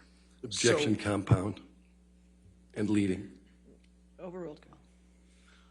So battered wife syndrome, which is more subsyndromal or not quite PTSD, has so many symptoms of PTSD. And if you hear some of them, you'll see why someone might think that. They do have reliving experiences as if feeling as if the abuse is happening, even if it's not upon reminders of the abuse, such as getting ready to use something, getting ready to use a substance or something along that line. They do have hyperarousal. They do have hypervigilance, which is very easily mistaken for the emotional reactivity of borderline personality disorder.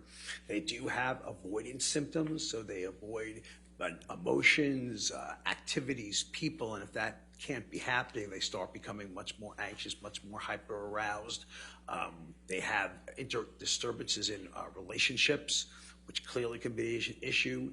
Intimacy problems, again, which could also resemble borderline personality disorder. So those description and traits that were there, A, did not meet the full criteria for borderline, and B, could readily easily be explained by Bader-Weiss syndrome, a form of PTSD. Thank you. Now, you also indicated earlier that you reviewed the deposition of Amy Banks, correct? Yes. And what, if any, determinations did you make based on her deposition from her meetings with Mr. Depp and Ms. Heard? So Dr. Banks is a professor at Harvard, the leading institution in America for medical schools, who's an expert on intimate partner violence. She had a chance to meet them in relationship counseling. Objection, Your Honor, non-responsive. That's not non-responsive. I said, what, if anything, did she find? Sustained. All right. Tell the jury about Amy Banks, the significance of Amy Banks. So what Dr. Banks found was that she fully believed Ms. Heard's version of what was going on. Objection, hearsay.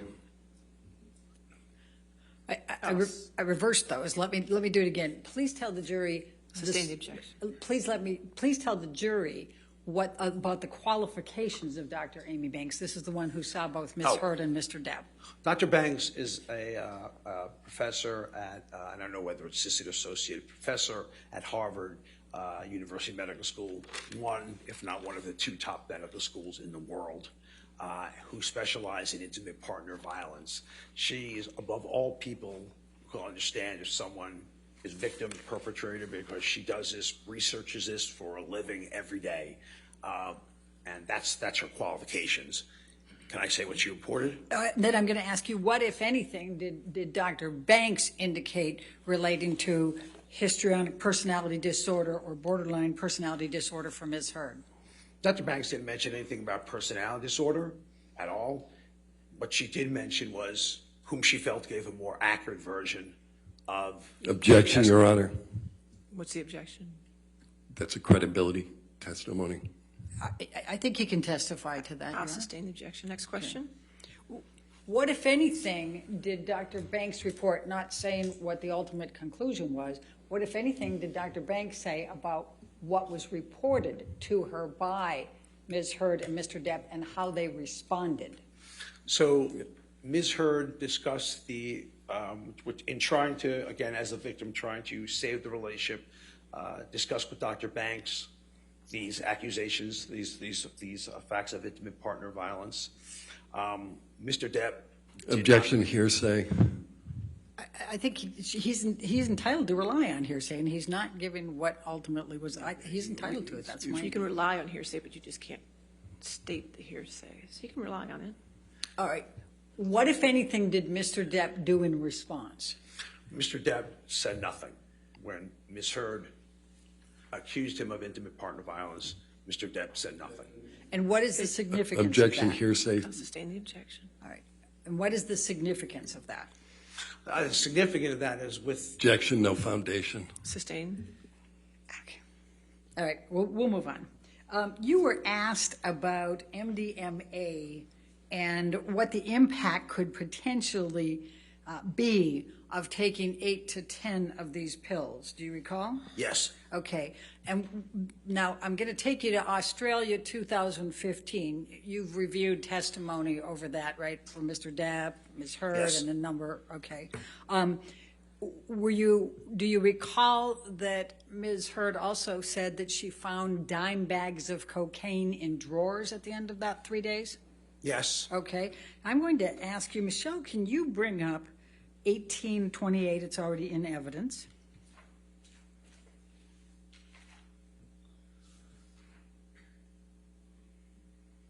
And if we could publish that, okay, we can, thank you.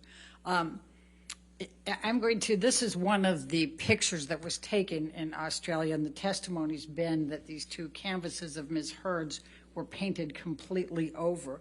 Is that something that could be the impact of having 8 to 10 tablets of MDMA and combining that with cocaine and alcohol? Objection, no foundation. Speculation. The foundation's already been laid, Your Honor. That's No, sustain the objection. Next question. okay.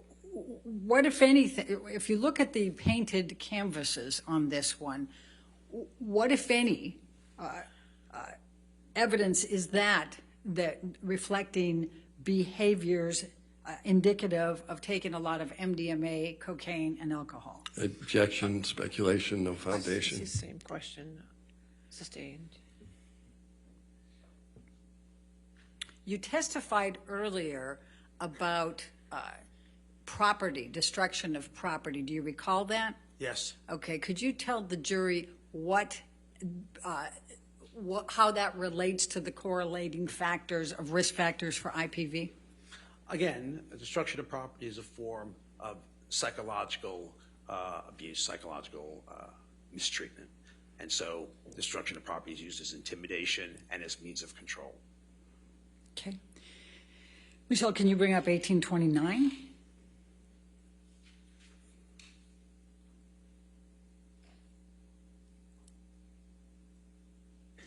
And this has already been admitted. Yes, thank you, Your Honor.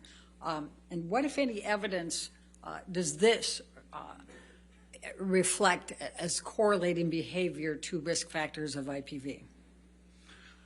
I would say that one that demonstrates a good deal of violence and psychological abuse. I think it's pretty clear that they're trying to be intimidating. I don't think. Objection, Your Honor. Thank you. Please continue. It would be people who would misuse ecstasy without cocaine, are prone to agitation, suspicion, jealousy, violence. What we're seeing there would be very consistent with that presentation. Okay. Thank you. Michelle, can you now bring up 1830, I guess? And that's already been admitted into evidence as well, Your Honor. I'd ask that it be published. And what, if any, evidence does this correlate with behavior indicative of IPV perpetration? Again, this is intimidation, psychological abuse, where you're solely trying to emotionally. Objection, Your Honor. Can we be heard? Okay, if you want to.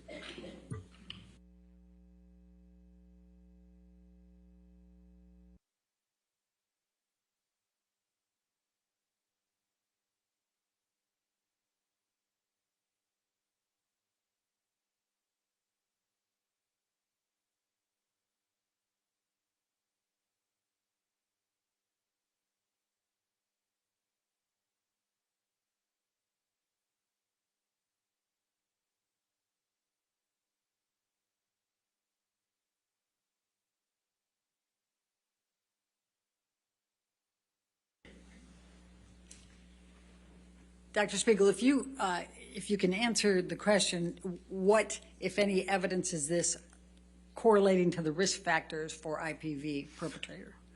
Again, I think the violence comes through. Objection, Your Honor. Just the evidence of risk factors, if you can. The evidence of risk factor would be accepting a more than average degree of violence, as well as psychological abuse. Okay. Are you aware of any record evidence of Ms. Heard writing on walls, mirrors, countertops, or painting canvases? No. Okay. Thank you, Michelle. You can take that down now. Now, you were also asked about Seroquel and some of the other prescription medications. Did you, during the course of your review of evidence, see the lists of medications that Mr. Depp was on at one point? Yes, I read that list. Michelle, I'm going to ask you to bring up Defendant's Exhibit 301. And Dr. Spiegel, it's not into evidence yet. I'm going to ask you to take a look at this. Is this one of the documents that you had that reflected the amount of medication that Mr. Depp was on as of October 26, 2014? Yes. Okay. And this was an email from Debbie Lloyd to Dr. Blaustein, his treating psychiatrist, correct? Yes. Okay. Now, can you tell the jury that we've got Seroquel, 50 mg? Can you just Objection, tell, hearsay. Can you just tell the jury? I haven't finished asking the question yet. So, Let's approach. okay.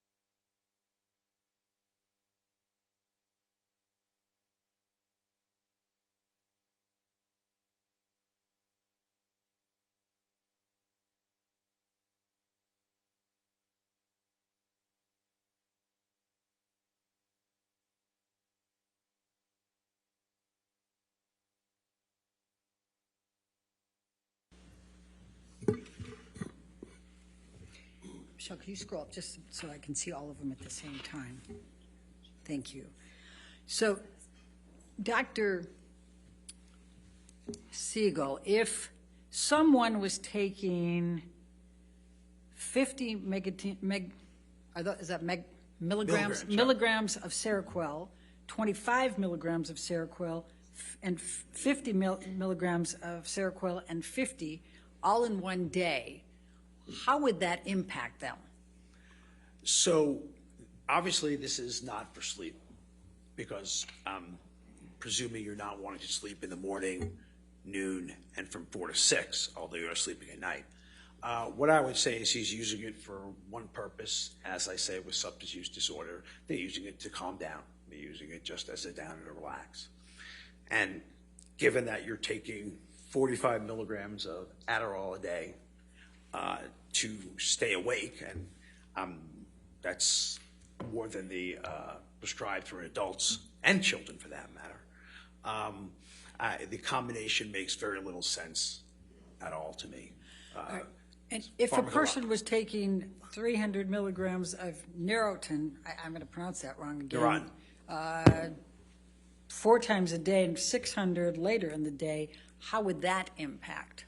Again, you're looking at medications that are there solely for a substance use disorder patient to get them up and to calm them down. That's all this regimen is about.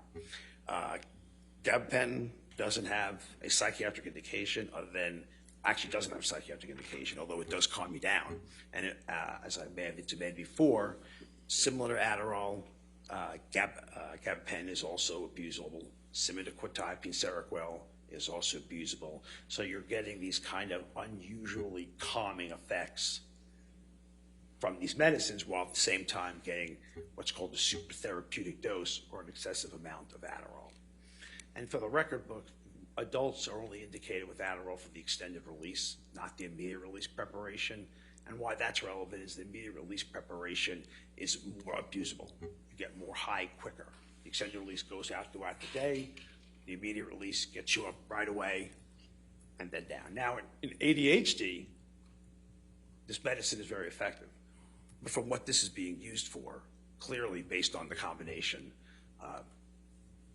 no. All right. Do addicts lie? Yes. All right. Now, you were asked about Mr. Depp passing out. Do you recall reading testimony of Mr. Depp passing out in the bathroom in his vomit? Yes. Okay. Does that help refresh your recollection of what you recall? I mean, for the record book, I don't think that falling asleep with ice cream on you is a Objection beyond the scope of the question. Overruled. Keep going. I don't think taking Seroquel at night and falling asleep with ice cream on you is not what Seroquel is indicated for. It's not meant to put you out in a state where you don't even be able to stay awake to put ice cream away. All right. Michelle, if you can pull up defendant's 1090. It's already into evidence. If we can publish that to the jury, Your Honor. Dr. Spiegel, does this look like, would this be evidence correlating with behaviors consistent with IPV perpetrator risk factors? This would be correlated a person who is completely knocked out, and it's usually only one way someone gets knocked out that badly, and that's with pharmacological assistance, whether it be legal or illegal. They make it to the bed. They don't sleep with their head on a game box in a furniture. That doesn't happen to people who sleep, no matter how tired you are. No matter how tired. I've been a resident in the past, and I was up for 40, 45 hours. Objection beyond the scope. It's just explained, Your Honor. Sustained. All right. Michelle, can you pull up 1095, please?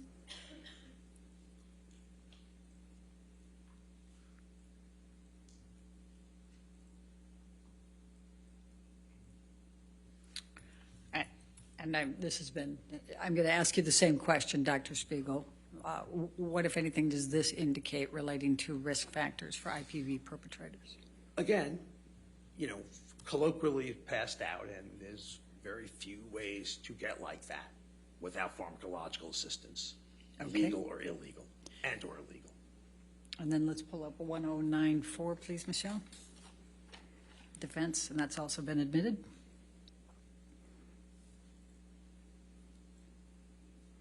And now we have the ice cream picture. And what, if any, indication does this have? Probably could see how I could. Objection, speculation, no foundation. What, if any, correlation, what, if any, evidence does this indicate correlative with the risk factors for IPV perpetrators? Again, this proves one of the major risk factors and precipitating factors for intimate partner violence. Objection, move to strike. All right, sustained. I'll strike it from the record. Next question. We'll just move on. Okay. You were asked about earpieces. Do you recall reviewing Tracy Jacobs and Joel Mandel's depositions? Yes. All right. And do you recall them both testifying that Mr. Depp had someone on salary to feed him his lines? Yes. Okay. Now, you've testified that you reviewed a substantial amount of evidence in this case. Did you find any evidence that Amber Heard exhibited conduct or behaviors indicative or consistent with any of the risk factors for perpetrators of IPV? Objection beyond the scope. Sustained. Well, it was suggested with the borderline personality. Sustained. Okay. But you did find that for Mr. Depp, correct? Yes. Okay. And did you find record evidence that Mr. Depp had a substance abuse disorder? Severe substance use disorder. All right. Did any of the questions asked by Mr. Depp's counsel change any of your opinions in this case? Nothing there. No, my opinion has not been swayed an iota. Okay. Do you hold them all still within a reasonable degree of medical and psychiatric probability or certainty? Absolutely, yes. Thank you very much, Dr. Spiegel. All right, thank you. Sir, you can have a seat in the courtroom or you're free to go. Thank you. All right, your next witness. My next witness is Catherine Arnold. Catherine Arnold. Do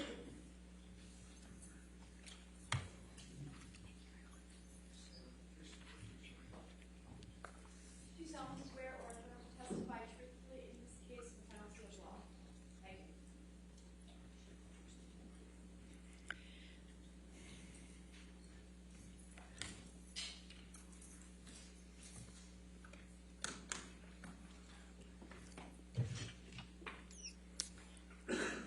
All right, yes, ma'am. Thank you. Will you please state your name for the record? Catherine Arnold. All right. And what is your profession? I am an entertainment industry consultant, and I also serve as an expert witness. Okay. And can you please tell the jury your educational background? Yes. So I've been in the entertainment industry for over 20 plus years. I started as an assistant at ICM, which is one of the largest talent agencies in Los Angeles that represents actors, writers, and directors. And I worked with the talent agent there.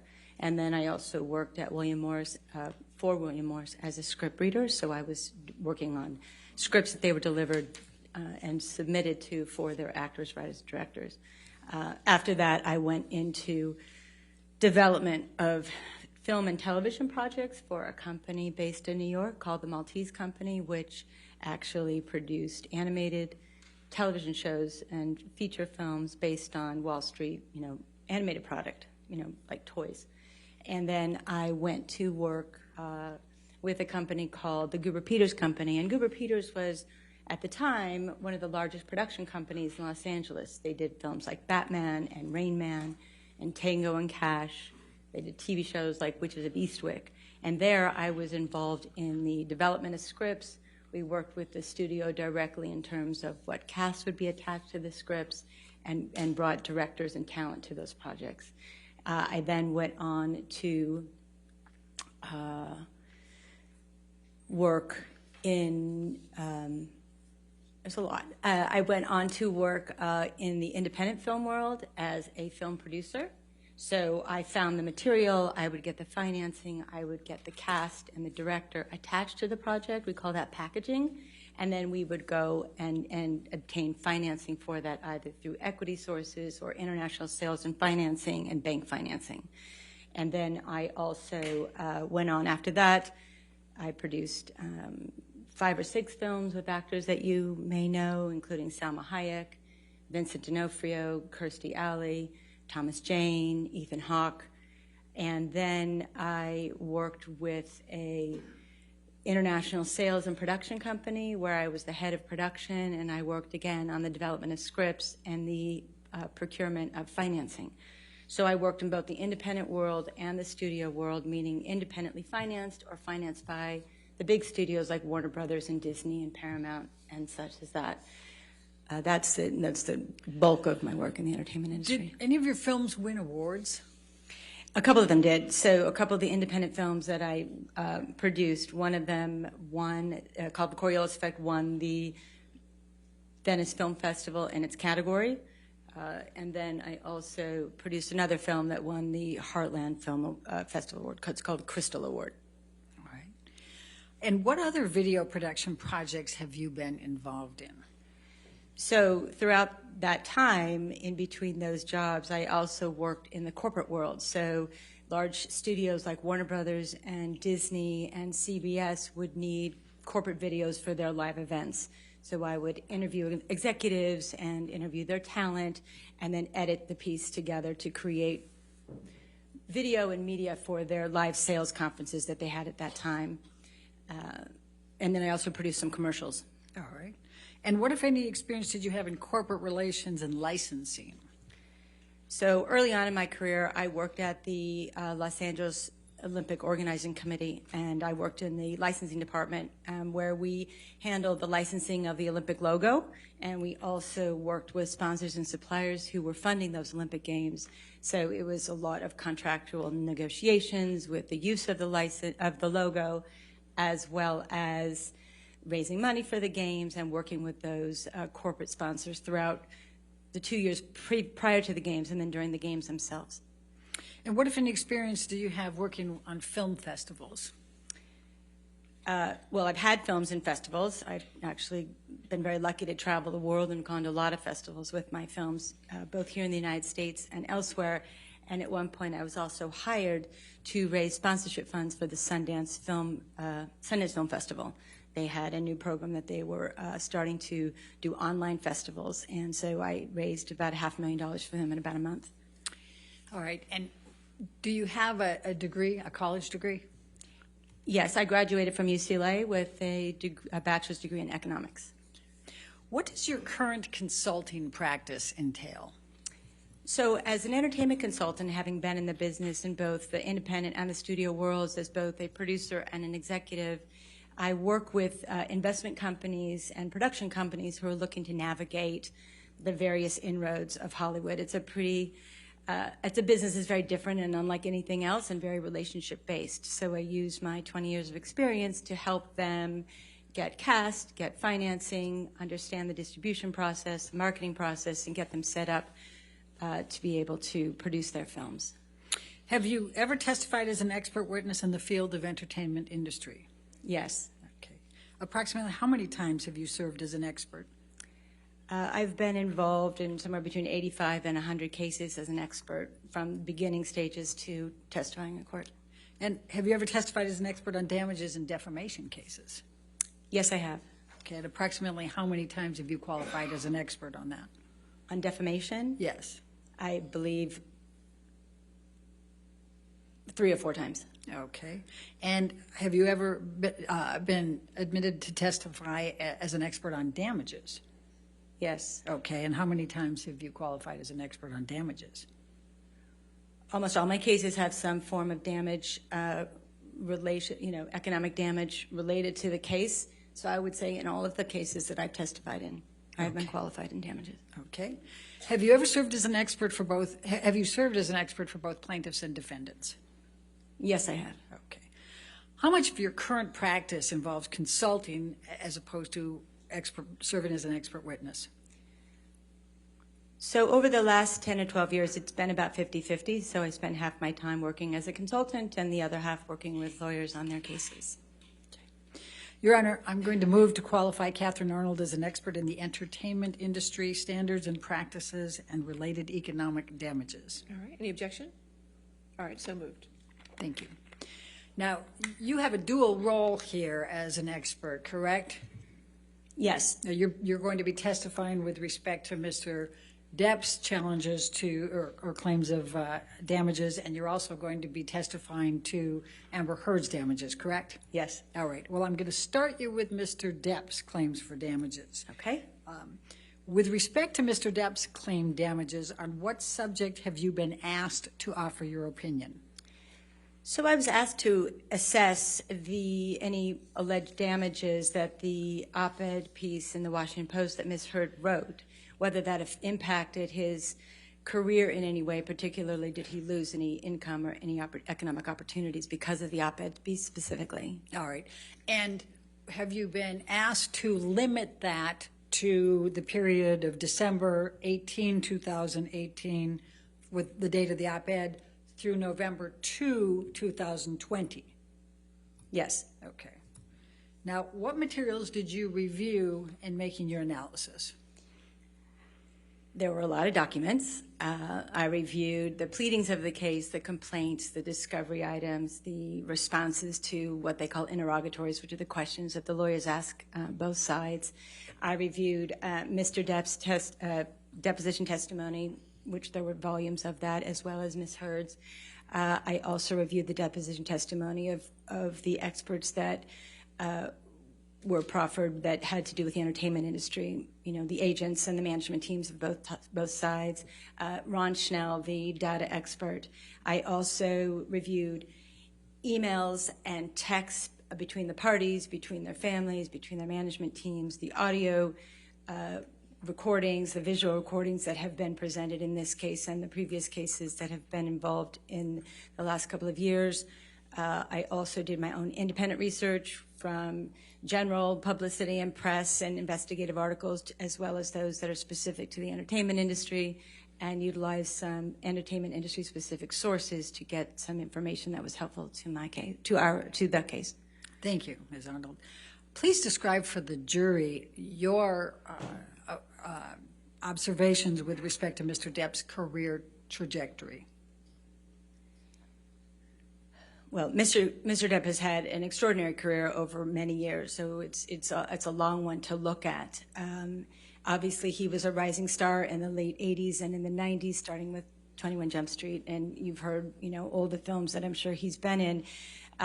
He really started to break through when he worked with Tim Burton, the director, and of course his character Jack Sparrow in Pirates of the Caribbean was, world renowned. and probably his biggest role. And he was, a well-liked, both critically and within the industry and within the public as a movie star. And at the same time, his behavior and both on and off the set, in his personal life and in his professional life, start to interfere with what we would say, what everybody saw was his great talent. And it started, there's some stories of issues that started back in the 80s and the 90s, but I would say really in the mid-2000s, between 2006 and 10, is when the behavior started affecting his work to a certain extent in terms of lateness on set. And then, as Ms. Jacobs, his talent agent, discussed with you in her deposition, it really started to affect her ability to get roles and the industry's willingness to work with him, given the issues that he was having with both behavior, tardiness, drinking, and the drug abuse, and other issues in his personal life. So it got more complicated for her to find him work, and I think it got harder for production companies and studios to hire him due to the challenges that would put on a production. And when did Mr. Depp's career downturn begin, based on your review of all the record evidence?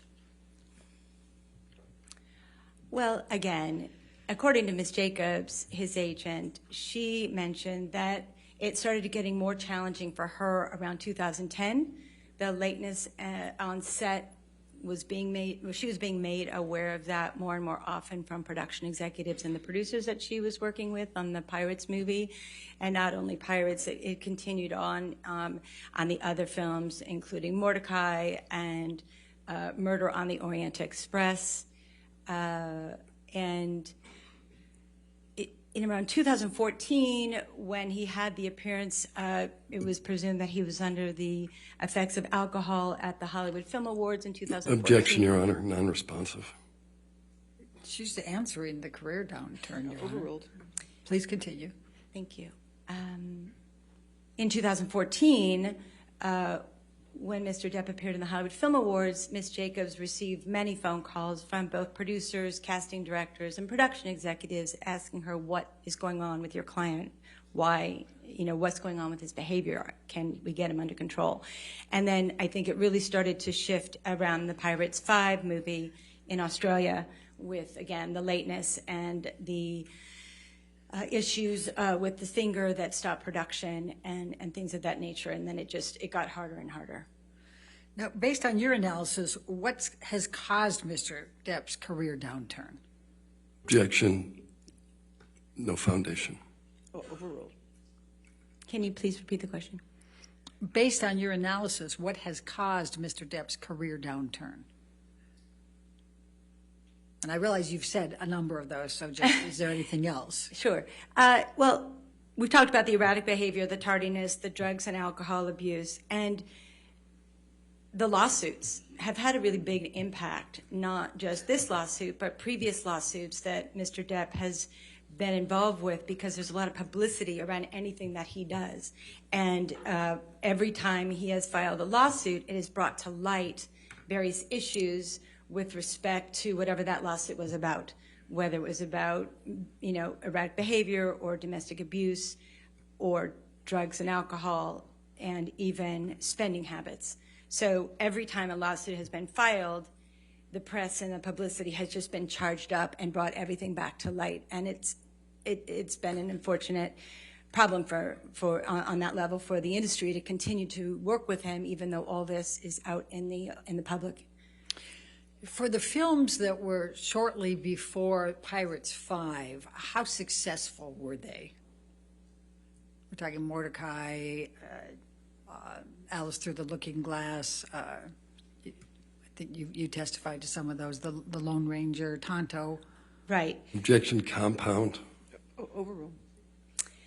Of course, Mr. Depp has had some obviously extremely successful films, but also in the 4 or 5 years prior and, through Pirates, there were films that didn't do well at all and were considered what the industry calls a bomb, which could have been Alice Through the Looking Glass, The Transcendence, the Lone Ranger, and Mordecai were films that just didn't perform, although they were valued in their financing based on Mr. Depp's star quality and acting ability. Unfortunately, they just didn't perform. So as many hits as he's had, he's also had a lot of recent, what they call failures in the business. And what, if anything, did Mr. Depp do with respect to showing up for a press conference in Japan for Mordecai? Ms. Jacobs mentioned in her deposition testimony that Mr. Depp didn't show up for the press conference in Mordecai, which he was not only an actor for, he was also a producer. And he didn't show up. Apparently, he was sleeping, so he wasn't able to make it. Okay. Now, what, if any, impact did the Brooks litigation have on Mr. Depp's career? Is the jury familiar with this already, or? Well, I think you can, I mean. Okay, so the Brooks litigation was, there was a litigation around Mr. Depp had punched someone on one of the, I think it was a location manager, on the set of a film called City of Lies. I don't know exactly what happened to that litigation. However, of course, again, it was written a lot about in the press, and unfortunately came to the forefront that he had, violent behavior yet again. So in 2018, and I'm going to say before the op-ed on December 18, 2018, right, was there any negative articles, negative press about Mr. Depp? For quite a while, when you're a celebrity such as Mr. Depp, you're in the limelight and everybody wants to look at everything that happens. So after every movie or after every incident, there was usually press. But the ones that were more significant were the ones in the Hollywood, a couple of them in the Hollywood Reporter and one in the Rolling Stones. So in 2017, there was an article in the Hollywood Reporter where the journalist discussed, I think the article was called Pirates of the Caribbean, The Diminishing Returns of Johnny Depp. And that Pirates, the last one was 5, right? And that one didn't perform nearly as well as the other previous Pirates of the Caribbean films. And there was some discussion that the character... Objection, hearsay, Your Honor. I think you could explain generally. Sustained. Okay. Let me ask you this. When was that Hollywood Reporter article on diminishing returns of Johnny Depp? That was in the spring of 2017. Okay. And you said, and I just want to make sure we understand, how well did Pirates 5 do compared to 1 through 4? It performed less well by over $200 million. Okay. What, if any, other negative press was there in this time frame? We'll take 2017, 2018, before the op-ed. So in 2018, there was the Rolling Stones article that was an in-depth expose on Mr. Depp's life. Again, his erratic behavior, the money he was spending on wine. Objection, Your Honor, hearsay. I think she can give generally, Your Honor, the negative. Sustained. All right. What, if any, knowledge do you have of whether Disney saw the Rolling Stone article? There were emails between the publicity department and the co-chairs and some of the senior executive Disney that they would forward the articles as they came out, both the Hollywood Reporter article and the Rolling Stones article, and they would make commentary. And Alan Horn, who is one of the co-chairs of Disney, used the word sad, and I think one of the other executives used depressing, that their film star was now being shown in this light to the public in a Rolling Stones magazine. Objection, hearsay. Sustained. All right. Was there any more articles about Pirates of the Caribbean prior to the op-ed in December of 2018? There was an article in October 28th, the Hollywood Reporter, October 28th, 2018, where the journalist had spoken to 2 writers of the film, and they were talking Objection, about rebooting hearsay. the franchise. She's entitled to rely on hearsay, and she's just giving the general. She's not. Approach.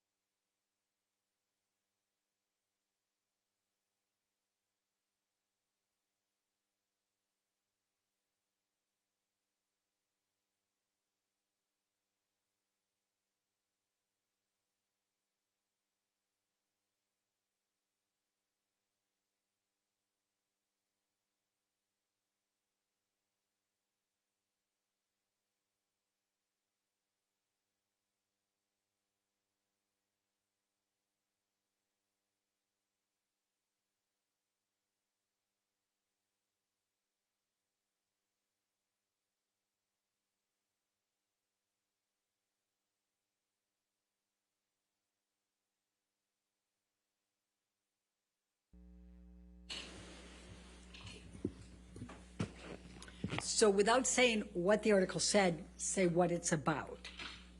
Okay. So in October 28th, the article was about whether the Pirates of the Caribbean Objection, franchise hearsay. would be rebooted without. Overruled. Please continue. In the article in October of 2018 was about whether or not the Pirates franchise was going to be what they call redefined without Johnny Depp, and that was regarding 2 writers that were on the project. Okay. And There was one other one I'd like Okay, to go talk ahead, about. please. So there was another article, there was an expose on the president of production. It was also in the Hollywood Reporter. And this is the one that Mr. Marks, Mr. Depp's expert, pointed to regarding the op-ed's impact on Mr. Depp's career. And the online article was, as Mr. Marks pointed out, published on December 20th of 2018. But the same article was in print on the morning of December 18th, 2018, which is the same morning of the op-ed. So that Hollywood Reporter article that Mr. Marks used to say... Objection, no foundation. Overruled. please continue.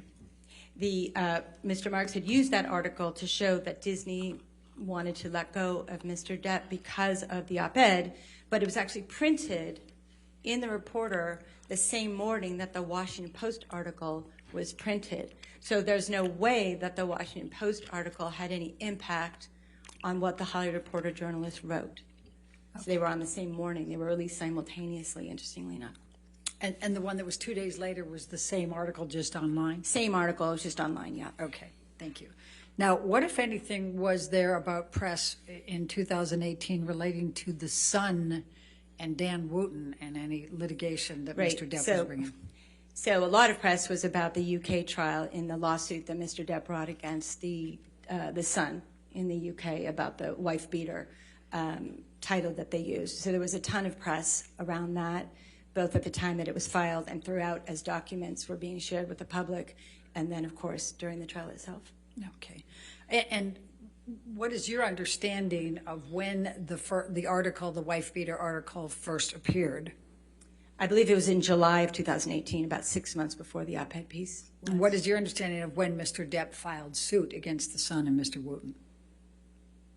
Again, in 2018, I believe. Okay. June, would it be? Would it refresh your recollection? It was in the spring or summer. It was fairly shortly after the article, so it was long before the op-ed piece was out. Okay.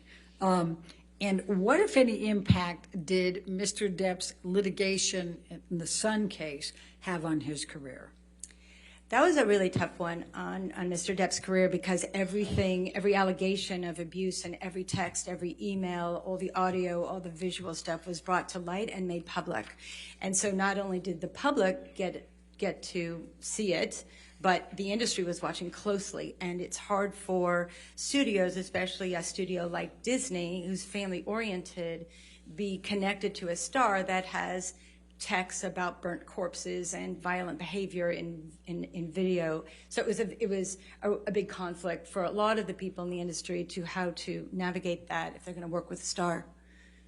And what, if any, impact did Mr. Depp's other litigation against Mandel and Bloom have during that time period? As I was trying to say earlier, every time Mr. Depp brings a lawsuit, because he's such a well-known public figure, the spotlight goes on him. So every time a lawsuit was filed, whether it was to his against his business manager, against his former lawyer, even when he fired his talent agent, it becomes news. And then everybody talks about what could have preceded that. Why would that lawsuit have happened? And then they look at the details. So again, the erratic behavior and the financial issues and the drinking and drug abuse was all part and parcel of every one of those. And it was brought to light yet again each time. What is your understanding of Mr. Depp's claims regarding Pirates of the Caribbean 6 and how that impacted? Well, Mr. Depp is claiming that he's lost money on Pirate 6, but Pirate 6 hasn't even been made yet, nor is there even a script that has been what we call greenlit, moved towards production. So I don't know how you lose something that hasn't happened. So I think that's what you're looking for me to. And in fact, since Mr. Depp's damages are limited November 2, 2020 and nothing since, and that hasn't happened, Is there any way he could claim damages for Pirate 6? Well, Objection leading. Overruled. Again, you can't claim damages for something that hasn't even happened, whether he was in it or not in it, or was going to be in it, or might have been in it, whether it was 2018 or now. There just is no Pirate 6. Not only did he not have a contract even back in the day, 2018 or after that, no contract had been signed for a Pirate 6. It doesn't exist as we Objection as we see it legal today. conclusion. I, Sustain the last part. how do you know he doesn't have a legal contract? Well, Ms. Jacobs said he didn't have a legal contract, and also his agents at CAA said he had not yet negotiated a contract for Pirate 6. And again, there is no script, so they haven't greenlit it, as we say. They don't have it cast or with the director yet. Okay. Based on your analysis, what, if any, impact did Ms. Heard's op-ed have on whether Mr. Depp could claim a loss for Pirate 6? Zero. Okay. And why do you say that? Again, well, many things. The movie doesn't exist yet, so that's one. But even as important is that Disney, in their file for this trial, did not have the op-ed piece as part of all of the information they had read and looked about and discussed. The conversations of Mr. Depp not being in whatever new version of Pirates, the franchise that goes forward, those were in discussions long before the op-ed piece even came out. And there are other factors that Disney was considering: the lateness on set, the cost overruns that costs, which can go from hundreds of thousands of dollars to millions of dollars when you have crews sitting around for 2 to 4 hours, 8 hours, or even several weeks to a month when the finger incident happened. So on top of that, Mr. Depp is an expensive actor. He can earn between $20 and $25 million per movie plus back end. So it's very expensive. So when you put that all together, the rising cost of Mr. Depp's talent, the challenges that they had to keep it on budget because of his lateness and his tardiness, and all the other allegations that would affect a brand such as Disney, right? Someone talks about a burnt corpse, does not necessarily coincide with the brand of Disney. So there were many problems. And interestingly enough, there was a lot of conversation internally in the industry. Objection hearsay. She's entitled to rely on hearsay, Your Honor. Sustain. You can't say that's hearsay. All right. Please continue without saying what the discussion in the industry was. The Jack Sparrow character had been exhausted in terms of where it could go creatively. And I think the studio is looking for a way for it to renew the franchise, but not necessarily base it entirely on the Jack Sparrow character, which is where it had ended up the last couple of years.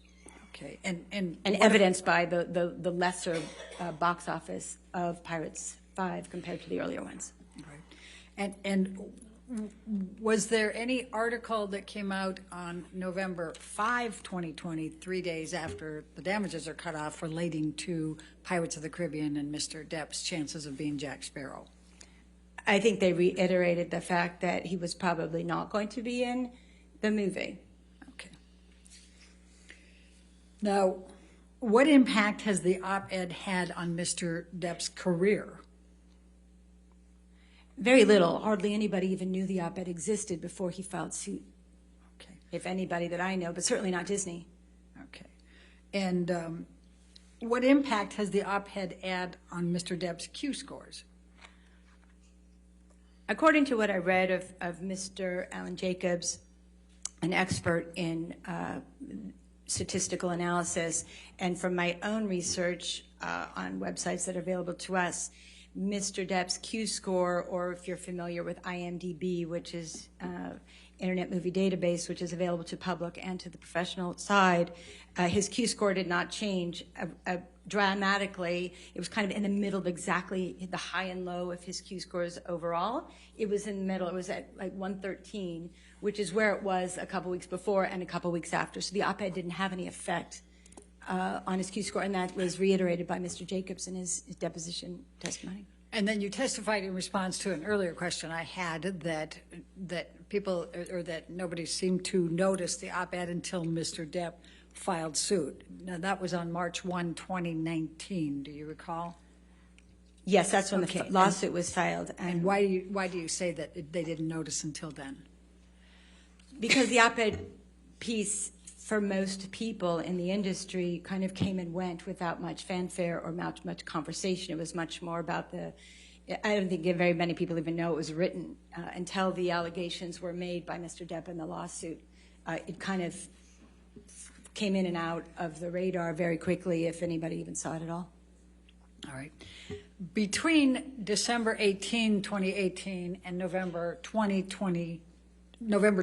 2020, our window here, has Mr. Depp continued to star in films? So Mr. Depp, the article the op-ed piece came out December 18 and 20 of 2018. In January and February of 2019, he shot a film called Minamata, which was an independent film that it was what we call a passion project. He loved the script and wanted to do it. So he was able to film that after the op-ed piece. And then the Dior campaign, Sauvage, I don't know the exact dates of filming, but I know that it did air throughout 2019. And it's my understanding that he still may have that contract with Dior, so he continued that product endorsement. And then in in the spring and the fall, I believe it was, Mr. Depp was able to do press for the film Waiting for the Barbarians. He went to the Deauville Film Festival. He went to the Venice Film Festival. He was well received at the press conferences. You know, life was at the same level for him in terms of his popularity over in Europe. They were still, he was still working on press for the films. And then, of course, he was scheduled to film Fantastic Beasts in early November of 2020. Okay. And that's no longer the case, is that correct? Objection, Your Honor. What's the objection? Can we approach? Okay.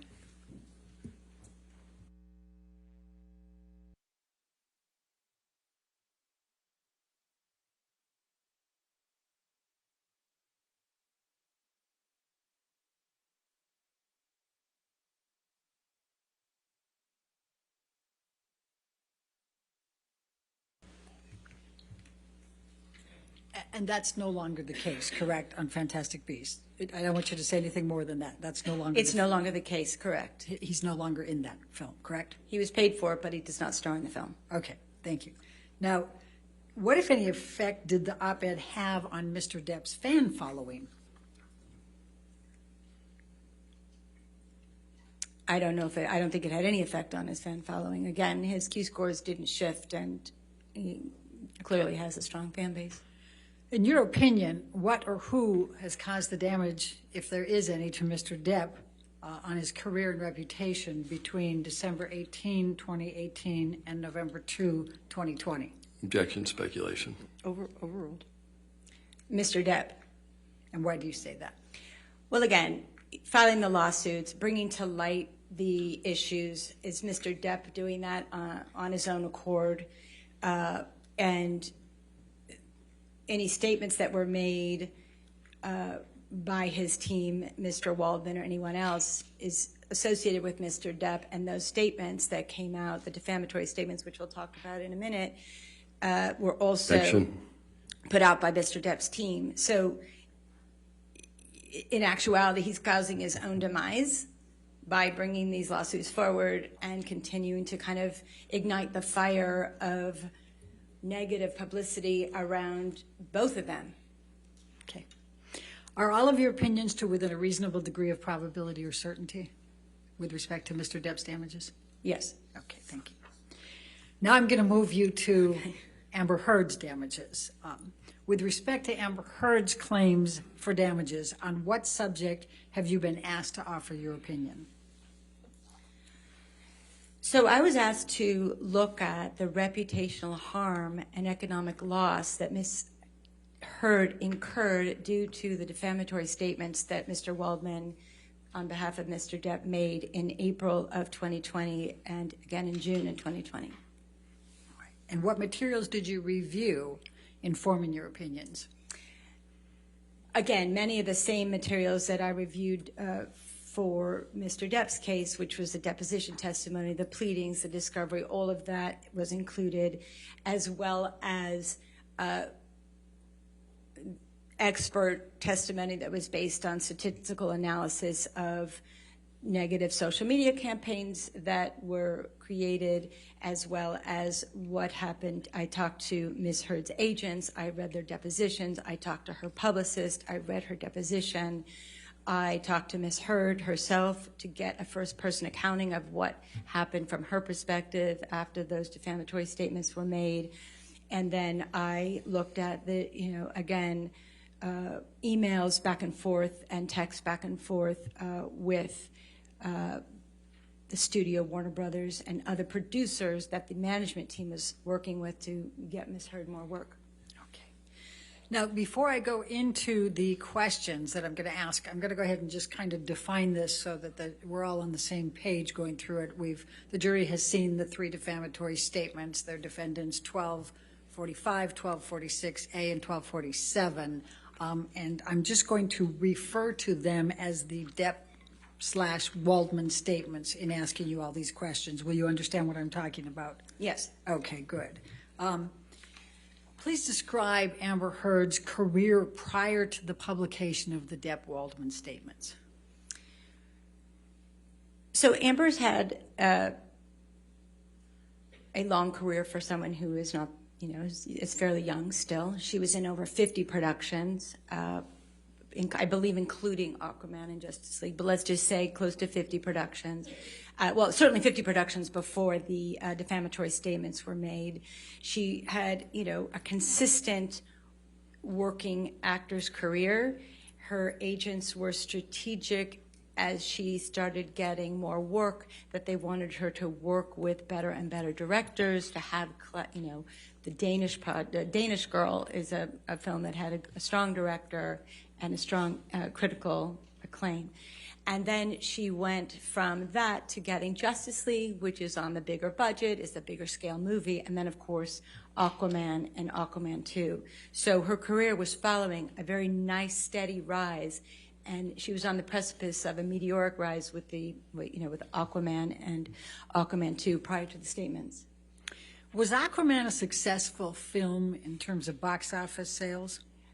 Aquaman was an extremely successful film. It made over $1 billion, and I believe it is the highest grossing DC comic film ever. Okay.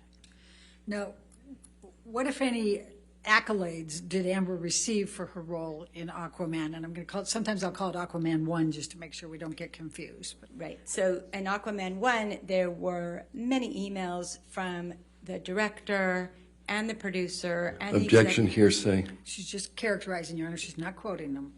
Well, I don't know where it's going. I'll overrule at the moment. Thank you.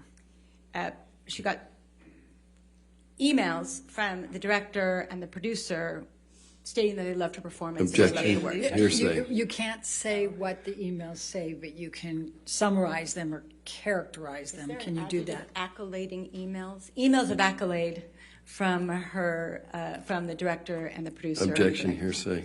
Overruled as to that. Thank you. Okay. What type of press opportunities did Amber have prior to the Depp-Waldman statements? So the press really loved working with Amber. She was on the cover of many magazines after The Danish Girl, after Justice League, after Aquaman. She was the cover girl, I think it was, of Marie Claire or Elle in the UK. She had a cover story of a big magazine in Mexico and Australia. They were, one magazine called her Woman of the Year, another one called her Role Model of the Year. So she got a lot of press. She did a lot of press, both in magazines, but also on the press tours and the press junkets that she did for the films. And were some of those California Style, Marie Claire, Elle, Shape, Glamour? Yes, there was a lot of them. Objection, leading. Overruled. There was a lot of them, so I'm not, don't remember all of them, but it was, GQ, Elle, Marie Claire, the big magazines, both here, the UK, Eastern Europe, in Latin America, and in Australia.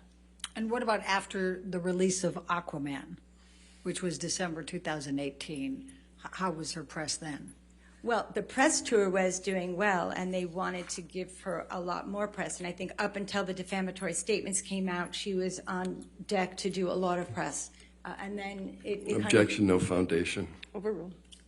Please continue. So the press and the request for press went silent after the defamatory statements were made, and which then the negative social media campaign ensued after that. Now, what factors relating to social media does the entertainment industry rely on when considering an actor for a role? Social media becomes a big part of how studios decide to use an actor or an actress in a film because they want to know how the general public feels about them. They want to know what the consumer feels about that actor. So when there's positive social media, that's a good thing for the actor. When there's negative social media, it can be very bad because not only can social media be directed at the actor or the actress themselves, but it can also be directed towards the movie, towards the movie company, towards the product that the actor or actress is working with. So it becomes very complicated and it can get very messy to continue working with an actor or an actress if there's a lot of negative social media around them. Okay. And after the Depp Waldman statements, what happened on social media? After the Depp Waldman statements, social media blew up with negative tweets and Instagram posts and, Facebook posts and Snapchat and trolling, as we call it. It was just negative. According to Mr. Schnell, there was over 1.2 million negative tweets about Amber using hashtags that used the words in the statement of the Depp Waldman statements, that 1.2 million negative statements between April of 2020 and November or January of 21. It's a lot of negative publicity, and there was just a lot of what we call noise around Ms. Heard and her work of any kind. Can you please describe to the jury what a negative social campaign is?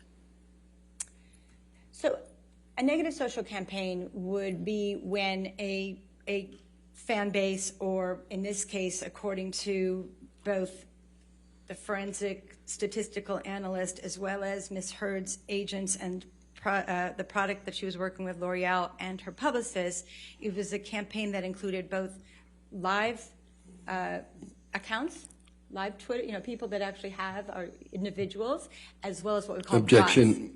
bots. May I be heard? All right, here come.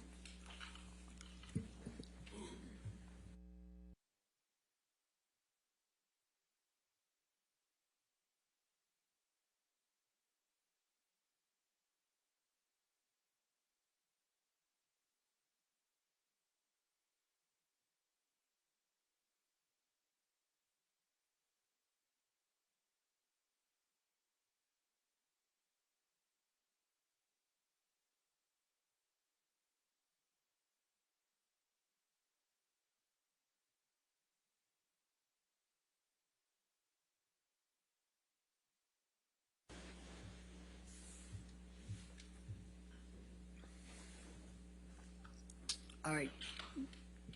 Other than the bots, please describe the rest of the social media, the negative social media campaign.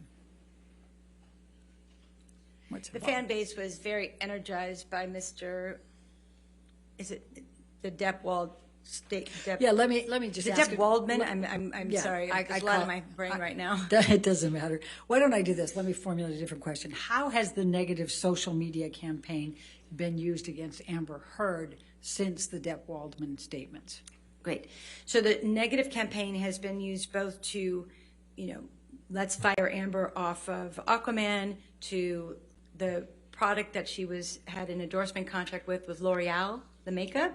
And every time that L'Oreal mentioned Amber Heard and the product together, they would get harassed. Her publicist company was harassed. Any kind of movie that she was related to or television project that she was related to got negative attention from the social media world. Even the charities that she was involved with were getting hammered, if you will, or bombarded by negative social media, which made it difficult to work with Amber on any level because negativity was brought to their product, service, or film. Okay. And is that negative social media campaign ongoing to this day? Yes. Okay. And you were talking a little bit before, I think, about remove Amber Heard from Aquaman 2. What were your observations with respect to that in connection to the Depp-Waldman statements? Again, the statements, the social media campaign, whether called, remove Amber from Aquaman or, negativity for her relationship in that film, it always tended to use words that were inside the defamatory statements. They became hashtags, right? So, if it was said in the defamatory statement, they were often reiterated in the tweets and the posts. Okay. How difficult is it for an actor to repair this type of negative social media? Well, first of all, it has to stop. Okay, so once it stops, then an actor and their team can work slowly and patiently in both, maybe it's press interviews, maybe it's relationship with charity, maybe it's a small role in a movie and they do well and they kind of rebuild their career. But it can take 2, 3, 4, 5 years or more to rehabilitate your career. But first and foremost, it needs to stop. It just needs to stop so that they can, the consumer can get beyond it, and then they can reactivate their career by doing their work again. Describe Amber Heard's reputation after the Depp-Waldman statements. Well, the reputation, I guess, depends on who you're talking to, but in the public, it's been very negative. In the industry, they like her work, but they can't work with her right now, again, because every time her name is mentioned, the negativity flares up again. So it doesn't make sense for them to try to make a movie which costs millions of dollars and then have a lot of negativity towards the film or the TV show or the product. So her world has been silent in terms of opportunities, and even things that she wanted to work on are no longer available to her. Has Amber been able to obtain roles after the Depp-Waldman statements? For a long time, no. Very recently, she was able to do a small independent film from some people who get their financing out of Europe. But up until that, no, she has not worked. Now, based on the fact that Amber came out of Aquaman, what would you have expected following the release of Aquaman, December 2018, up to what's going on now? I like to call Aquaman really, Amber Heard's Star is Born moment. It was that moment where not only was she a good actor, but she was now world renowned because she was in the most successful film almost of all time, if not all time, and certainly for DC Comics. She was on the poster with the very handsome Jason Momoa, and they were this couple, and she was strong and beautiful, and it was just this extraordinary moment for her career to take off, right?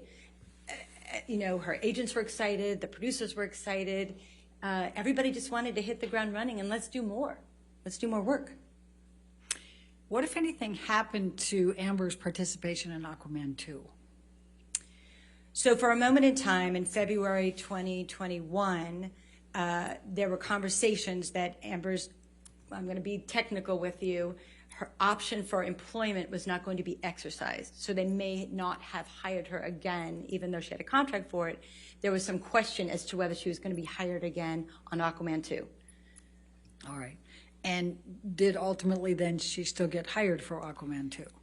She did. Her management team fought very hard, and they ultimately ended up hiring her, but also not only because of what her management team did, but Jason Momoa, the star, and James Wan, the director, committed to her in an email saying, if we are involved in this movie, you will Objection, hire. no foundation, hearsay. I'll sustain the Don't objection. say what the email said, just summarize it or describe it, Oh, okay. please. I'm sorry. I'm just trying to understand this world. So her management team worked hard, and Jason Momoa and the director were adamant that she was in the film. Objection, hearsay. Worked hard I think to that's, be in the Your Honor, she has to be able to say that. Well, sustain as to hearsay. Next question. So what, if any, assurances did Mr. Momoa and Mr. Wan give Amber that she would be in Aquaman 2? Objection, hearsay. Sustained.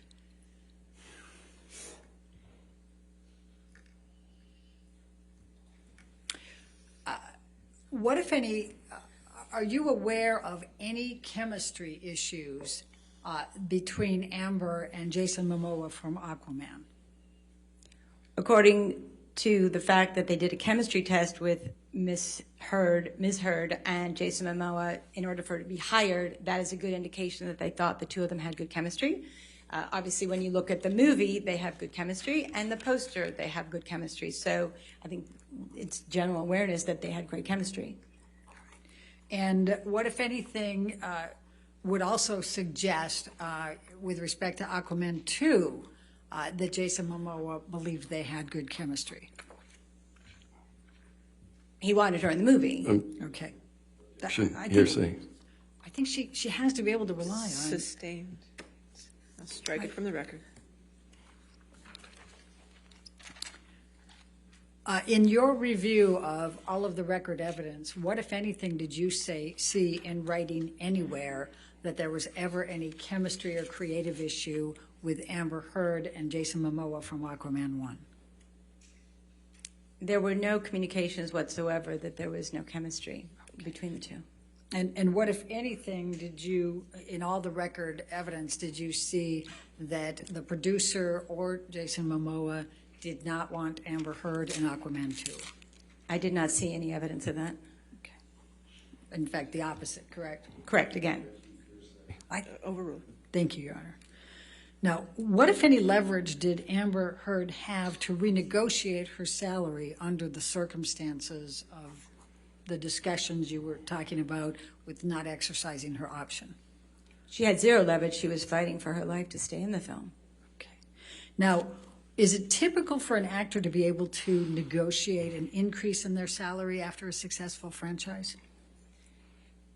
So you may know this already, and so I apologize if you've heard it before. I don't know what's been brought to your attention, but in a franchise such as, a potential franchise as Justice League and Aquaman, the customs and practice is that the studio will make an agreement with the actor that incorporates potential future films. So if Justice League does well, they want to know what they're going to pay the actor for the next one and the next one and the next one. And in those successive terms in the contract, the fee for that actor customarily goes up. It can go up by 10%, 20%, 100%. It could double, what have you. And in the case, as Ms. Kovacevic stated in her testimony, that in a successful franchise, that a movie that's made $1 billion, the actors, agents will go back and try to renegotiate that upcoming price tag. So if it was going to be X, they might want it to be 2X or 3X.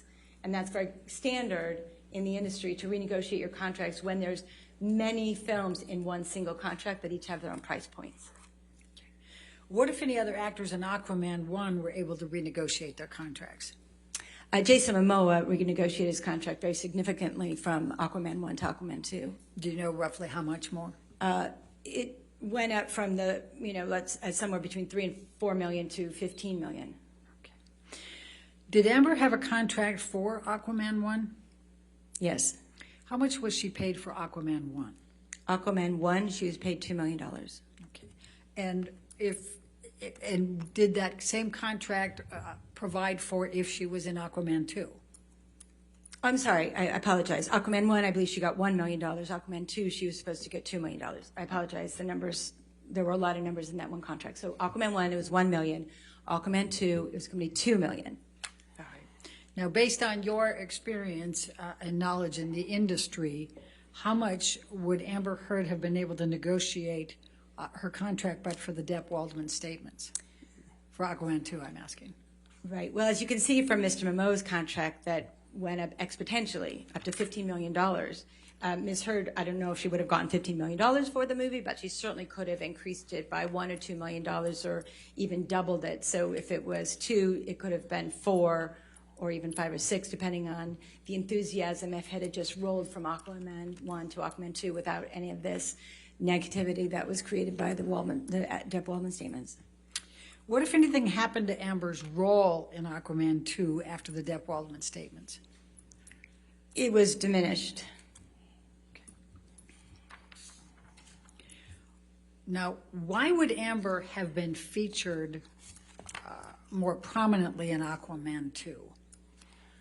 Objection, no foundation. If only a foundation. Okay. What usually determines, or are you able to speak to whether Amber should have been or would have been more prominently featured in Aquaman 2? Well, a couple of things. Wait, I'm trying to get your foundation. Are you able to speak to that? Yes. Okay. And please tell the basis of that and then your opinion.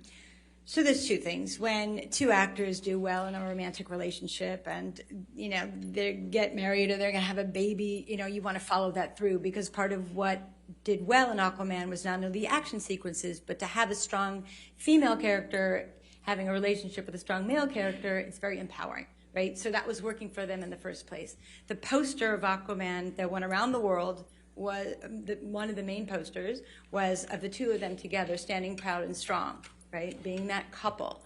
And so naturally, as you go and develop scripts in the industry, you want to follow on the things that are working. And according to Ms. Heard, when she read the first script for Aquaman 2, she had a strong romantic arc for the entire film, and then she also got to do some great action sequences at the end of that storyline in that script. So she was featured predominantly throughout the script of Aquaman 2 when she first read it. All right, and then what happened? Well, she didn't hear anything, so she wasn't getting the scripts when her colleagues were getting the scripts. She heard that through her agents. And then when she got the script, it was pared down from the first script dramatically. They had her in the hospital very shortly in the first part of the movie called Act 1. They had her in the hospital, and they pretty much had her in the hospital, and then she was going to do this action sequence in the end. She trained 5 hours a day for several months with a trainer to do this big action sequence. And then when she got to set, two things happened. One, the costume designer said, "I don't know what happened to your role. It got diminished." And Objection, two, hearsay. Sustained. All right, I'm go ahead sorry. with the second okay. one. That's And all right. more importantly, though, this big action sequence that she was going to do at the end of the movie, in the third act, was cut out, and they took it away from her. So it was radically reduced from what it was in the script and what she even trained for while she was preparing for the movie. And what, if any, changes were made to the storyline? I haven't seen the movie yet specifically, so I can't really speak to that yet. All right, and when you say she was in the hospital, what do you mean by, was she injured in the first scene? I believe that in the first act of the movie, she was injured somehow or had something to do with the baby. I don't know exactly. I'm just going with what Ms. Heard told me about, was that she ends up in the hospital early in this new Aquaman 2 movie and doesn't really come out till the end to kind of wrap things up. But all of the interactions with Momoa's character and certainly the action scenes were taken out. Okay. How has Amber typically been involved in promotions for her films? As we talked about earlier, actively involved in the press and the promotion, whether that was on the press junkets, what we call when they tour the world and the actors tour together and answer questions from the press at various screenings and film festivals. And then also she was, on the cover of magazines, usually after her movies, especially after Justice League. And how was the promotion of Aquaman 2 affected by the Depp Waldman statements? Amber has not been involved in any of the promotion that's been done to date, or very little, particularly in a teasers that I've seen. We call short little films about the making of and so forth. She's not featured in them. And also, very specifically, there was a big event that Warner Brothers put on during the fandom. I think it's a DC fandom event, which is a big kind of like Comic-Con style event. And they invited all of the actors, or the majority of the actors that have strong roles in film, to participate, both in the posters and the artwork, and also participate at DC fandom. And Ms. Heard was not invited to either be in the poster or be at the event. And in fact, they told her she cannot come. Now, can this hurt Amber's career, not being allowed to be in any of the promotional materials? Absolutely. It means that nobody knows about her. She doesn't have the same part in the film. It's not going to take her on to her next movie. She's not being associated with the tremendous amount of promotion that's going to be made for this, movie that everybody's looking forward to see. So she's not a part of it because of this negative campaign. How have the Depp Waldman statements affected any other films or TV project promotions for Amber? So prior to the defamatory statements, but either around the, after or around the time that Aquaman 1 came out, she was in the TV show called The Stand. It was based on a Stephen King novel. So big book, going to be a big TV show. And again, Ms. Heard didn't do any press or promotion for that for the same reasons. And what, if any, plans were there to have Amber Heard on the cover of LA Style relating to Stand before the Depp Waldman statements? Right. So Ms. Heard was in, and they had done an article about her participation in this TV show, The Stand, the Stephen King novel related TV show, and they were going to give her the cover picture and cover story, and they took that away. I don't know if the article existed, but they certainly took away the cover picture and the cover story. Okay. How have the Depp Waldman statements affected press requests for Amber? There aren't any. So yes, they affected it because there used to be a lot of press requests, and now there aren't any. Has Amber Heard obtained any roles since the Depp Waldman statement? Again, for many years, no, for a good period of time, or a year and a half, 2 years, until she got this small movie called Into the Fire. Okay. Has Amber obtained any studio movie roles since the Depp Waldman statements? No. How, if at all, have Amber's philanthropic opportunities been affected by Depp Waldman statements? Again, she had some passion projects. She was invited to do some charity work, and she also had her own passion projects that she, loved and wanted to be involved with and even travel for. But they decided it wasn't going to be a good idea because every time she appears anywhere, the social media negativity campaign starts up again. So she hasn't been able to do any of her charity work. What is an endorsement? So an endorsement is when an actor associates themselves with a product, either for print promotion or commercials, like Jennifer Aniston doing the water, or Matthew McConaughey doing the car commercial. That's a product endorsement. He's paid to say that the product is good and be associated with the product. How important are those endorsements to the actors in the entertainment industry? Well, very, very important on two levels. One, they bring a good amount of income to them when they're not shooting a movie, so it's a good way to make money in between film roles. And then also, it shows the studios and the production executives and the financiers that the actor is relevant in the community because they're being associated with the product. So if it's a well-known product, that's really great. If it's a medium product, that's great, and so forth and so on. So you want to be, if you can, and if that's something that you like to do, not everybody does, but if they like to do that, then they can get a lot of value out of those product endorsements because then the studios see that there's a connection with the consumer, not just on the film, but also with product. Did Amber have any endorsement activities prior to the publication of the Depp Waldman statements? Yes. Please explain. So Amber was hired by L'Oreal to be a product and endorse their product, the makeup line. And she had a $1.5 million contract for 2 years. And they were able to work. They had 20 days of her work. They had the right to work with her for 20 days. And she started the work. And then when the defamatory statements came out, they essentially put a pause on working with her.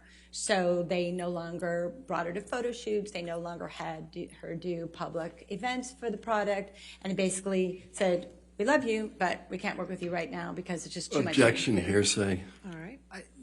I'll sustain the objection. Next Okay. question. Have the Depp Waldman statements affected that deal in any way with L'Oreal?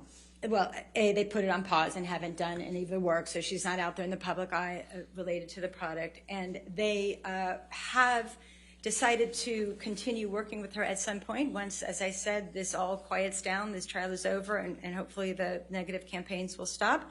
So they extended her contract, but they did not pay her for that extension. And has Amber been hired for any other endorsement deals since the Depp Waldman statements? No. Now, did you assess Amber's losses as a result of the Depp Waldman statements? Yes. What did you do to assess those? Well, first of all, I looked at Amber's career directly, so I wanted to see, as I said earlier, she worked consistently, and then she was on this kind of very large upswing with the big movies, Justice League and Aquaman and all of that, and The Stand with the Stephen King project, and then it stopped. right? So her work stopped. And then I looked at other actors that kind of grew up at the same time frame. Grew up meaning they started their career and had the same time frame to start going from the smaller projects to the well-known director projects to the big movie projects. And I looked at those actors, and I then saw, after they had their Stars Born moment, if you will, I wanted to see where their careers went. So I looked at several actors to see, including Jason Momoa, her co-star, to see what happened in their careers after such a successful film as Aquaman came out. And why did you use that method of analysis? It's a very common methodology in the entertainment industry to work with what we call comps. I think Ms. Kovacevic even used that word, comp. So you know, with films, you try to find comparable films. With actors, you look to see comparable actors. So you can kind of, it's not a distinct actual, this is going to happen, but this is the probability with a reasonable certainty that with the right management team that she had and her acting ability and her looks and the press that she was getting and should have continued to get, that her career would have been similar to these other actors. Have you used that method in other cases in which you've been an expert on damages? Yes, I have. Who did you select as comparable actors for your comparison? Well, I wanted to look at actors that were in superhero films that had done really well at the box office. So I looked at Jason Momoa, her co-star. I looked at Gal Gadot, who was is in Wonder Woman. I looked at Ana de Armas, who was in Blade Runner? Thank you, Blade Runner.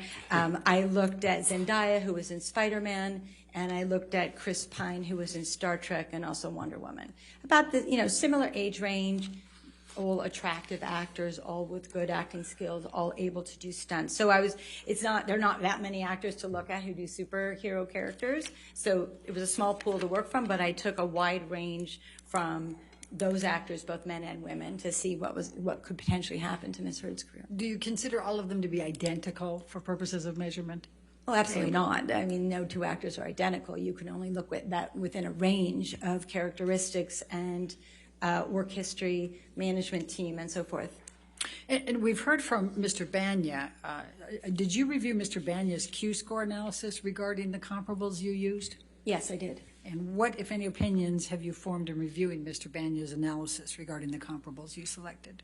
So Mr. Banya looked at calendar years to assess, so what happened in December of, 2017 or 18 or 19, what happened in June, what happened in a very specific time frame, which works on some statistical analysis, but when you're talking about actors and their relationships to Q-scores are related to the actor's viability in the consumer's mind, if you will, how well known or how much they're coming up in conversation. And so Mr. Banya did not look at time periods of the actors that I compared them with to the film when it came out, so like right after the success of their big film, what was their Q-score, but moreover, he just looked at them in a year range. So it doesn't coincide from actor to actor just because you look at it over time. You have to look at it specifically after each of those individuals' box office success with a particular film. You look at the Q-score high or low during that, and then you look at how low it drops, say, a couple months afterwards, and then if it comes back up, if they have another film or another event that brings them into the limelight again. So it's not about time, it's related to a specific activity or event, and he did not do that. Okay. What did your comparison show in terms of films that those actors had been in since their breakout roles? I'm talking about the comparables. In terms of their, I'm not quite sure I understand. Well, what happened with these other actors after they had their stars unrelated born to Q-scores. Right. Oh, okay, sorry. So all those actors' careers, the ones I mentioned, they all either were a steady rise or even a meteoric rise in terms of where their career went after their Stars Born moment. Then they got some other good films, and maybe they got another film that performed extremely well. So it was a range, but they all were on an upward trajectory without a doubt. And what does this mean for Amber?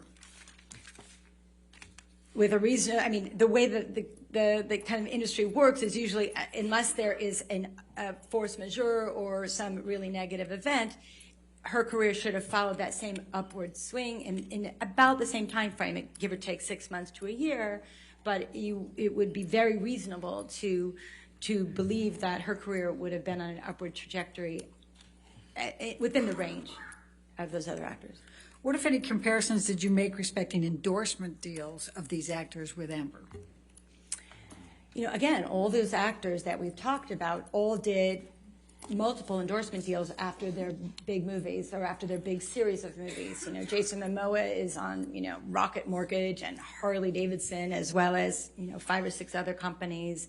Zendaya is Lancome and fashion and water and jewelry, and Gal Gadot and Chris Pine and Ana de Armas. They've all done either a couple or many, and all of them have associated with a large brand. Unlike Amber, who hasn't even been able to work on the one contract that she had. She certainly didn't get any others. So what did your analysis show with respect to Amber Heard's losses, but for the Depp Waldman statements? They were significant, if we follow the trajectory of her, you know, colleagues. Well, let's start with Aquaman 2. What would she have realized there?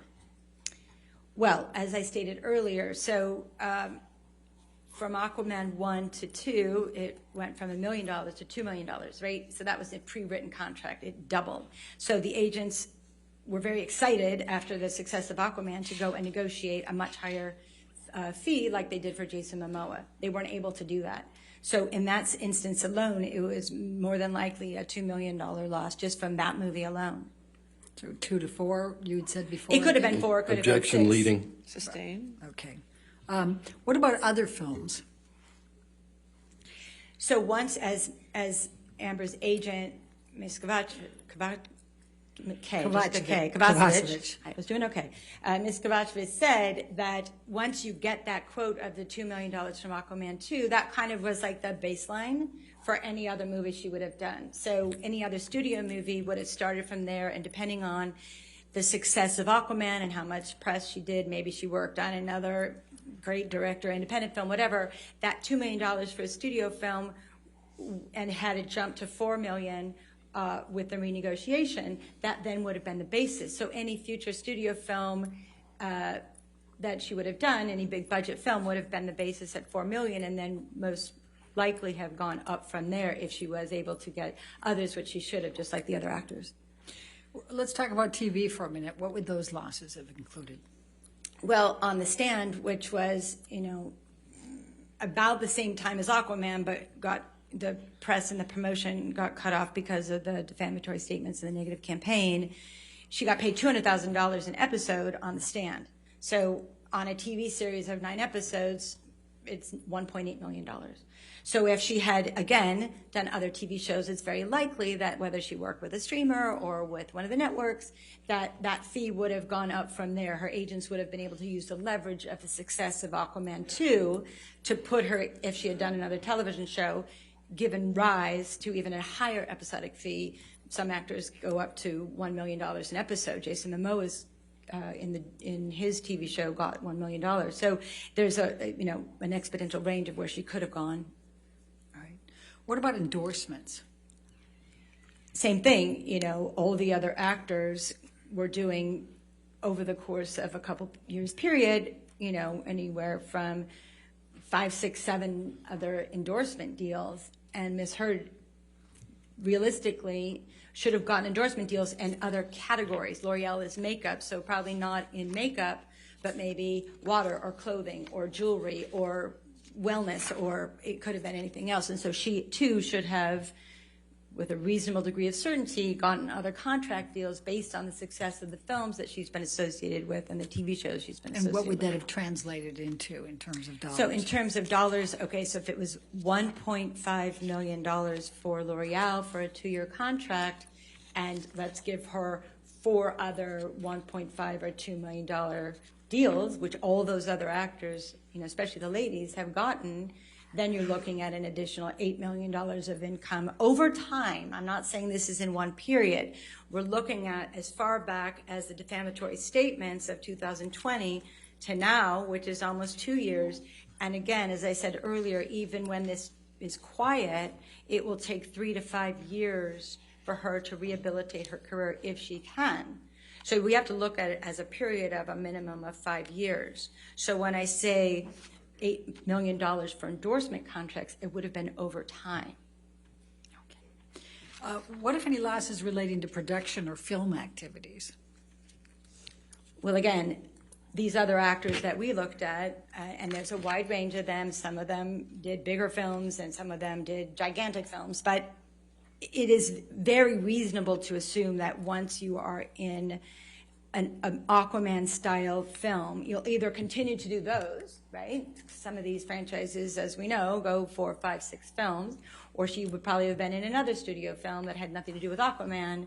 But again, so over the course of 5 years, it's very reasonable to consider that she would have been in at least one film a year at a minimum of $4 million, because that's what her precedent would have been had she renegotiated. And it's important to note that in her Justice League contract, if there is a Aquaman 3, her price is set at $4 million.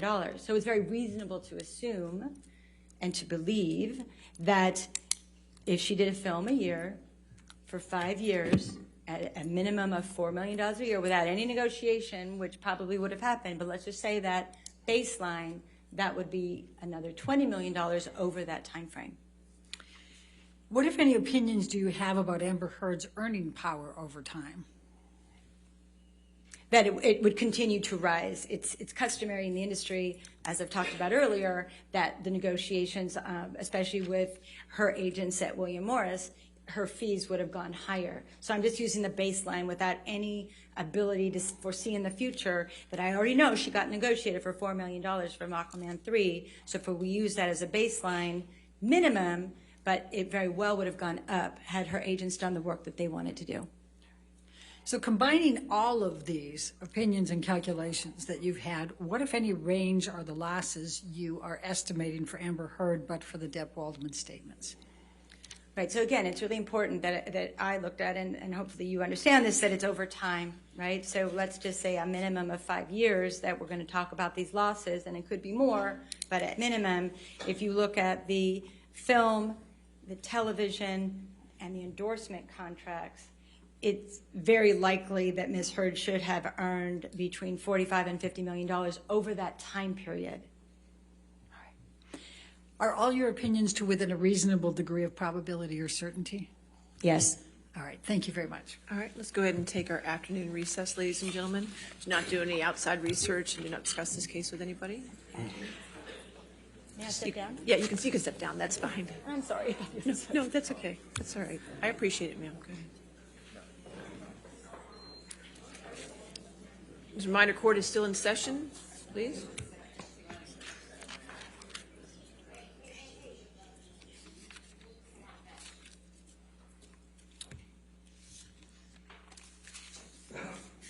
All right, so let's come back at 4 o'clock. We can do that, all right? Thank you. 4 o'clock.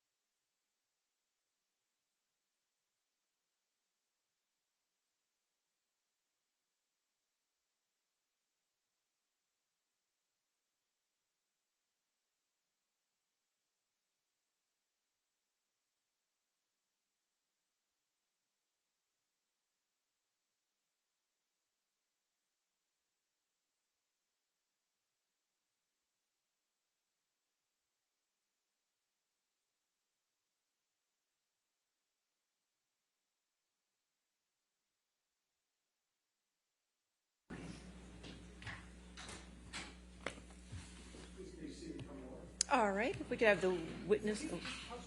Okay, sure. While we do that, can we have the witness take this?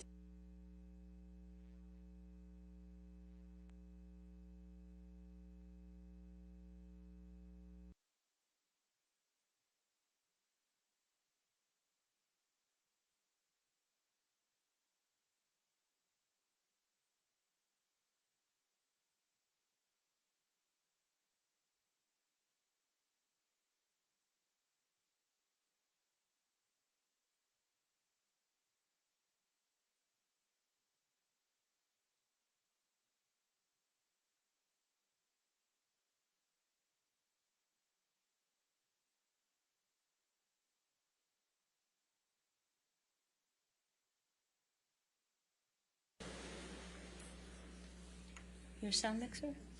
Excuse me? Your sound mixer? Yes. All right, we're ready for jury? Do I stand? It's up to you.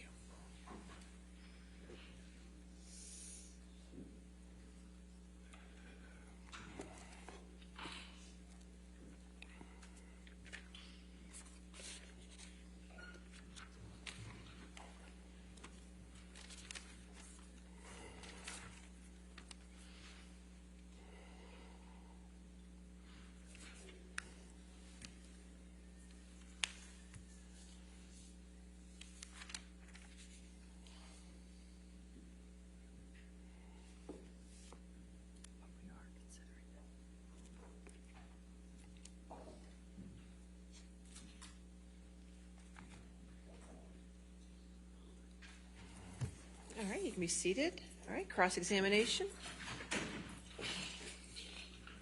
Good afternoon, Ms. Arnold. Hello, how are you? So you repeatedly testified about what you were asked as the Depp-Waldman statements.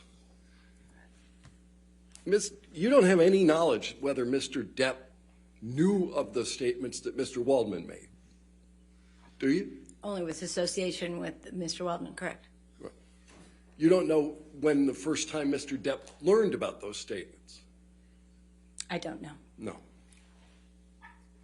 And the association you're talking about is that Mr. Waldman worked from time to time as Mr. Depp's attorney, correct? Objection, Your Honor, may we approach? Okay.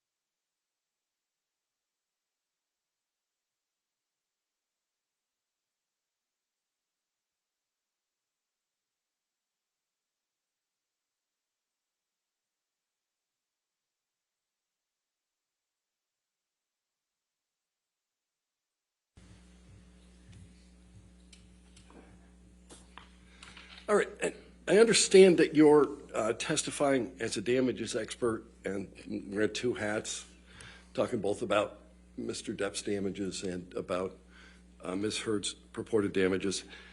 Let's talk about Ms. Heard's damages first. You understand that you have to testify as to damages that resulted from the Waldman statements, correct? That was my analysis. Most of your testimony, however, was just simply testimony about things that occurred after the Waldman statements. That's what I was tasked with, yes. Right. The mere fact that there were activities after the Waldman statements doesn't establish that the Waldman statements caused any damages, does it?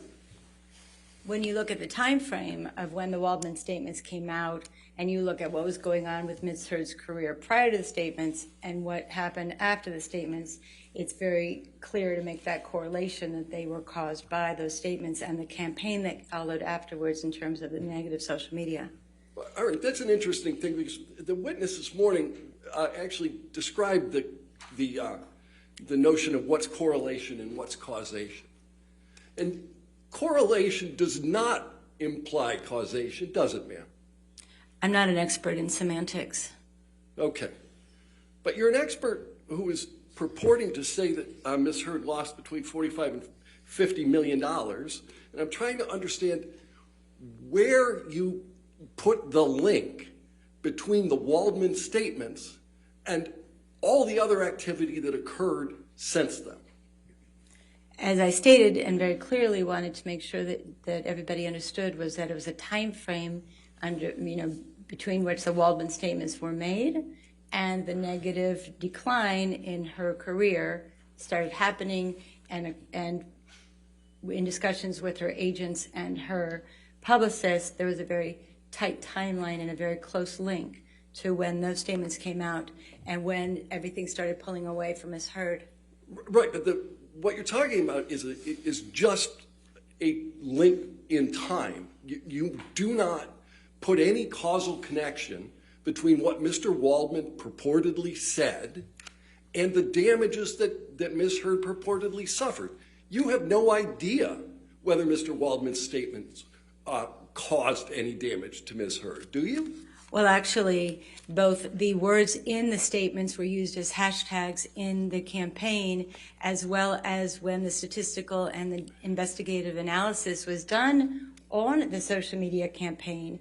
It turned out that 1 in 4 of the statements had Waldman or Waldminian in them. So that was another connection that I was able to make between the defamatory statements and the negativity that the studios and the product endorsements and the television and the press connected as well. All right, let's start with first principles. If they're true, they're not defamatory, correct?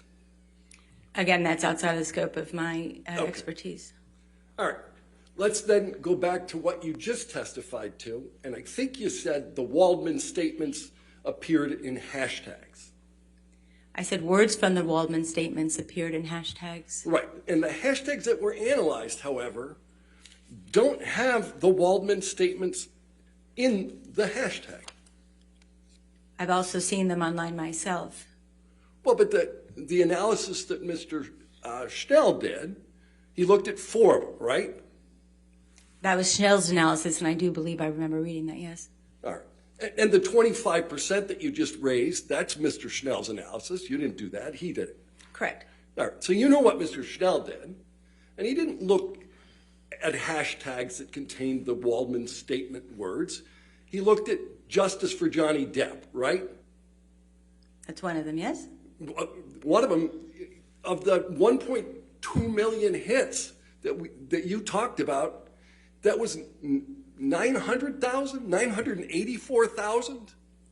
Well, also in my conversations with Mr. Schnell, we talked about all the words that were in the statement that also appeared. So what he wrote in his report and what I had in my conversation may not have been the same thing. Ma'am, I don't want to hear about your conversation with Mr. Schnell. It's part of what I relied on, and I'm allowed to talk about that. All right, so your conversation with Mr. Schnell, let's move beyond that and let's talk about what the other hashtags were. Amber Heard is an abuser. That's not in the Waldman statement, is it? The fact that she was called a hoax can be related to Amber Heard as the abuser, but no, those words were not used, correct? Right. And we just don't like Amber. That's not in the Waldman statement. Correct. All right. And Amber Turd is not in the Waldman statement. Correct. Right. None of those things are. And in terms of the use of the words fraud and hoax, that appeared in only 6.5% of the millions of tweets that Mr. Schnell analyzed, right? I don't have his definition or his report in front of me, but we can look at it together if you'd like to. Right. And you said Waldman appears in 25%. Waldman or Waldminian. According to Mr. Snow, yes. No, all right.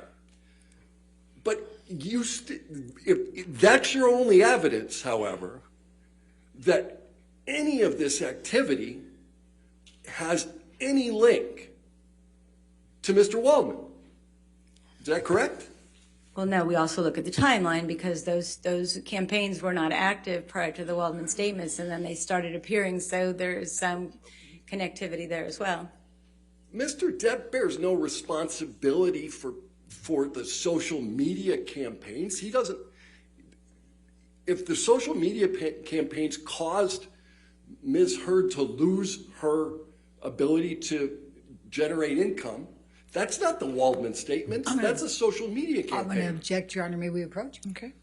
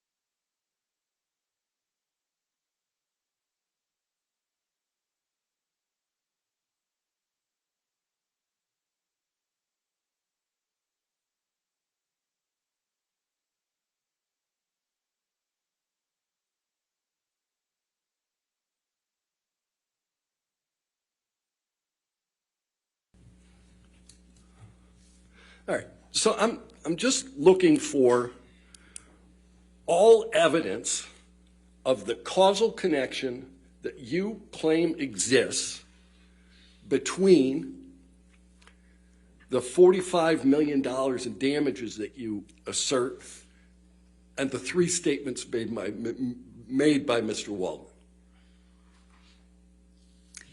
Well, I also looked at Ms. Heard's career after the divorce proceedings and other lawsuits that she was either involved with or was discussed. And her career might have had a pause, but she was able to overcome that when she did Aquaman and she did The Stand, both very prominent productions. And there was no dramatic downturn in her career after any publicity. Ma'am, I don't mean to interrupt you, but do you have notes with you? No, there's dust. Oh, okay. It's just dust, and I'm just distracting myself. I guess, I'm sorry. It's just nerves. It's really just that. There's just that's okay. dust. Sorry. So you looked at her career, and you looked at the way her career was moving. Right. So as I was saying, her career was moving forward, and even she had been able to overcome the negative publicity surrounding the divorce or the initial filing of the UK lawsuit and the other lawsuits, anything that she was associated. She overcame that. She did Justice League, and she did Aquaman, and she did The Stand, and she got the L'Oreal contract all after that. The only time her career slowed down and stopped was at the same time that those defamatory statements came out. But there was a lot of other activity that happened following the defamatory statements. You said every time Mr. Depp files a lawsuit, it ignites the fire around the both of them. Right? No, I actually said it ignites the fire mostly around Mr. Depp. That was excuse me, please. I'm sorry. That was in context of when I was asked about Mr. Depp's career.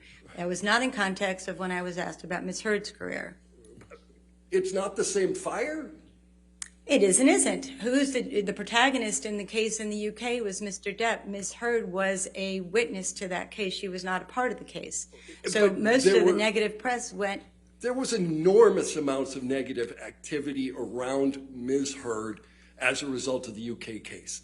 Isn't that true? There was negativity, yes, about both of them in the case, yes. Right. Substantial amounts of negativity. Right. Right? And so you can't tell me that that negativity isn't the thing that keeps or Ms. Heard from working. Well, again, it was a close time frame. The negative statements were a much closer time frame to the press and publicity around Aquaman and The Stand than the UK case, which was months later. So again, I will look at the defamatory statements as kind of the igniting force, and it was promoted, and kind of more oxygen was put on the fire when the UK came out. So it kind of became a snowball effect of the match was lit and it kept getting stronger and stronger. Right, but Ms. Heard isn't claiming a causal connection between the UK case and her damages, right? No. All right. And you can't distinguish between the UK bad publicity and the bad publicity that derived after the Waldman statements. What time frame are you talking about with the bad publicity from the UK case, so we can at least be specific on time frames? Well, you talked about a 5-year time window. A 5-year time window from 2020 to the 2 years that we're at now, plus the 3 years moving forward, is what I talked about in terms of the time frame that it would take someone who's been under this much duress to kind of rehabilitate their career. That's when we talked about the 5 years. Right, that's when you talked about the 5 years. So you look over this 5-year window, and during the period that precedes this window, there's lots and lots of negative press about Ms. Heard, irrespective of the Waldman statements, correct? Before the Waldman statements, as I said, she was able to overcome that, and she got great jobs and was getting endorsement contracts. Right, but after the Waldman statements, there is more activity in the press, there's more social media activity, and you cannot put a causal connection between that activity and what Mr. Waldman said. It can be the instigating event, if you want me to call it that. We'll call the Waldman statements the instigating event of a torrential rain of social media tactics that has gone on for years, yeah. The instigating event, and therefore your damage analysis with some degree, I guess, of reasonable certainty is that once there's an instigating event, everything that happens thereafter is fair game for damages?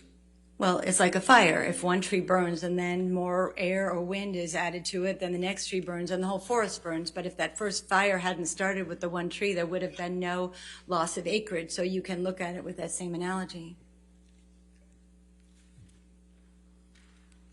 Trees burn one at a time, don't they, ma'am? You know, I'm not a firefighter. I'm not going to go there with you. But obviously we we know that a single match can cause thousands of acres to burn. So we can leave it at that.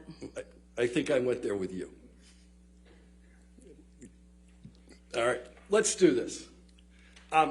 You decided that there were a number of persons that you described as comparable in order to determine what Ms. Heard was likely to make over time, correct? Yes. All right. Of those comparable actors and actresses, is there a single one who has had any press suggesting that they defecated in the marital bed? I don't know. I have no idea. You would agree with me that that is a negative influence with respect to Hollywood. If one believed it, yes. Yeah, if one believed it, you know, it was reported. Yes? Yeah, it certainly has been discussed. We don't have any proof or video of anybody defecating on the bed. I certainly do not have proof video of anybody defecating in a bed. I'll give you that. That's a good thing. Yeah. But what you know is that Mr. Waldman didn't say anything about defecating in a bed. Correct. Right. So all of the bad publicity around that activity has nothing to do with Waldman, right? Waldman, as you said, didn't talk about defecation. Okay. And you haven't considered how that story has adversely impacted Miss Heard's career. That story, you're going to ask me for a causational link between that poop story and her demise of her career? I can't. No, I'm not going to do that, nor can I. You couldn't do it? Can I make it? No, I can't. Right. And you can't do it with Waldman's statements either, can you? Well, again, I did, and I have, and I stand by them. So You did by just pointing out the time frame are relatively close. the time frame and the instigation and if you will, the rallying of the forces, again, it's like a lit tree. It's going to ignite everything. It's like free game afterwards. So it was the instigating event, if you will, and that's what I looked at, yes.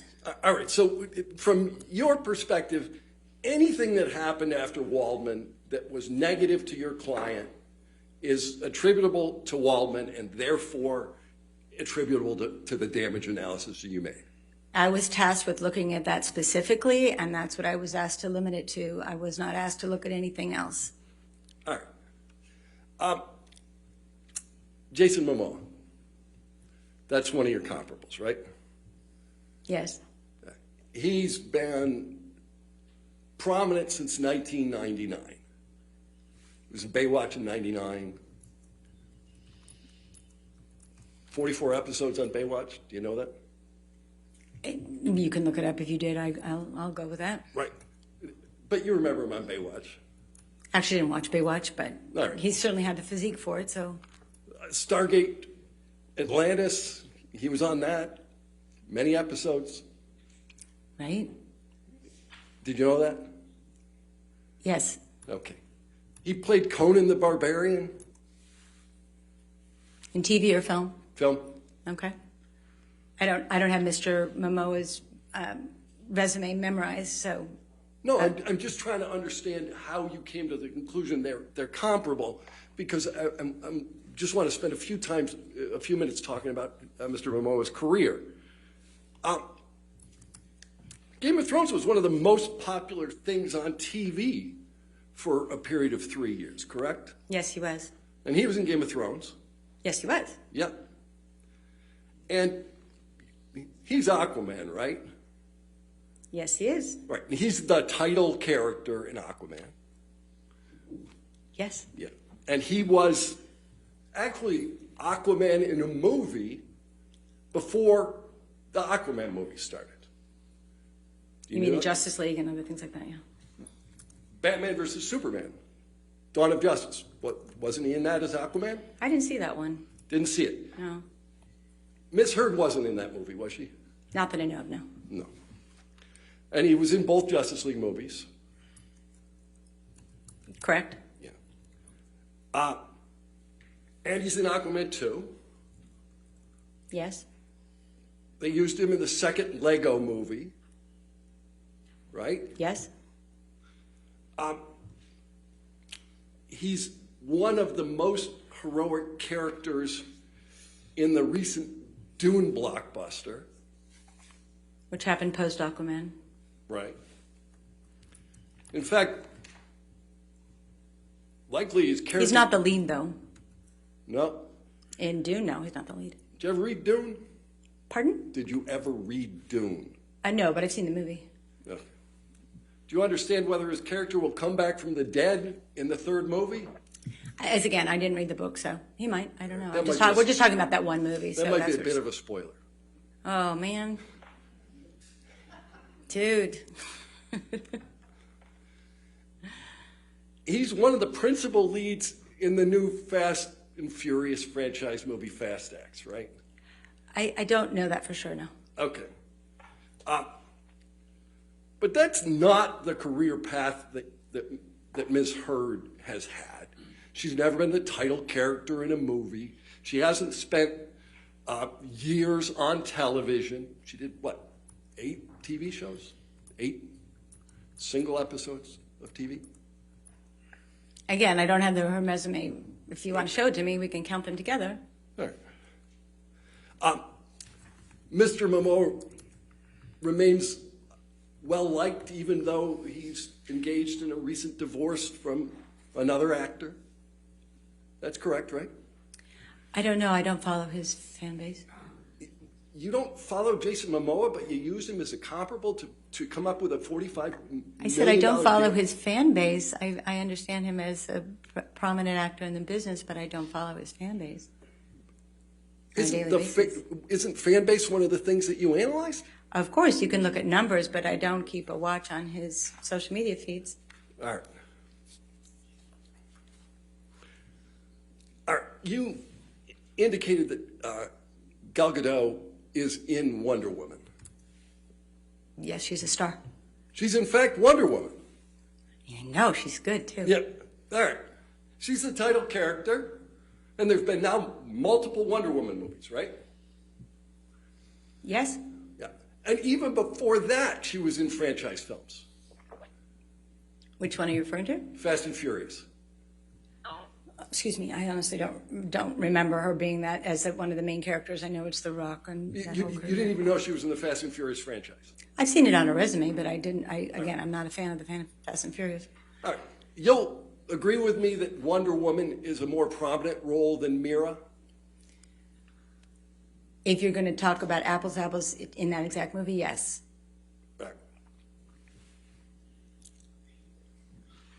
What about, does Mira have any, self-titled franchise films? Not yet.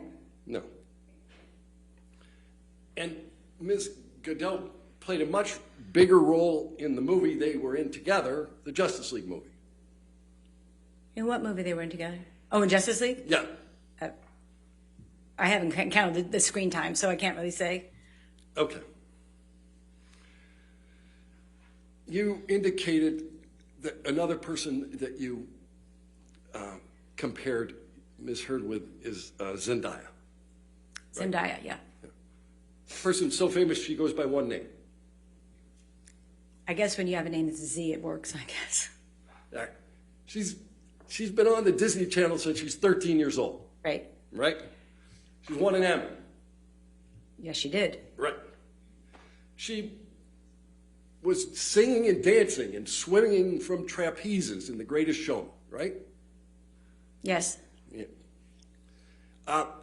She's now been in multiple Spider-Man movies. Yes. She's 10 years younger than your client. Right. Yeah. But this is a person that you deemed incomparable. Well, as I was explaining to you how I chose them, when you look at superhero characters, there's not that many to pull from. So I worked on pulling characters that were in superhero movies that were about the same age range within 10 years, as you've noted to me, thank you. And also just where her career would have gone. I said that they were comparable, they're not identical. So you can just look at what their career has done either before that superhero movie, then in others, or the one they were in, and then you look at where her career should have gone. Even though she may not have been at the stature of a Zendaya at that time, you can still look at it as a comparable trajectory of what happens when you're in a blockbuster movie. It's just a reference point. It's not meant to be identical. They're not meant to be the same people, or not even have the exact same career. It's meant to be a reference point. Simple as that.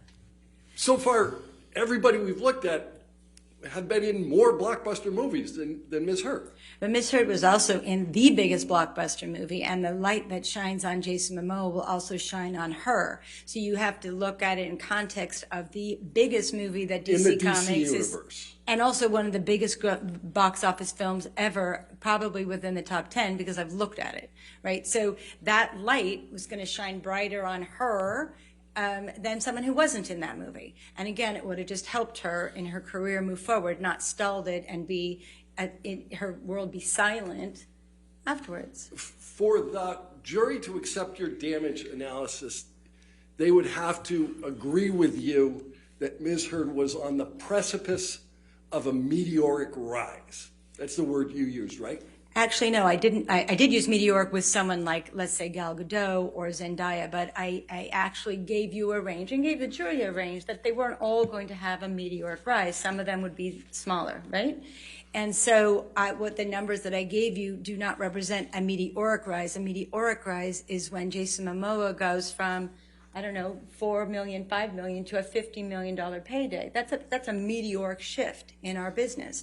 But when someone has contracts that actually go from $1 million to the first one, $2 million, and then $4 million, that is standard for a franchise that is perceived to do well. And so I based those calculations on very specific numbers that were already contracted. I wanted to stay within reality and look at the numbers that were already contracted for Ms. Heard and just move out forward on one film a year, maybe a TV show here or there, and some endorsement contracts, which is very typical for an actor in our business to make that kind of money. It just is what happens. So the example you just used is somebody went from 1 million to 2 million to 4 million. Your client has never had a contract that exceeds $2 million, correct? Incorrect. All right. In the Aquaman it's actually the Justice League contract because they're associated. So Justice League, Aquaman, she was paid $1 million. Then in Aquaman 2, it was written that she was going to earn $2 million. And if there's another one, it was written in the terms that she would get $4 million. So it actually was a contract that Ms. Heard signed with the studio. Right, but the movie hasn't been made. Aquaman 2 hasn't even come out yet, so the Right. third one is still on deck, as they say. Yeah. Okay. Let's put it differently. Your client's never been paid $2 million for a movie she appeared in. She was paid $2 million for Aquaman. Right. Aquaman 2. And she's never been paid $4 million. She was contracted to be paid, and when the movie goes, that's what she will be paid. So that's what I said. She was If on she's the in the movie. Right, but if Aquaman 2 does even nearly as well as Aquaman 1, there's going to most likely be a third one. So we can look at that as a precedent that was set in writing, actually. If a movie makes $795 million, you think there's likely to be a next one? If it was the first or the second one, but if it's the fifth in the series, I assume that you're referring to Pirates 5. It performed well at the box office, yes, but certainly not in comparison to some of the other ones. And that's what a studio like Disney will look at to say, has that franchise had its run? Or do we need to change it? A studio or stop like it? Disney wants to walk away from an $800 million payday? Well, an $800 million payday has to be put into context to the budget that it costs to get that movie and then the marketing thereafter. And with the increasing costs in not only Mr. Depp's fee or any of the, and plus the other actors' fees, plus general production costs that are getting more expensive, then you put in the marketing costs, which are sometimes 1, 2, or 3 times the budget of the film. A film like that, a studio can spend $600-800 million just making and marketing the film. So $795 million is a lot of money, and it seems like a really good box office, but you have to put into perspective of what's spent on production, marketing, and the overhead costs that the studio takes. So you have, again, it's all in context of what the budget of the film and the marketing of the film is. All right, let's put some more things in context. Ana de Armas. That's another one you used. Yes. All right. She, most recently, I guess, in Deep Water with Ben Affleck. I don't, again, I know some of the movies that she's been in. I don't remember about Deep Water. I don't even know if that's out yet, Okay. to be honest. She was in the last James Bond movie. Yes, she was. Yeah. They were talking about making her the next female Bond, right? Right, after her big Stars Born moment, yeah, she's gotten a lot more big roles, which is what we had hoped for Ms. Heard. Yeah. And she said that her breakout role was Blade Runner? It was like the first big, studio movie that got a lot of attention. I believe that was the one that we can look at as a marker for her, sure. Did you watch Blade Runner 2049? I did. Do you know what she did in the movie? It was years ago. I don't remember exactly what she was in, what role she played, but she was in that movie, and from that, her agents used that as leverage to get her more movies. You have no knowledge that her principal role in that movie was as a gigantic naked billboard? Are you saying that's the only thing she was? She was a gigantic naked billboard. She wasn't in the movie. That's the principal role in that movie. I don't remember the movie well enough to know. Okay. And did you know that she was? I talked a little bit about Ben Affleck, right? Right. He's an interesting example because he's been in a role that's been recast multiple times. You know that role? Are we talking about Batman? Yeah. Yeah. Batman. Sure. All right. So the title character in that DC series has seen how many actors? Several. Right. Michael Keaton, He was Batman. Val Kilmer. You're a movie buff, yeah. Yeah. Christian Bale was Batman. I think he was, you're right. George Clooney was Batman. Definitely. Yeah. I guess Robert Pattinson is now Batman. Don't know. Okay. But you're taking an absolutely iconic role that the DC universe has recast 4, 5, 6 times, correct? Correct. So that just because you have the role in the first movie or the second movie doesn't mean you get it in the third movie or the fourth movie. Unless it's contractual. Right. Unless it's contractual. So, now, let's look, Ana de Armas, she's like the new Marilyn Monroe on Netflix too, right? I believe so. She was also in Knives Out, which is probably even a bigger breakout role for her. But Right. again, I chose Blade Runner because it's a similar thing. You have to start somewhere. But Knives Out probably was her big moment in time. Yeah. All right. The other person you picked was Chris Pine. Chris Pine is in a superhero movie, Wonder Woman. He is in Wonder Woman. He's also, well, Star Trek being a blockbuster, but not necessarily a superhero, right? Yeah. He was in both Wonder Woman movies, right? Yes, he plays the love interest to Gal Gadot, yeah. Yeah.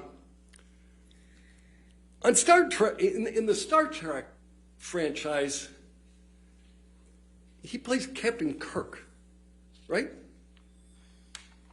I don't remember exact role that he played. I didn't see it in the movie. I just know it from his resume, to be honest. Do you know who Captain Kirk is? Yes, I do. All right. Well, But you didn't who know that characters? Chris Pine is Captain Kirk in Star Trek? I hate to say I'm not a Star Trek fan. Okay.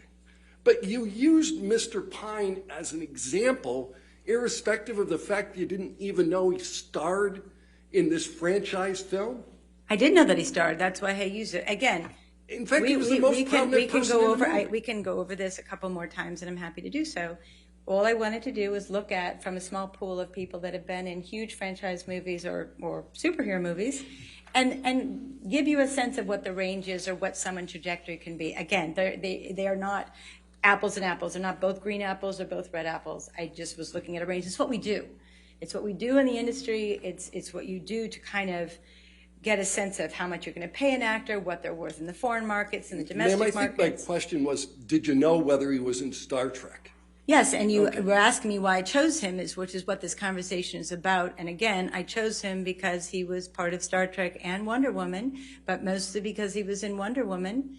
And I don't know the exact time frame of which came first, but the fact that he's in both of them is consistent with what actors of this ilk tend to do once they're in a movie like this. But you talked about breakout roles, but you don't know which was his breakout role.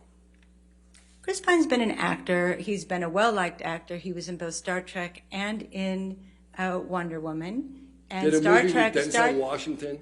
Pardon? Did a movie with Denzel Washington? He's had a good career. Yeah, great career. Yeah. Yeah, much longer career than Ms. Hurt, right? She was on the precipice of a great career. Yeah. She hasn't had the chance to negotiate that yet or be in those movies yet, so we don't know yet. We're getting back to precipice. Didn't you just deny precipice a few minutes ago?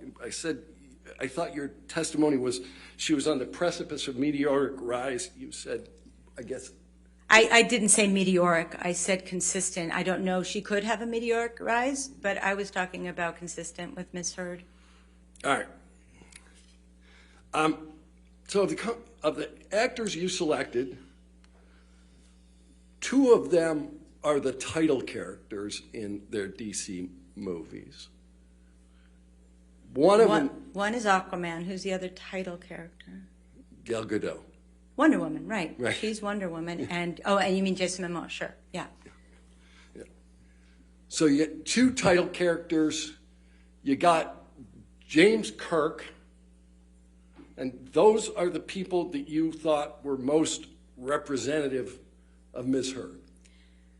Again, there are not that many in the pool to pick from. I'm not going to put comparable actors that haven't been in either large, what we call tentpole movies, or franchise movies, or superhero movies. So I wanted to work within those parameters, and that's what I did. So those are the actors I chose, yes. And to show what type of work happens when you're in a big movie and what happens afterwards. When you say comparable, every one of the actors you chose had a much longer TV career than Ms. Heard. Again, they were all in superhero or franchise movies that did very, very well at the box office. And there are tons of actors and actresses who are in superhero movies that don't have meteoric rises thereafter, correct? Not when they're the lead character with Jason Momoa, but to your point, there are many actors that have no career prior to a breakout role and then have a meteoric career and have had no career prior. So you don't always just look at the past. It's helpful, and with Ms. Heard, she had good reviews, so that's what I looked at. But if you look at other actors and they have their first role and all of a sudden they become a superstar from one role. So that happens in our business. It just does. All right. With respect to your comparable actors, you have no personal knowledge as to how much any of them were compensated over the period you reviewed. Incorrect. You have personal knowledge as to who? Jason Momoa. And you derive that personal knowledge from talking to somebody? Yes. He didn't tell you. His agent did. Okay. So what you will rely on what Mr. Momoa's agent told you, but you have you didn't see the contract. No, his agent is at William Morris as well, so they told me that. Right. And you've never seen anybody else's contracts as to what they were making.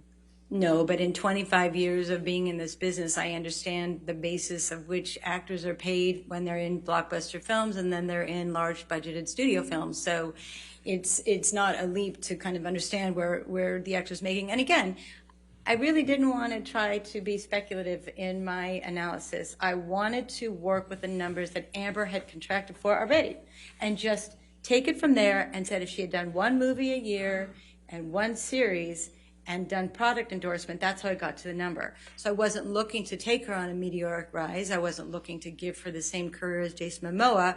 I took her numbers that her agents had actually negotiated and worked from there. When you say you weren't trying to give her the same career as Jason Momoa, the TV program that she most recently did, The Stand, she made $200,000 an episode. That's what you testified to. Correct.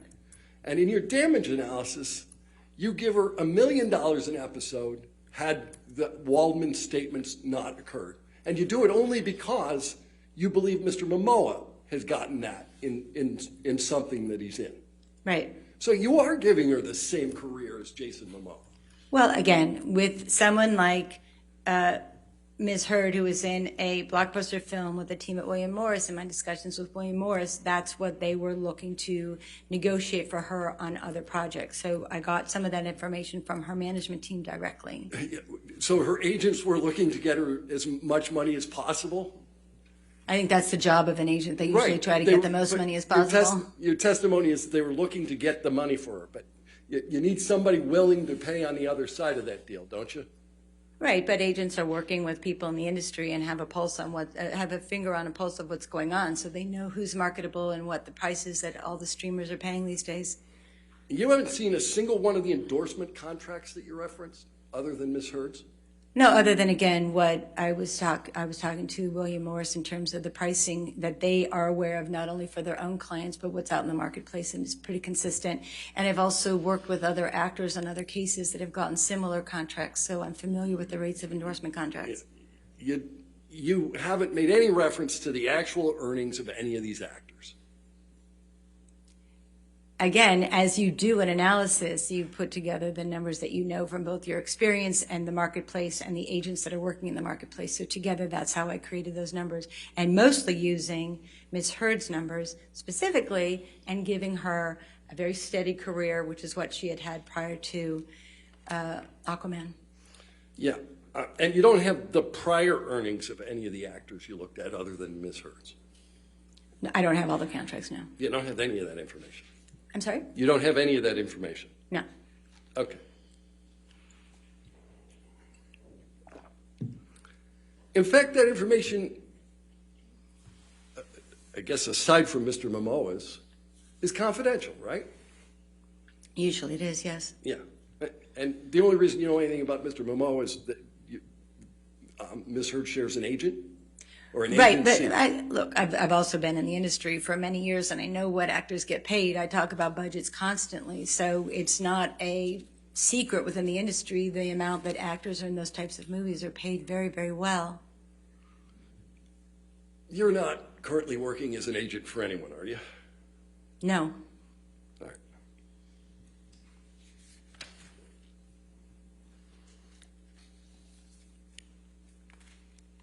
So, the salaries of these comparable actors, did they form some basis for your opinion? No. Okay. So your opinion, as I understand it, is that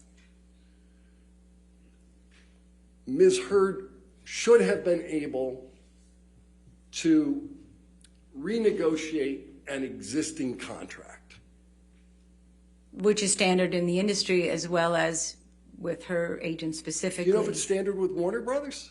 I'm sorry? Do you know if it's standard with Warner Brothers?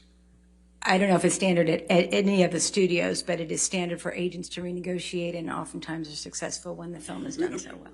Right, but what you're talking about is there's an existing contract where Ms. Heard has made a promise that she will do the next movie for, in this instance, $2 million, right? Right. And what the agent is trying to do is to get Warner Brothers to say, hey, you should pay her more than your contract says because you like her? Well, as Ms. Kovacevic said, also, it's standard in the industry. As again, I've been in the industry, I've worked with agents, and I've worked with lots of lawyers, and we have conversations about what is an actor getting, or what can they do, or what are they going to do the next time. So again, it's a standard in practice in the industry, especially when a film is as successful as Aquaman, that the agents will go back and renegotiate. In fact, that was conversation. Isn't the standard practice is that they would try to renegotiate, but it's up to the studio? Sure, but oftentimes in a movie of such of the nature of Aquaman, they're very successful, usually. But the entirety of your analysis assumes a renegotiation with a studio for terms that are double what the studio had already got a promise from Ms. Heard she would work for. Correct.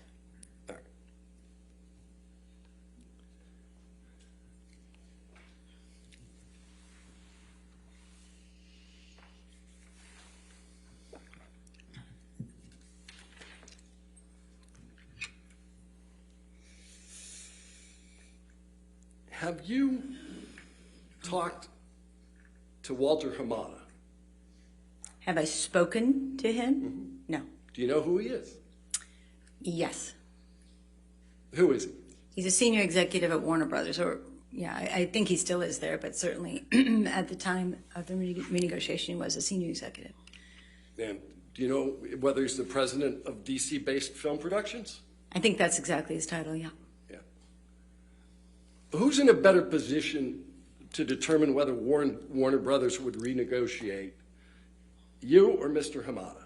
Again, I based this on the agents that were talking to Warner Brothers about Mr. Momoa, and they were wanting to talk to them about Ms. Heard as well. Okay, I'm not So sure. I based my information on them. So the connection should be Mr. Hamada or the agents, not Mr. Hamada and me. All right.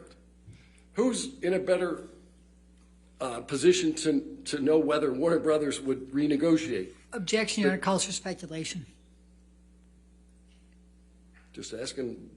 I'll sustain the objection. Next Sorry. question.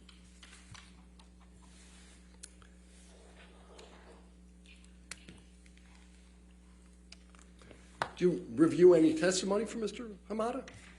I did. Did you understand that Mr. Hamada says that they want to hold the lawyers, hold the actors to their deals? That was a philosophy that he said Warner Brothers had, yes. Yeah. Did you understand that Mr. Hamada said that nothing Mr. Depp did impacted her compensation? I don't remember that part of the testimony. You have it available for me to read? You don't know whether Mr. Hamada testified. Did anything Mr. Depp said about Amber Heard affect her compensation? Again, I don't remember. That's I don't okay. I don't recall that testimony. Right. No. Do you know whether Mr. Hamada indicated whether he even knew who Adam Waldman was? Again, I don't remember the conversation about Hamada and Waldman or Depp. And you don't remember whether Mr. Hamada made any statements as to whether anything Mr. Waldman said affected Ms. Heard's compensation? In my experience, studios don't talk about how or why they make decisions based on publicity or conversations. They're not going to try. They're going to be very protective of all their relationships. So that's just natural. Yeah, unless you can get him to testify under oath at a deposition, right? Well, even so, they're not going to say anything negative. They may bypass it by being positive, but they're not going to do anything that could potentially damage a relationship that may change or be worthwhile in the future. So that's just what a studio person does. Mr. Hamada is in the best position to determine whether there were chemistry issues with Ms. Heard. Objection, Your Honor, calls for speculation. He's the president of the company. Overruled. I don't know how involved Mr. Hamada was on a daily basis in terms of chemistry, but I do know that Warner Brothers did a chemistry test with Ms. Heard and Mr. Momoa before she even got the role. She went in and did what they call a chemistry test. So that was to actually see whether there was good chemistry between them. And evidently there was good chemistry because she was then hired to be the romantic interest. So whatever Mr. Hamada said during his deposition, I look at what actually happened in real life, which is she got the chemistry test and then she got the job. Yeah, let's look what happened in real life. She went in before and took the test. Then she made a movie. Then there was an existing movie under which Warner Brothers could then decide whether there was chemistry, right? The movie worked. It made over $1 billion, and they're all over the poster. If they didn't think that there was chemistry, they wouldn't have put Ms. Heard on the poster next to Mr. Momoa. So, you know there were multiple posters for the Aquaman movie. Yes, there always are. That's standard. And that 3 out of the 4 posters, the standard posters for Aquaman, didn't even feature Ms. Heard. Right. So when you make a poster at the studio, it's normal to have 3 or 4 variations because you want to appeal to different people's perspectives. So you want the romantic poster, you want the action poster, you want the superhero poster. So it's normal for them to have many posters, but the romantic poster was of Ms. Heard and Mr. Momoa. Right, and all the others are just of Mr. Momoa. Like we talked about, it's Aquaman, but she was prominent in the ones that that Warner Brothers wanted to appeal to women and to the romantic interest of the consumer. Right.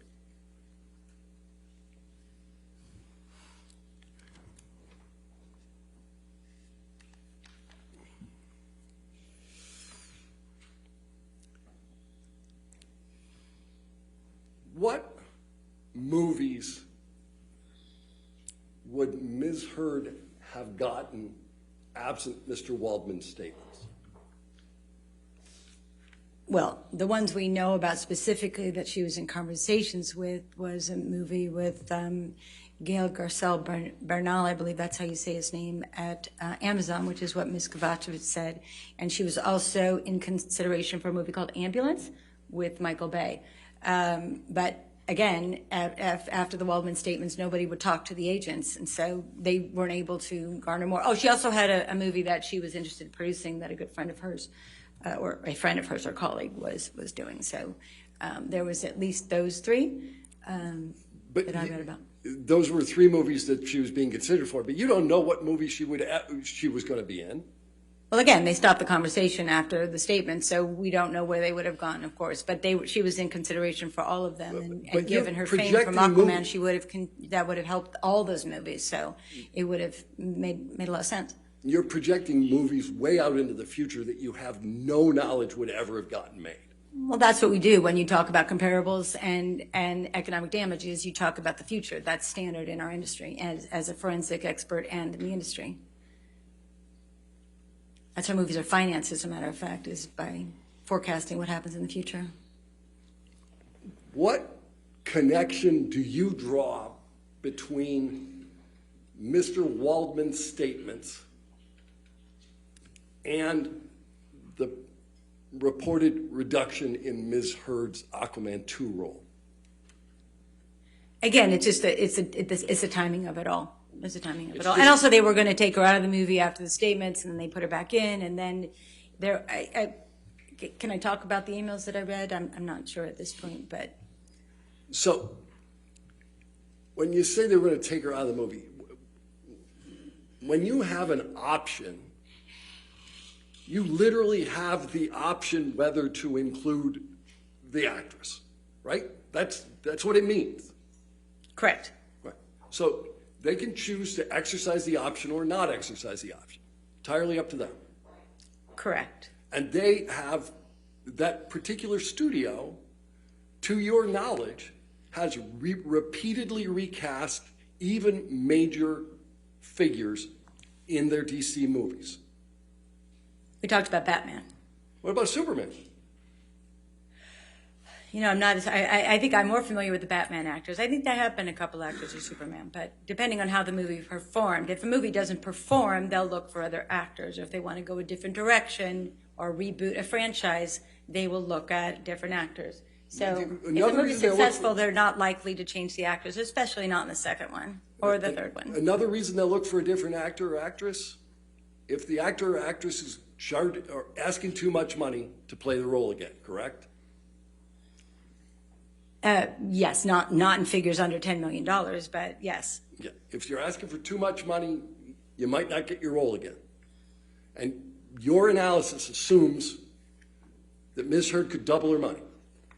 Well, her contracts doubled her money from each one to the next, so it wasn't that large a leap to do that, especially when the agents had told me that that was what had been they were considering and what they'd been discussing. All right. You seen the script of Aquaman 2?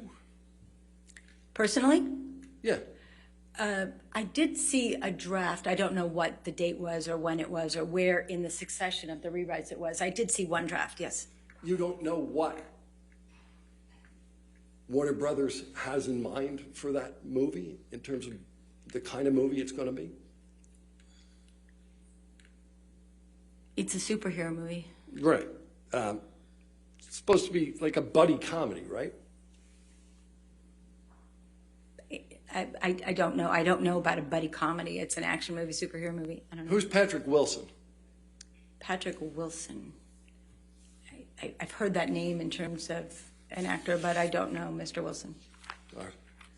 Do you know if he appears in Aquaman?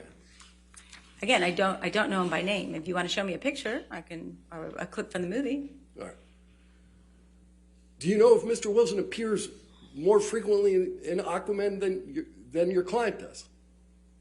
I didn't count the screen time when I watched the movie. It was a long, even when I watched it again, I didn't count the screen time of anybody else.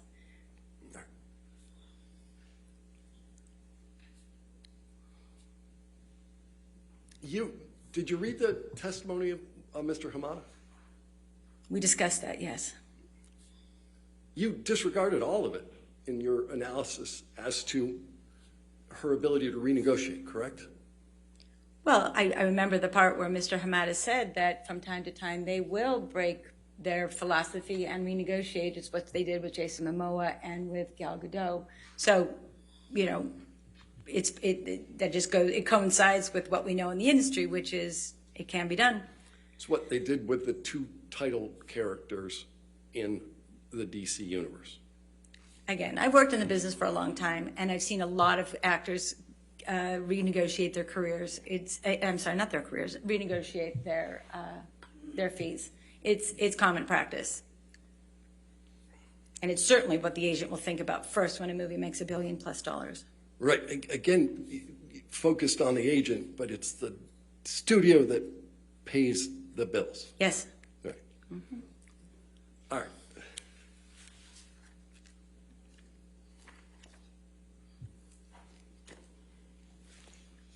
Your Honor, I have a fair amount more to do. Continue. I'm sorry? Continue. Okay. I didn't know if we were going to 5:30 today or not.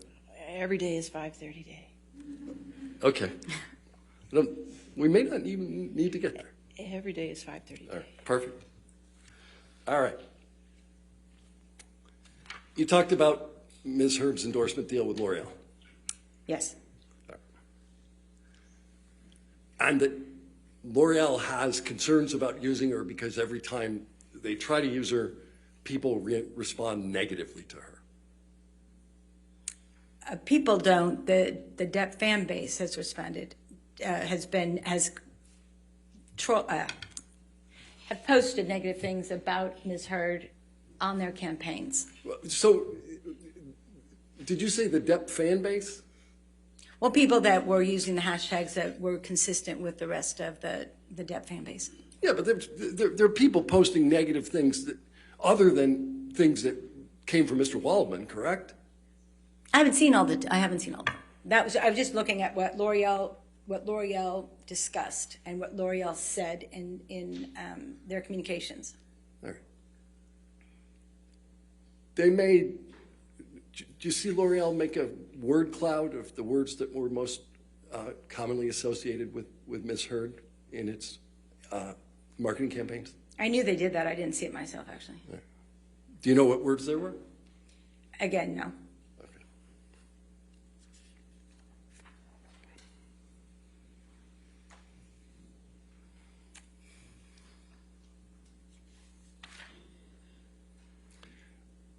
You didn't talk much about this, but in order to get to the damage analysis that you got, the $45 million, I think at least initially you suggested that Ms. Heard would have a role producing and starring in a movie, and that she would make $12 million. I've talked about that, but in the latest calculation, that was really less what I considered and more about what films and TV and endorsement deals that she would do. The producing was something that she had wanted to do, and again, Mr. Momoa got that, so that's where the agents were discussing those figures with me.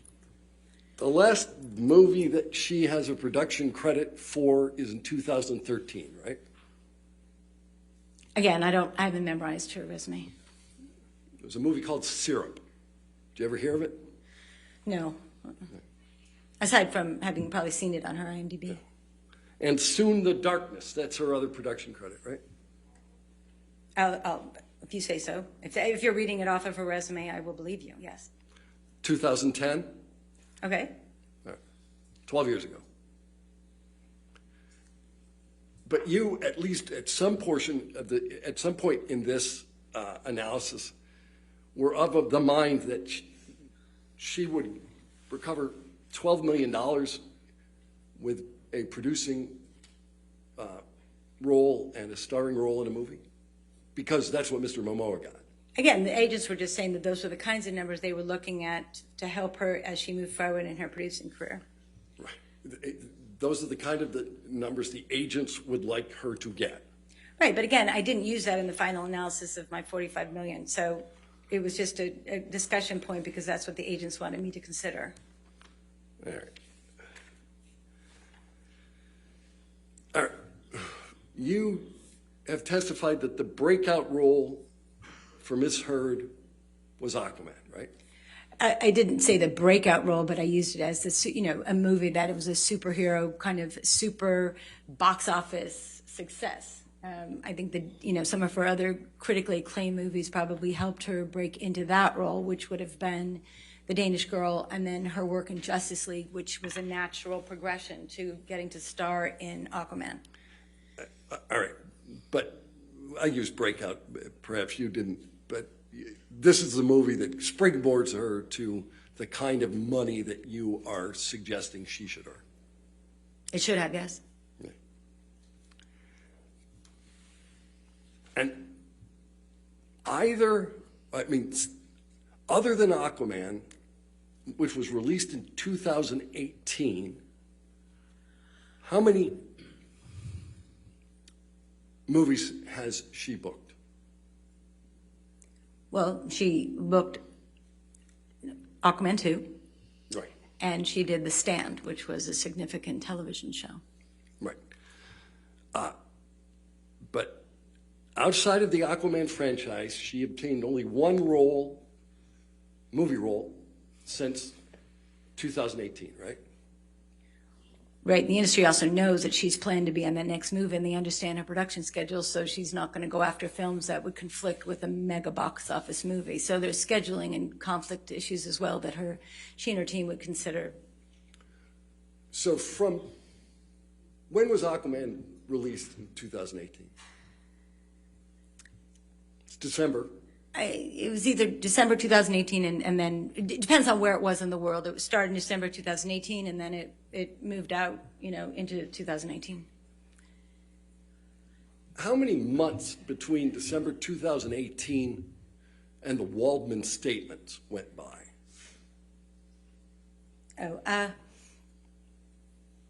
12, I think, 15 or 16 if my math is correct. Right. She got one role during that 15 or 16 month period, during the entirety of the post-Aquaman boost, right? She got Stand. Right. And then she was in discussions for the films as they were getting ready to go. But she didn't get another role for 16 months between the release of Aquaman and what you say are the Waldman statements. Well, she got The Stand. Right. She got one TV role. A pretty significant TV role, yes, for a Stephen King novel. Right. She was in a movie, though. I'm sorry? She was in a movie that was released after Aquaman. What movie are you referring to? Gully. Oh, well, I don't know when that was shot, so you'd have to tell me when it was shot. Movies get released at different time frames. Like they can be shot in 2016 and not get released till 2018. So you'd have to tell me. We'd have to look at the actual filming dates of the Gully for me to talk to you about that. She wasn't initially cast in Gully, was she? I'm not familiar with the casting process of Gully. All right. Do you know who Alice Eve is? Who? Alice Eve. Alice Eve. Sounds familiar, but I'm not recalling who she is. She's an actress, been in any number of movies. You don't know who she is? Again, I know her name, but I don't know her resume. She's in Star Trek. Great. Right. She was in one of those breakout roles, Star Trek, but you don't even know who she is. I talked to you about Star Trek before. I'm not a big Star Trekian. Okay. Ms. Heard replaced Alice Eve in the movie Gully, right?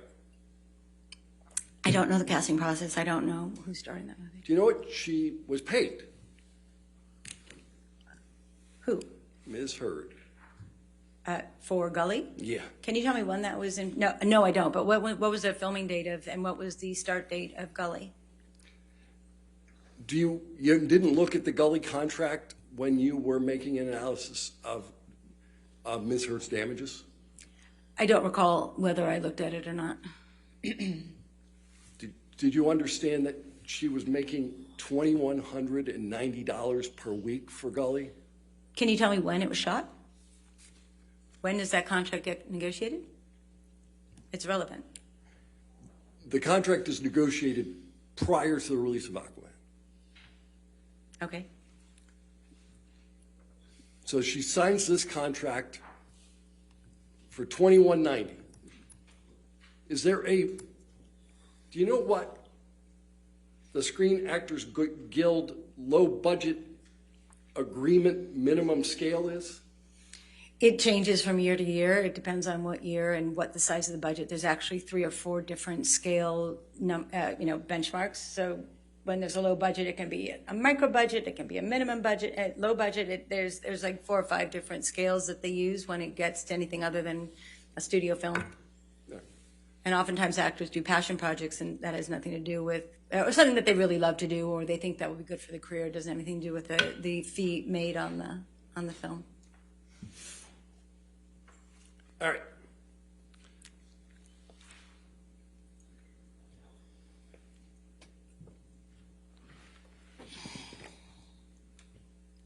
What's a loan out? A loan out? A loan out is the corporation that an actor will use so that their money comes in through a corporation, and then that corporation technically loans out the actor's services to the production. So the loan out is the corporation that the actor uses, and then they loan out the services to the production company. It's just really for tax purposes.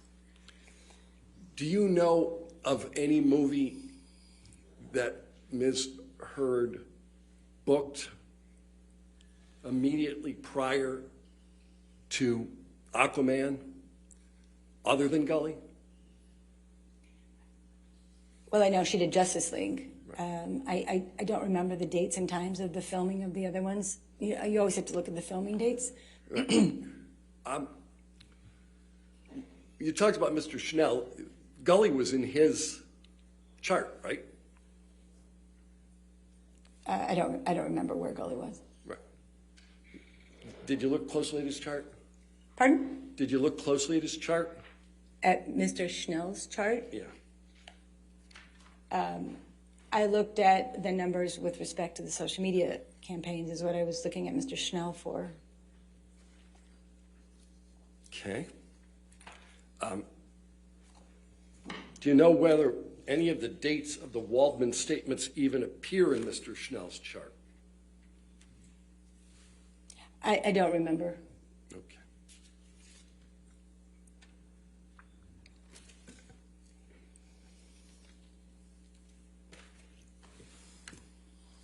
You talked a little bit about Q scores and Mr. Banya. Do you remember that? Yes. For Ms. Heard, Mr. Banya used Q scores from immediately after Aquaman, right? Again, if you want to show me something, I can answer it. I don't remember every word of Mr. Banya's, but I remember talking about the dates with you earlier. All right. But you don't know as you sit here today whether the Q scores that Mr. Banya used were after Aquaman but before the Waldman statements? He used a couple different scores based on dates. I don't remember if they were correlated to the statements or not. I remember years more than anything else. Again, I looked at thousands and thousands of pages of documents, so I don't remember exactly what his said. Even before the Waldman statements, Ms. Heard had very high negative Q scores. Isn't that correct? Very negative high Q scores? No, very high negative Q scores. As I said, very high negative Q scores. I remember discussions of a lot of Q scores. I don't remember exactly what or when, which score, or whether it was net. So in your analysis, you didn't consider Ms. Heard's negative Q scores as a restraint on what she might earn on a going forward basis? No, Q scores change all the time. Ms. Heard's IMDb score has been 1, and it's been 300. Mr. Depp's Q score has been 1, and it's been 253.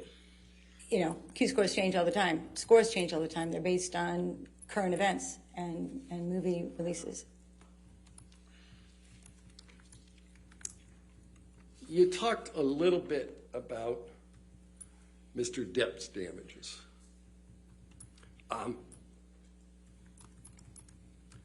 Did you talk, who's Jerry Bruckheimer? Who's Jerry Bruckheimer? The producer of the Pirates franchise. Well, he's a huge producer of a lot of movies, but he happens to be the producer of the Pirates franchise. You didn't talk to him prior to your testimony? Personally, no. No. And you didn't have other people talk to him on your behalf, did you? Me personally, no. I did not talk to Mr. Bruckheimer. And you've never spoken with Mr. Bruckheimer about why Mr. Depp has not appeared in a 6 pirate movie? There has been no sixth pirate movie. There is not a Pirates movie titled Pirate 6 yet. Right. Or ever. But you haven't talked to Mr. Bruckheimer as to whether Mr. Depp was going to appear in the movie? From things that I've read in newspaper publications and emails, I've read that Mr. Bruckheimer was uncertain whether Mr. Depp would star in. Right. But you haven't talked to him. And you've never spoken with Sean Bailey about this, right? No. Or anyone at Disney? I actually put a call into someone at Disney and they didn't want to talk on the record. All right, you called somebody at Disney and they didn't want to talk to you. No, again, as I said, studios don't want to talk about their stars, whether they want to preserve a relationship that may or may not be used in the future. So it's their tendency not to talk about people they are in business with. So you have no personal knowledge why Mr. Depp hasn't made a sixth pirate movie? Well, as I said, there is no sixth pirate movie. Right. But you don't know why. You have no personal knowledge why. I don't work at Disney now. Did you listen to Mr. Wiggum's testimony in this trial? I read Mr. Wiggum's testimony. And Mr. Wiggum said Mr. Depp had a deal for the movie, right? I think Mr. Wiggum did. The other agent, Mr. Carino, said he did not. And as there is no Pirates movie, there have been no deals negotiated, and that's what Ms. Jacobs also testified to. But Mr. Wiggum testified to something else. It doesn't correlate, as we say, to the other two agents' testimony.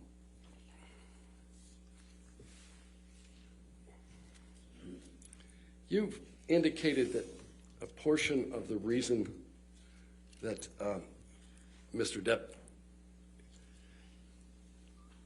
has received a variety of negative comments in Hollywood is that he engages in lawsuits. One of the elements that has contributed to a lot of negative press and attention is due to the lawsuits, and the activity and the behaviors that we talked about earlier have been brought into the limelight.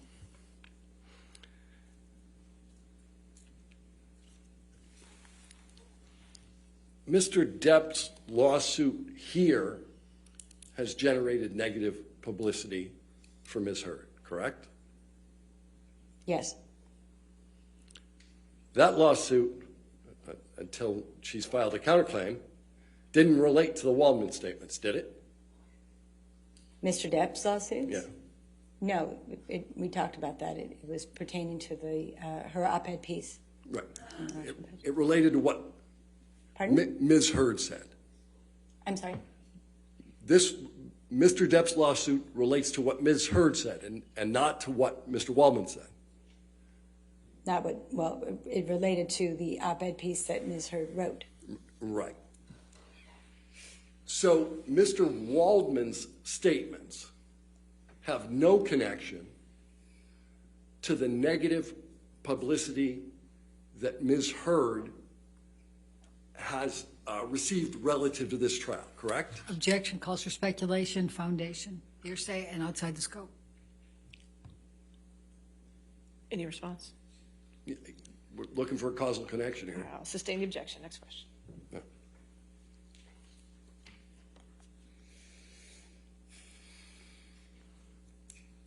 When was the last time you met with Ms. Heard? I only met Ms. Heard at lunch today. Okay, that's the first time you talked to her? First time I met her. Okay. What's your compensation for testifying here today? For testimony, it's $650 an hour. What has been your compensation to date for providing the assistance that you have in this case? I've been working on the case for about 3 years, and over the 3 years, I believe it's around $60,000. You said 60? Yeah, over 3 years. All right. I have no further questions. All right, redirect. Thank you, Your Honor, and I'm going to make it definitely fit within that 5:30. Ms. Arnold, you were asked a number of questions about the different social media, the negative, and how do you know that it relates to the Waldman-Depp statements? Do you recall all those questions? Yes. Okay. The social media that was connected, and some of that was your testimony, some Jessica Kovacevic, and some of it was Mr. Schnell, actually tracked the language from the 3 statements from Waldman, correct? Objection leading. Sustained. Okay. What, if any, efforts were made to track the negative social media that caused the damages that you've attributed? Objection leading. Overruled. So L'Oreal did a lot of research. William Morris did a lot of research. Mr. Schnell did a lot of research. And in those conversations, those were also connective tissues to the negative social media campaign and the Waldman statements. All right. And they connected back to those 3 statements, correct? Yes. Objection leading. And what, if any, connection did they have to those 3 statements? Again, we talked about this earlier. We talked about some of the hashtags being similar. We talked about the Waldman or the Waldminion. So there were a lot of connective tissues between the negative social media campaigns and the Waldman statements. Okay. And I'm going to jump because I think this is part of this. So you were asked some questions about Mr. Hamada. Do you recall that? Yes. And asked whether he testified that whether anything Mr. Depp said or anything Mr. Waldman said had anything to do with their initial decision not to exercise the option to Aquaman 2. Do you recall that testimony? Or that, I recall those questions? The questioning, yes. Okay.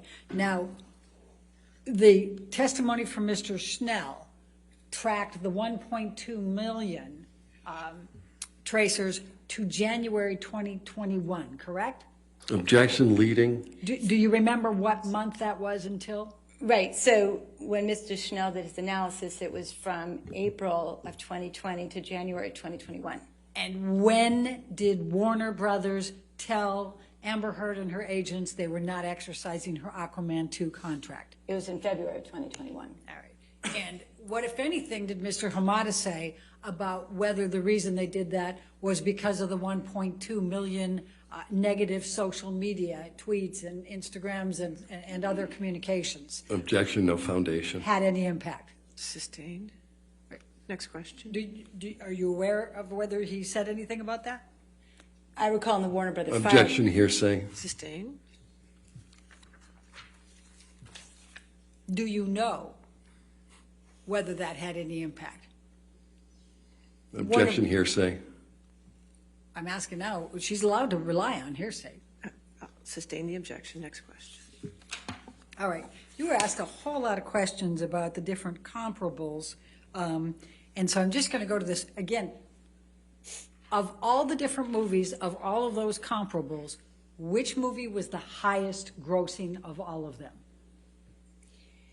Again, I believe it's Aquaman. I mean, everybody talks about Aquaman being one of the highest, if not the highest grossing films. Certainly the highest DC comic film or in that superhero world. But again, I don't want to say it was the highest, but I think it was very close to it. Do you know whether Walter Hamada admits it was the highest grossing DC film? Yes, he said that, yes. Okay. So when you're looking at all the comparables, what, if any, relevance is there to the degree of success of that DC superhero movie? Objection, foundation. She can speak to that, Your Honor. That's Lay the foundation. Do you know the answer to that question? Do you know? I'm sorry, can you repeat the question? I forgot it now, I have to admit. Okay, so let's go backwards. So what if, do you know whether it makes a difference, whether how successful that DC superhero movie is in what types of films they'll be able to get in the future? Objection, foundation. I'm asking the foundation. If you want to ask the foundation, go ahead. I'm sorry, that's what I thought I was asking. Do you know whether that plays any role, the degree of success? Customarily when a film... Objection, foundation. Ask her how she knows. How do you know? In 25 years of being in the film industry, it's customary for when a movie does such an extraordinary amount at the box office, it shines a very bright light on the actors, especially if they're in lead roles. And it's customary that they will get, not customary, it is, I don't want to use the word standard, but it is very frequent that a star in a movie that has performed so well at the box office and with a role model character that Mira was, that she would have gotten other roles and worked quite a bit afterwards, and that movie would have helped her career. I mean, that's no question. Okay. And with all these comparables, when you gave the range to this jury of 45 to 50 million in estimating this over this period of time, did you put Amber Heard's estimated damages ranges above all those other comparables? No, again, I was very specific in using the actual negotiated rates that Ms. Heard's agents were able to get for her in that contract and use that as a precedent. So again, I always wanted to be grounded in what Ms. Heard actually was in contract for and what her agents negotiated. And I used that as the baseline for the financial numbers of her loss. I used the comparable actors to show how consistently they all worked and how their careers moved forward after being in a box office. You asked about Disney and the Pirates 6 again. What, if any, knowledge do you have of whether Disney is willing to pay Mr. Depp $300 million and 1 million alpacas? Objection, no foundation. I'm asking her what, if anything, does she know about whether Disney is... If you can lay a foundation. Okay. Did you listen to or did you read the Disney testimony in this case? I did, yes. All right. What do you recall Disney saying about whether they were willing to pay Mr. Depp $300 million and give him 1 million alpacas? They would not be willing to pay $300 million and give him alpacas. Thank you. You were asked about the defecation. What, if any, recollection or knowledge do you have about whether that social media negative campaign that you've testified had the words defecation in it or poop? Objection, no foundation. I know that the word poop and the hashtag poop is used. Okay. Was that in Move- any of the move to ones strike. you- I'll sustain the objection and move to strike. Next question. Okay. In your review of the social media campaigns and the negative social media campaigns that you testified to with this jury, that include the L'Oreal, that include the WME, that include Mr. Snell, and include what you've done, what, if any, recollection do you have of how many of those that are influencing your connections to the defamation statements include the words poop or defecation? Objection, compound. Overrule. I don't believe poop was one of the hashtags that was connected to the statements. Okay, thank you.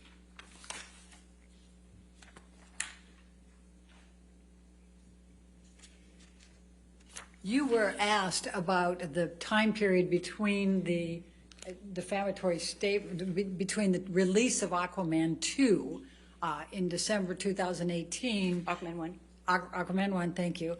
And the defamatory statements that were in April 2020 and June 2020. Do you recall that testimony? I remember that questioning, yes. Okay.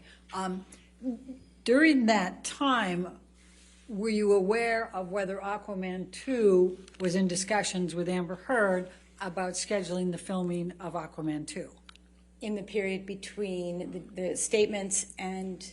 Before. I'm going before. Okay, I'm sorry. talking about the period of time when they released Aquaman 1. Okay. And the April 8th, first of the defamatory statements. Right. Do you know whether whether Warner Brothers was in discussions already with Amber Heard about scheduling her for Aquaman 2? Objection, hearsay.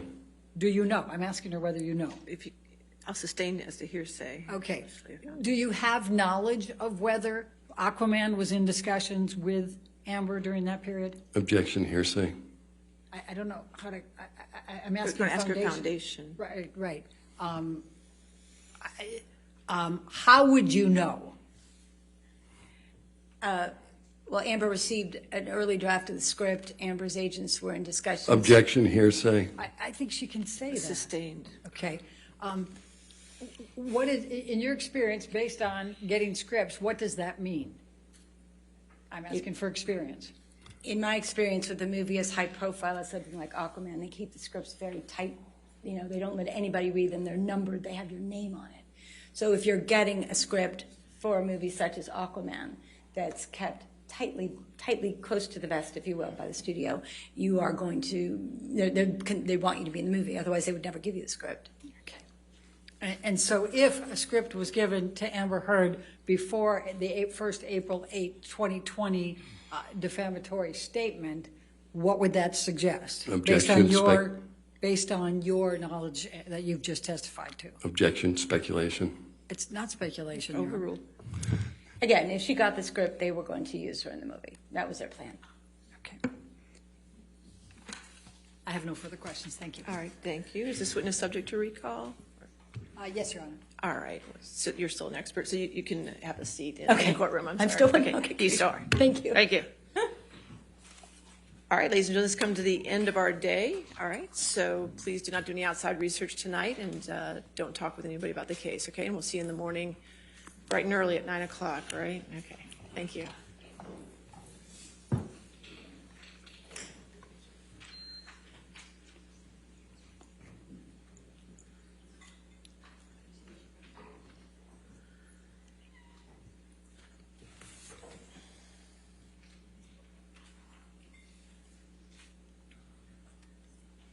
All right, just a few planning notes, okay?